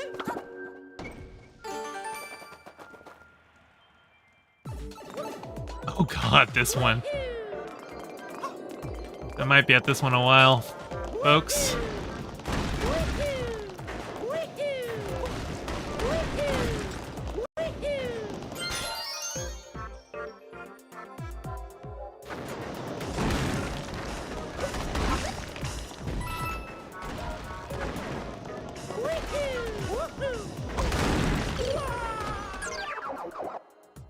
You'll grab a lighter.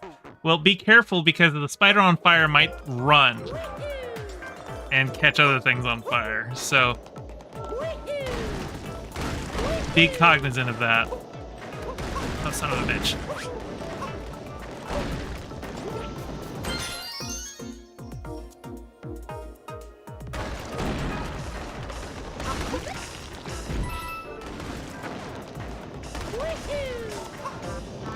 Oops.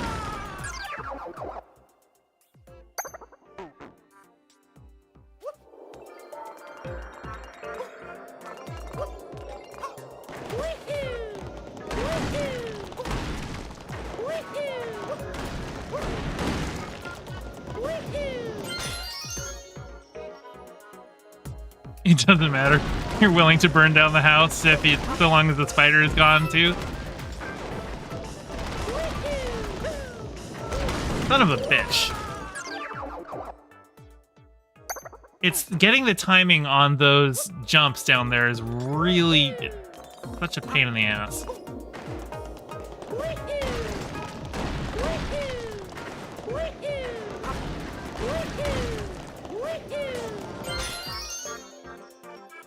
This one is one that definitely took me a long time to get good enough to do, and I fucked it up already. Here you go. Good luck. Wish everyone wish Sebastian good luck dealing with this spider.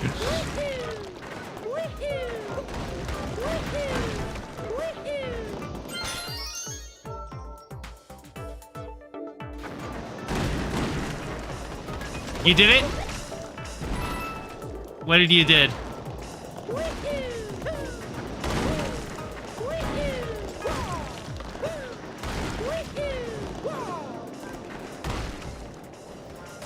You're coming, right?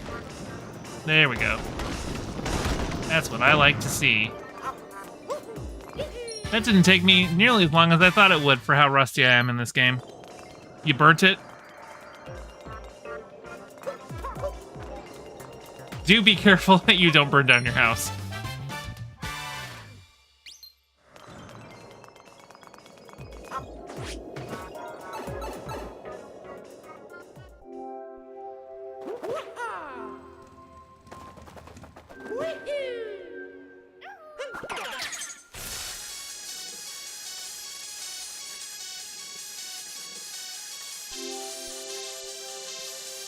You did burn your house down? Well, RIP in peace to your house.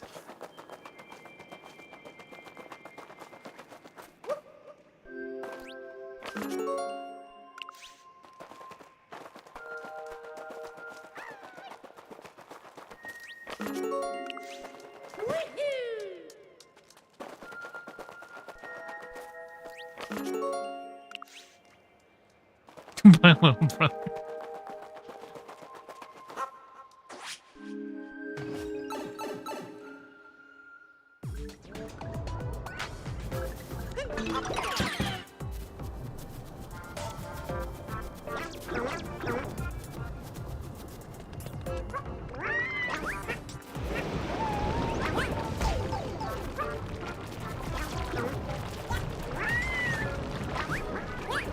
Oops.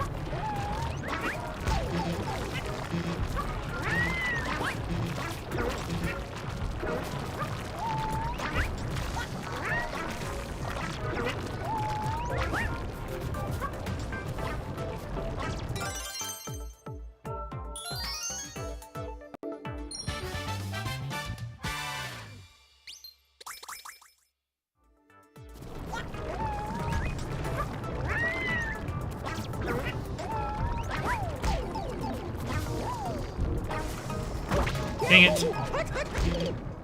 Fortunately, this one saves the Yoshi fruits that you did eat, so I can just rush up to the Yoshi fruits that I didn't eat. Oops.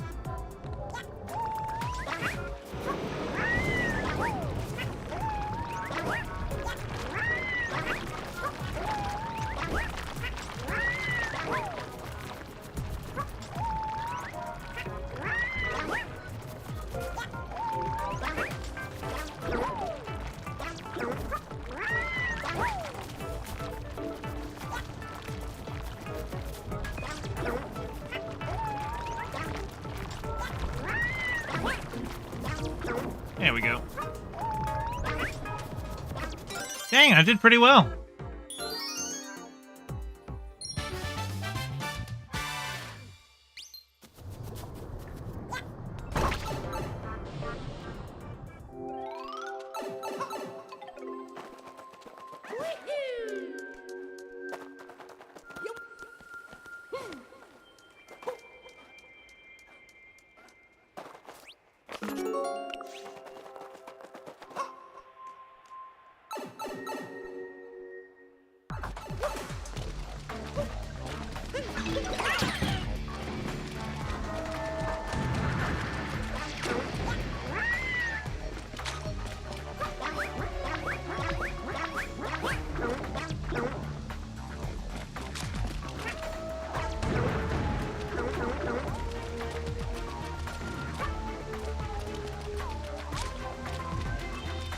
Doo-doo-doo.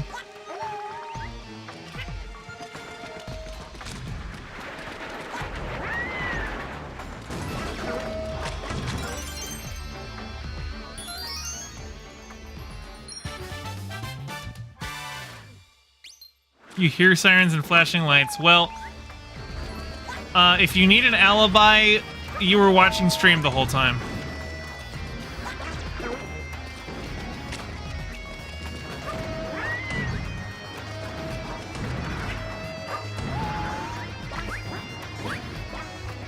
Oops.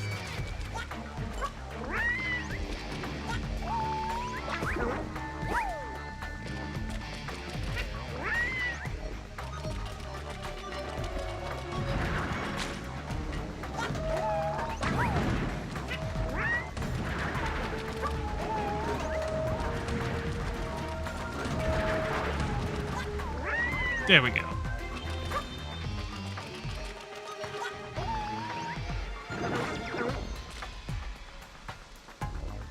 Is there more that I missed somewhere, or are they all down here? Okay, so there's still something that I missed somewhere. Where are you?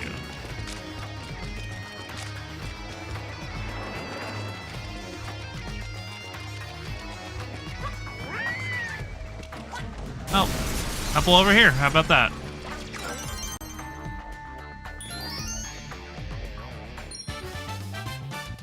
You went to your friend's house forever.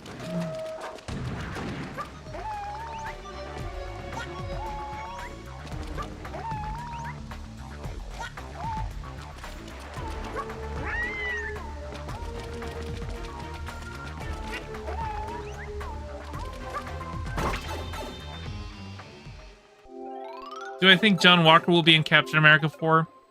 I think probably not. If we do see him, I think we'll see him in like a post-credit sequence teasing Thunderbolts. Because Thunderbolt Ross is going to be in Captain America 4. He's president of the United States now. I think, yeah, I think if we see John Walker, it will be in a post-credit scene.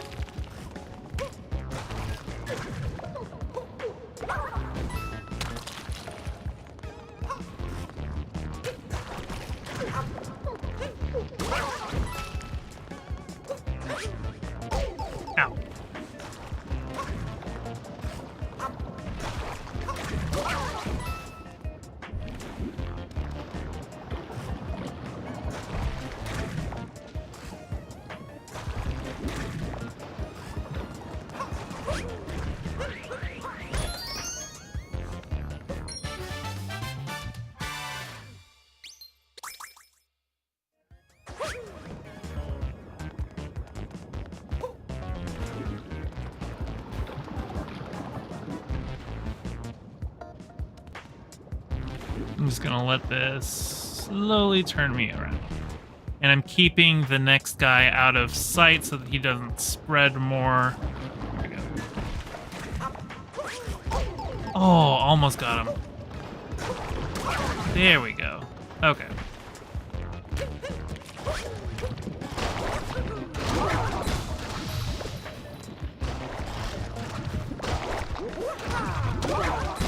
Got him.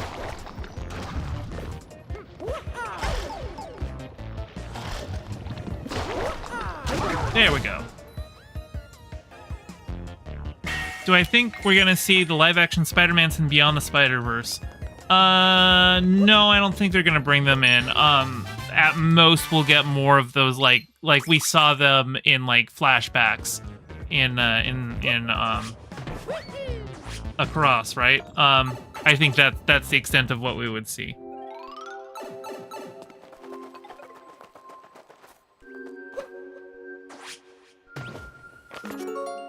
I already got you.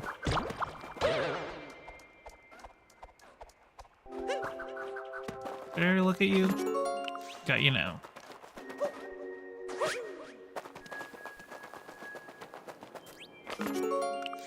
Got you.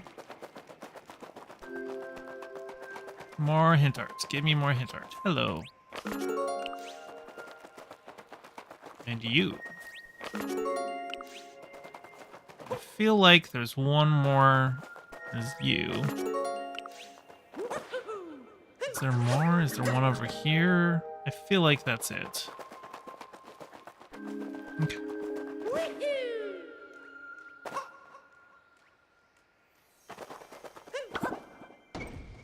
Now this one's gonna take me a while, I know for sure. You need an alibi? Alibi now? You were hanging out with Mario in the Mushroom Kingdom. Really? I just roll right over that and I don't press it? That's some bullshit. Tell you what. There we go. That's what I'm looking for.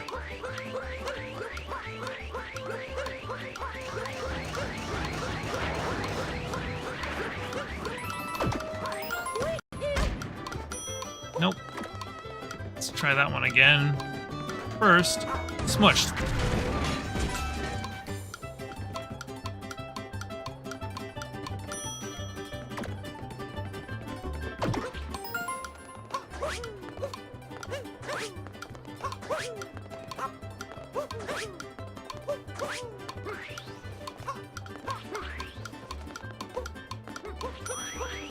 Made it. Okay.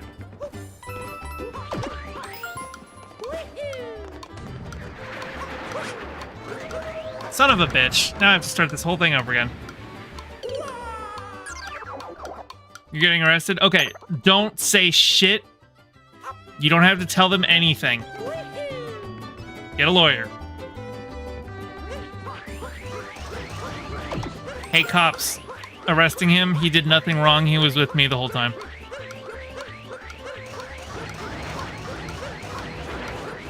You ran? Ow. You died.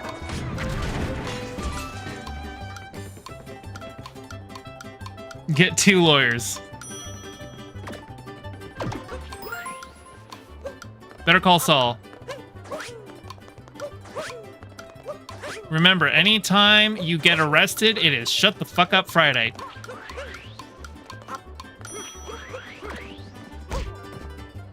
And it's literally Friday, so it is indeed Shut the Fuck Up Friday.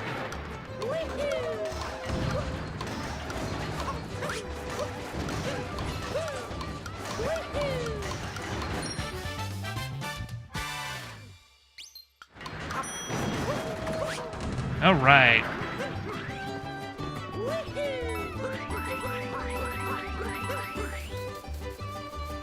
I beat that a lot sooner than I thought I would. Hey, tipster, what's up? How you doing? I'm a fesh and gay. Both of those things are true. Gay fesh. Oh my god. Wait, I'm gay and a fesh and my name is Gay Fesh? What are the fucking odds?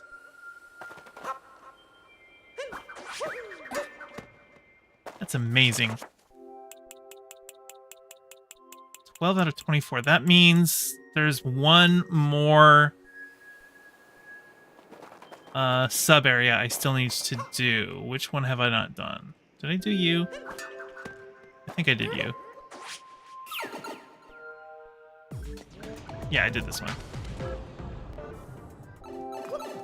Can you be a mod? No, usually mods are people that like I've seen around for a while that I trust their disposition to mod justly and fairly.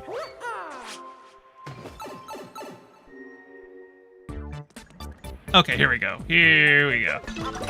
Nothing against you. You've been to like 2 streams.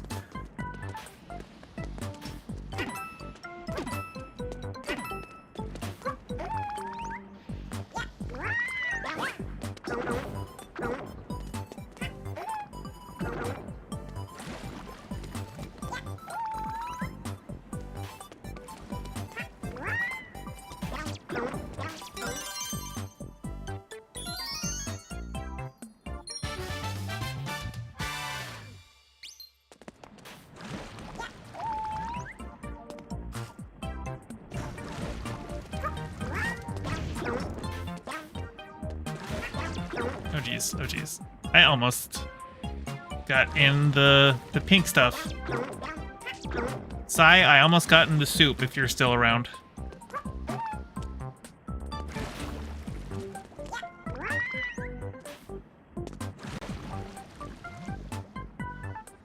Remember that time when the Guardians tried to kill Strange, Peter, and Tony? You mean Infinity War? Yes, I remember Infinity War.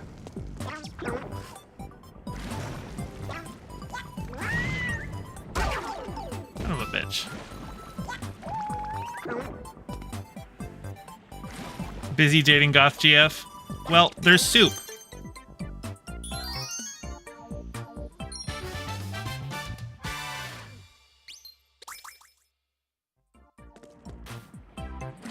I wanted to make, oh shit. I wanted to make sure you didn't miss out on the soup, you know?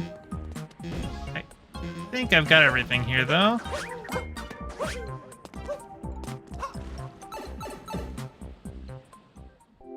But she got a spiderweb dress? Okay, but I had soup.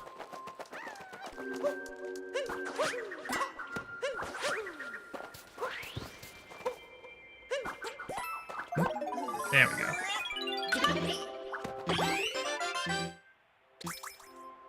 I do believe it's time to leave Dark Side.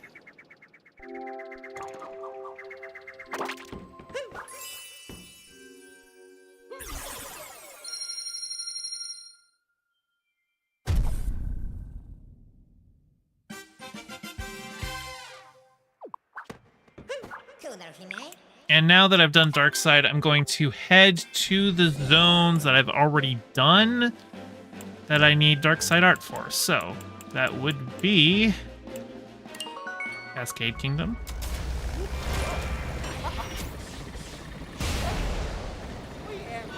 You get her hearts up, she'll unalive a man for you. Nice. Well, the soup's over anyway, so go back to wooing your big titty goth GF.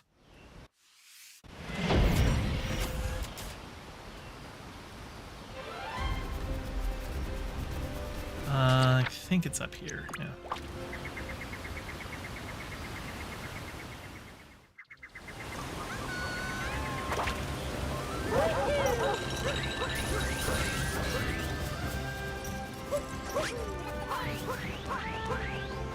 Over here. I think it's this one. Bingo.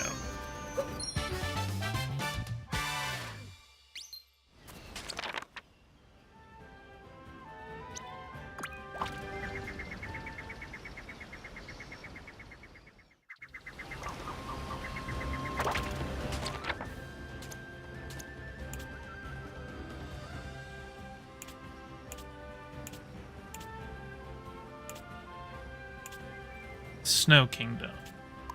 Let's go to Snow Kingdom.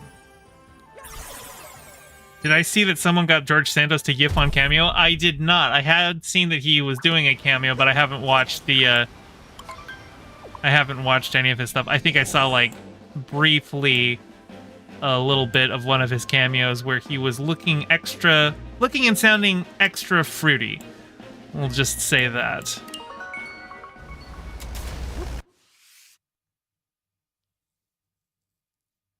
I don't know. Maybe he's found his niche.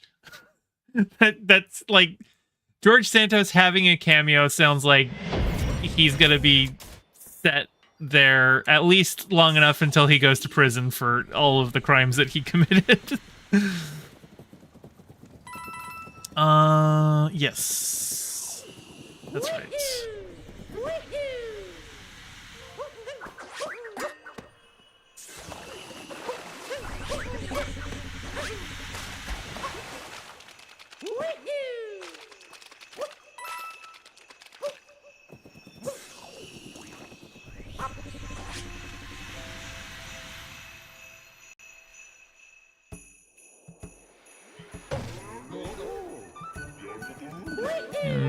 what's down here.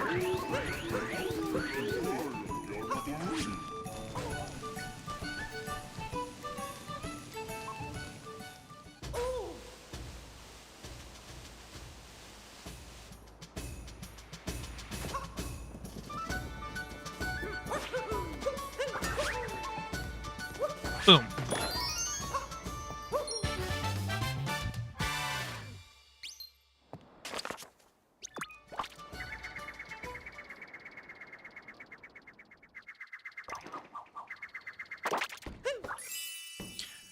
I think I'm gonna go to Lost Kingdom now.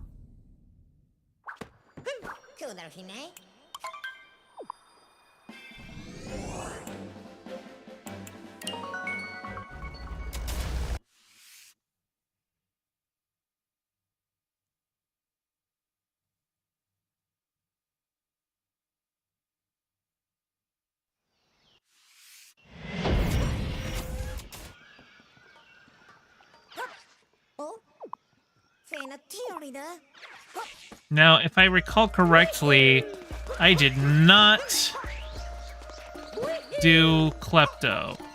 So odds are, when I go to get this thing... Oh, no. Klepto did not come to steal me. I seem to recall I did Klepto skip. But maybe I just barely avoided the trigger threshold for him. Yeah, I guess he's not coming back. Okay.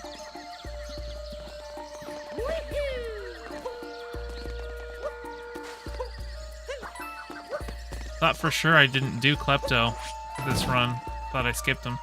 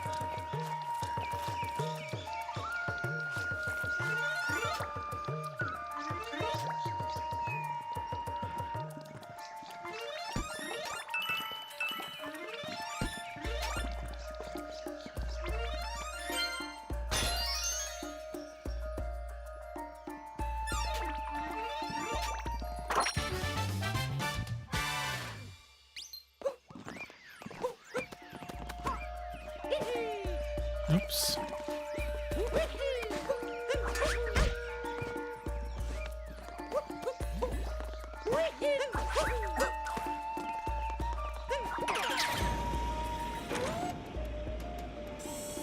Is it you? Yep.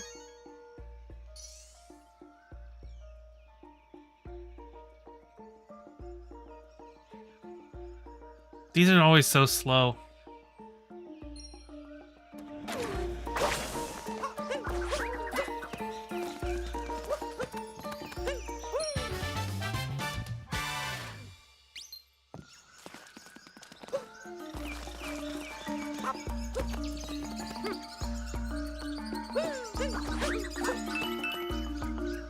And over here we've got a moon.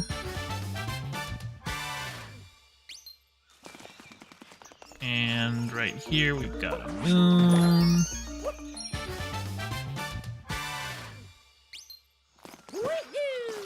And down here we got some moons.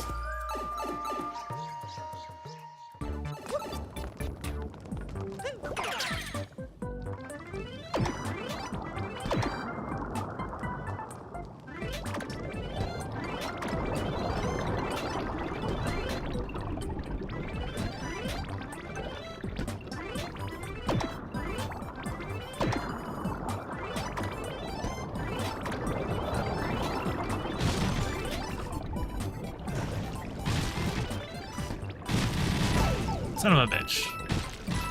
Come here.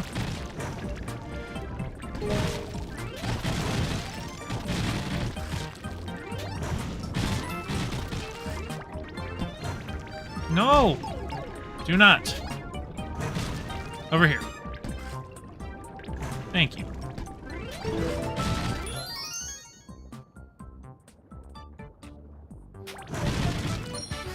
There we go.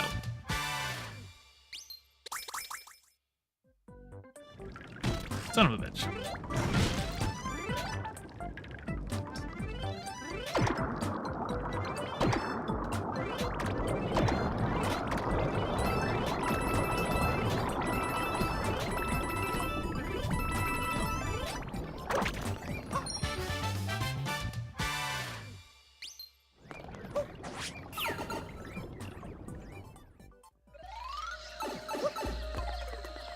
Okay.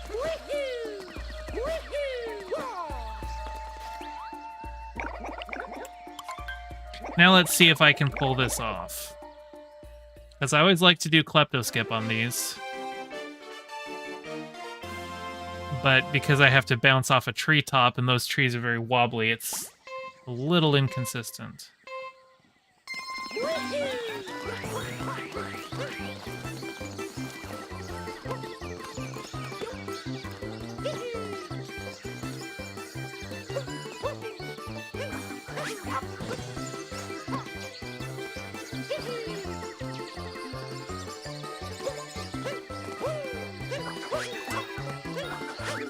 There we go. Son of a bitch. I almost had that. But I overcorrected.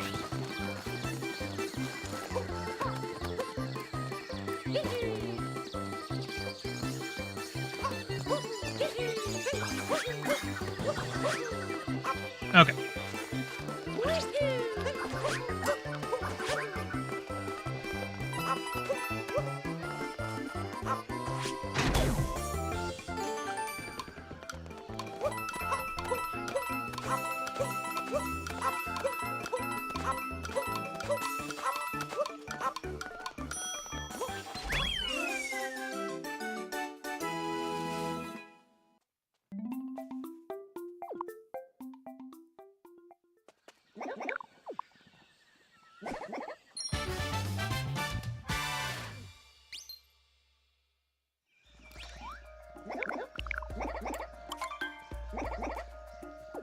Try that again. I really wish there was a way to just be like, just give me the golden runner. If I beat the golden runner, I get both moons.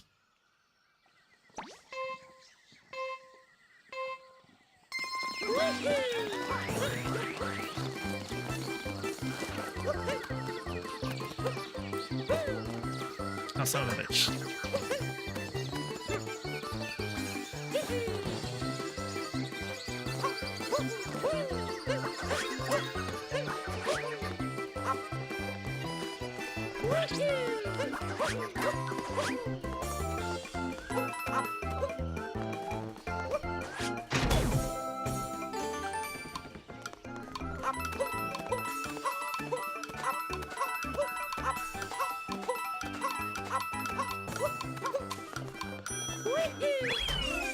There we go.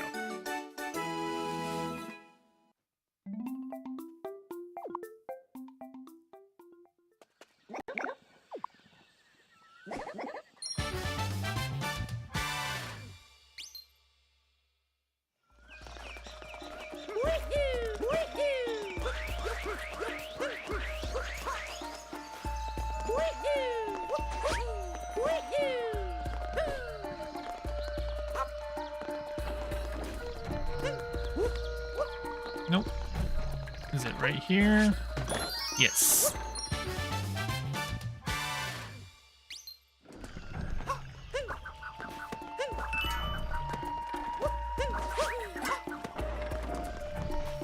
Okay, I've got all those. I need to grab you.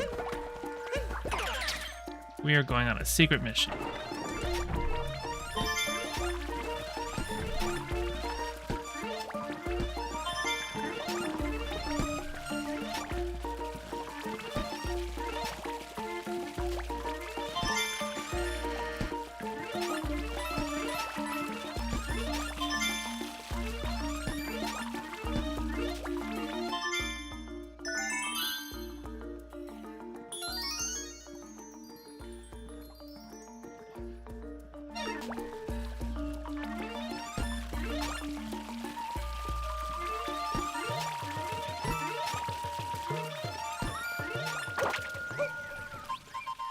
Hey, Captain Toad.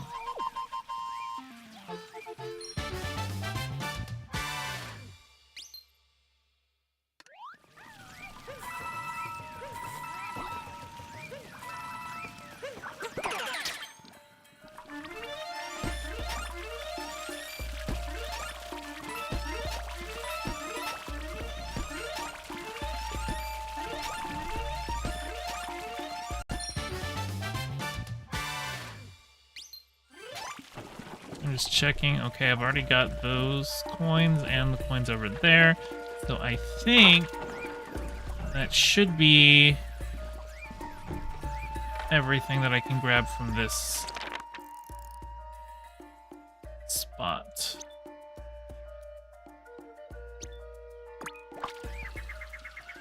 Let's head on over here.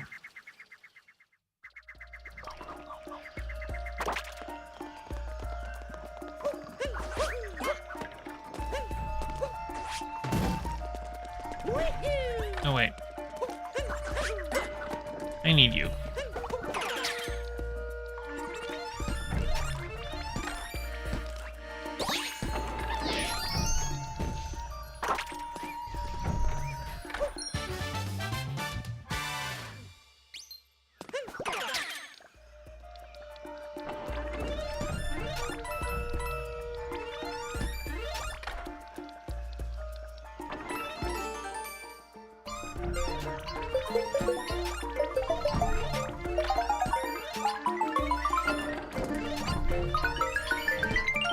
There we go.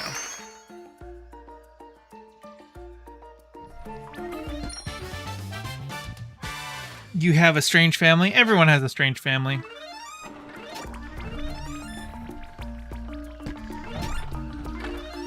Families are kind of weird.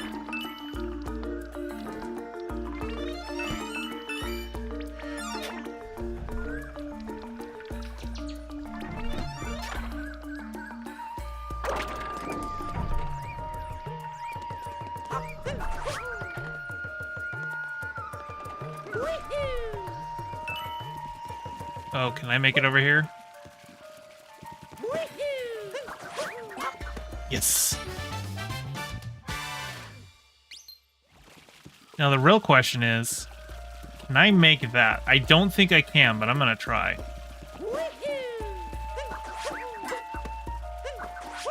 I can make it over here, but I don't think I can get up. That's not what I wanted to do. Yeah, I think the only way I can get that is with the bird guy. Or the pterodactyl guy, or whatever he is. Alright.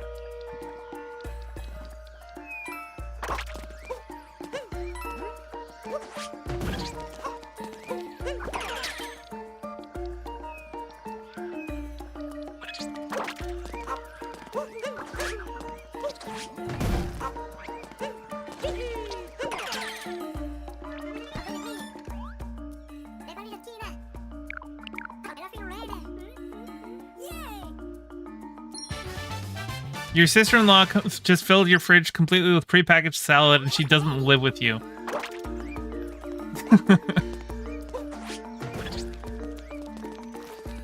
Was she staying for a couple days, or did she just decide you need a bunch of prepackaged salad?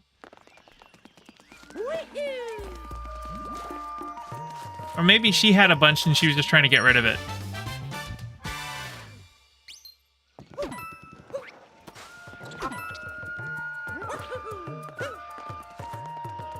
You. Blow this up. And again.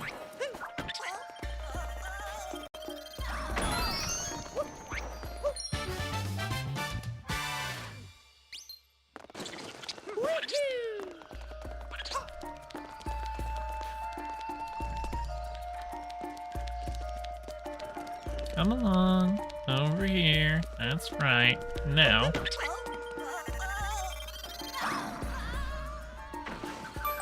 There we go.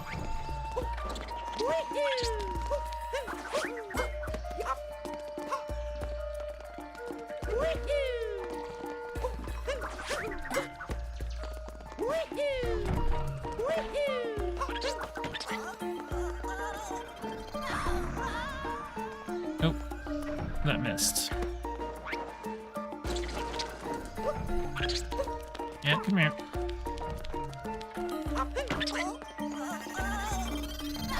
There we go.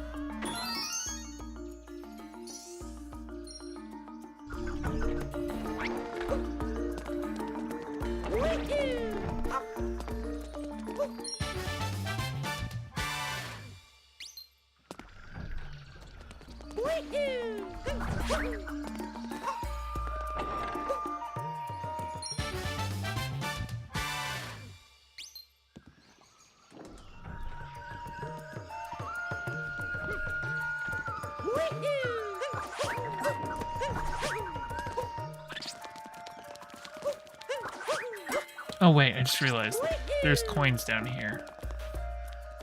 Yep.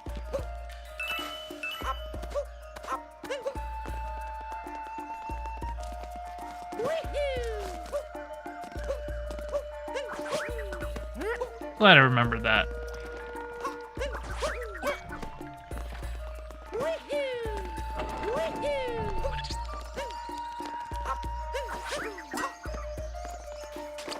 How many? Okay, so there's 5 left to get.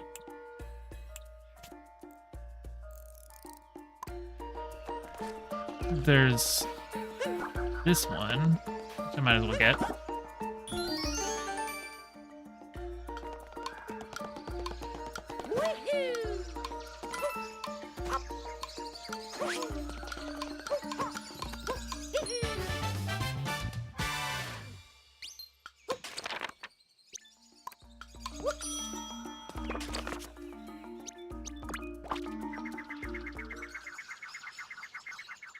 I think I didn't get the one in the store. I'm missing... So, okay. I need...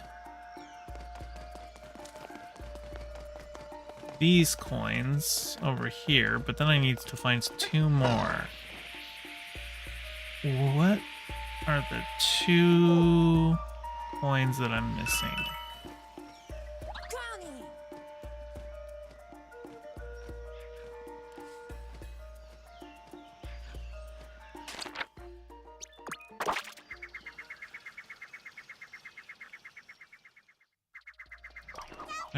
I'm pretty sure did Klepto skip this run, so I don't think I missed the 2 over... Yeah, I didn't... I got these right here. I got those. I got the 2 coins over there.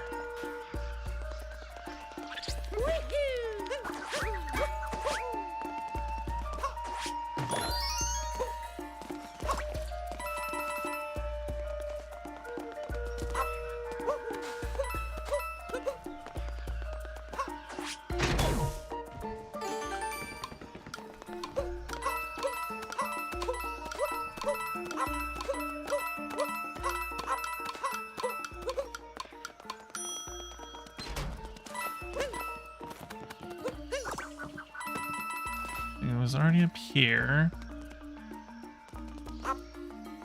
Pretty sure I already got these ones.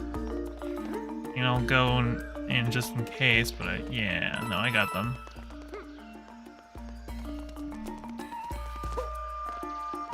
But I'm missing 2 coins. Where are the 2 coins I'm missing?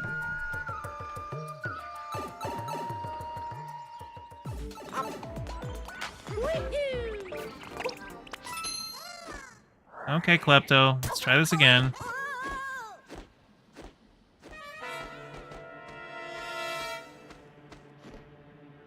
Once I'm done with Lost Kingdom, I think I'm gonna call it for the night. It's almost 10.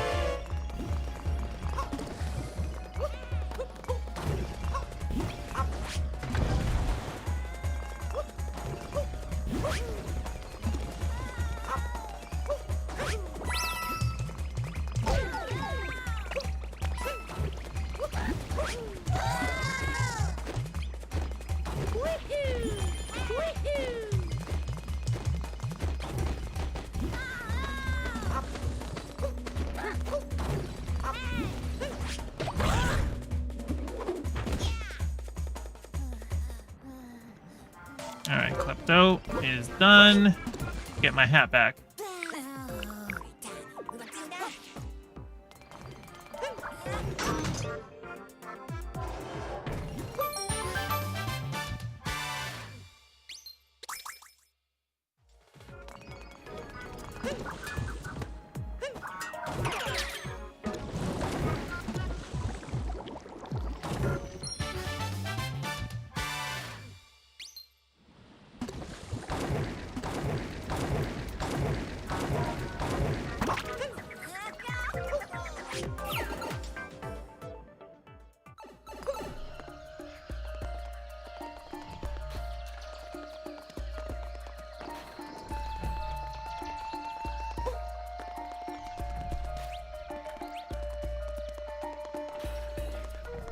Yeah, okay, I got those.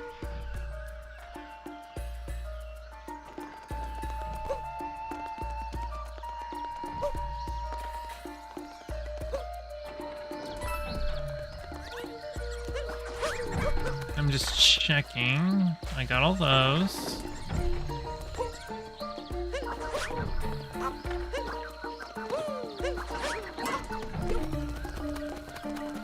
I got those.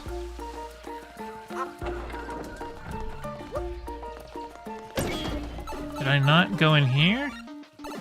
There's two up there I didn't get. What? How did I only get one of those? That's weird.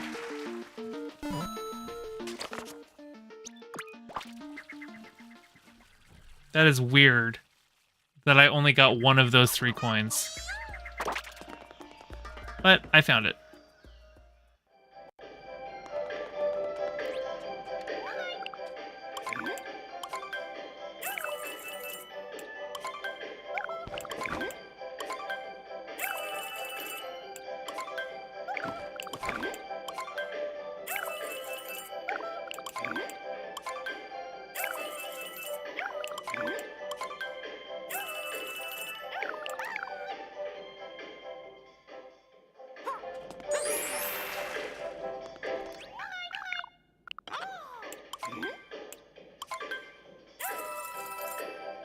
All right. I think that's it for Lost Kingdom. Let me double check. There's one more.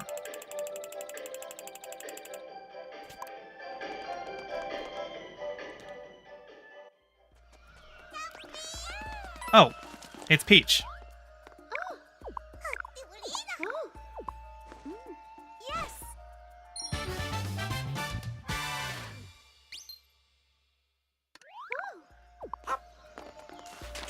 Okay. Let's head on over to the Odyssey, deposit these moons.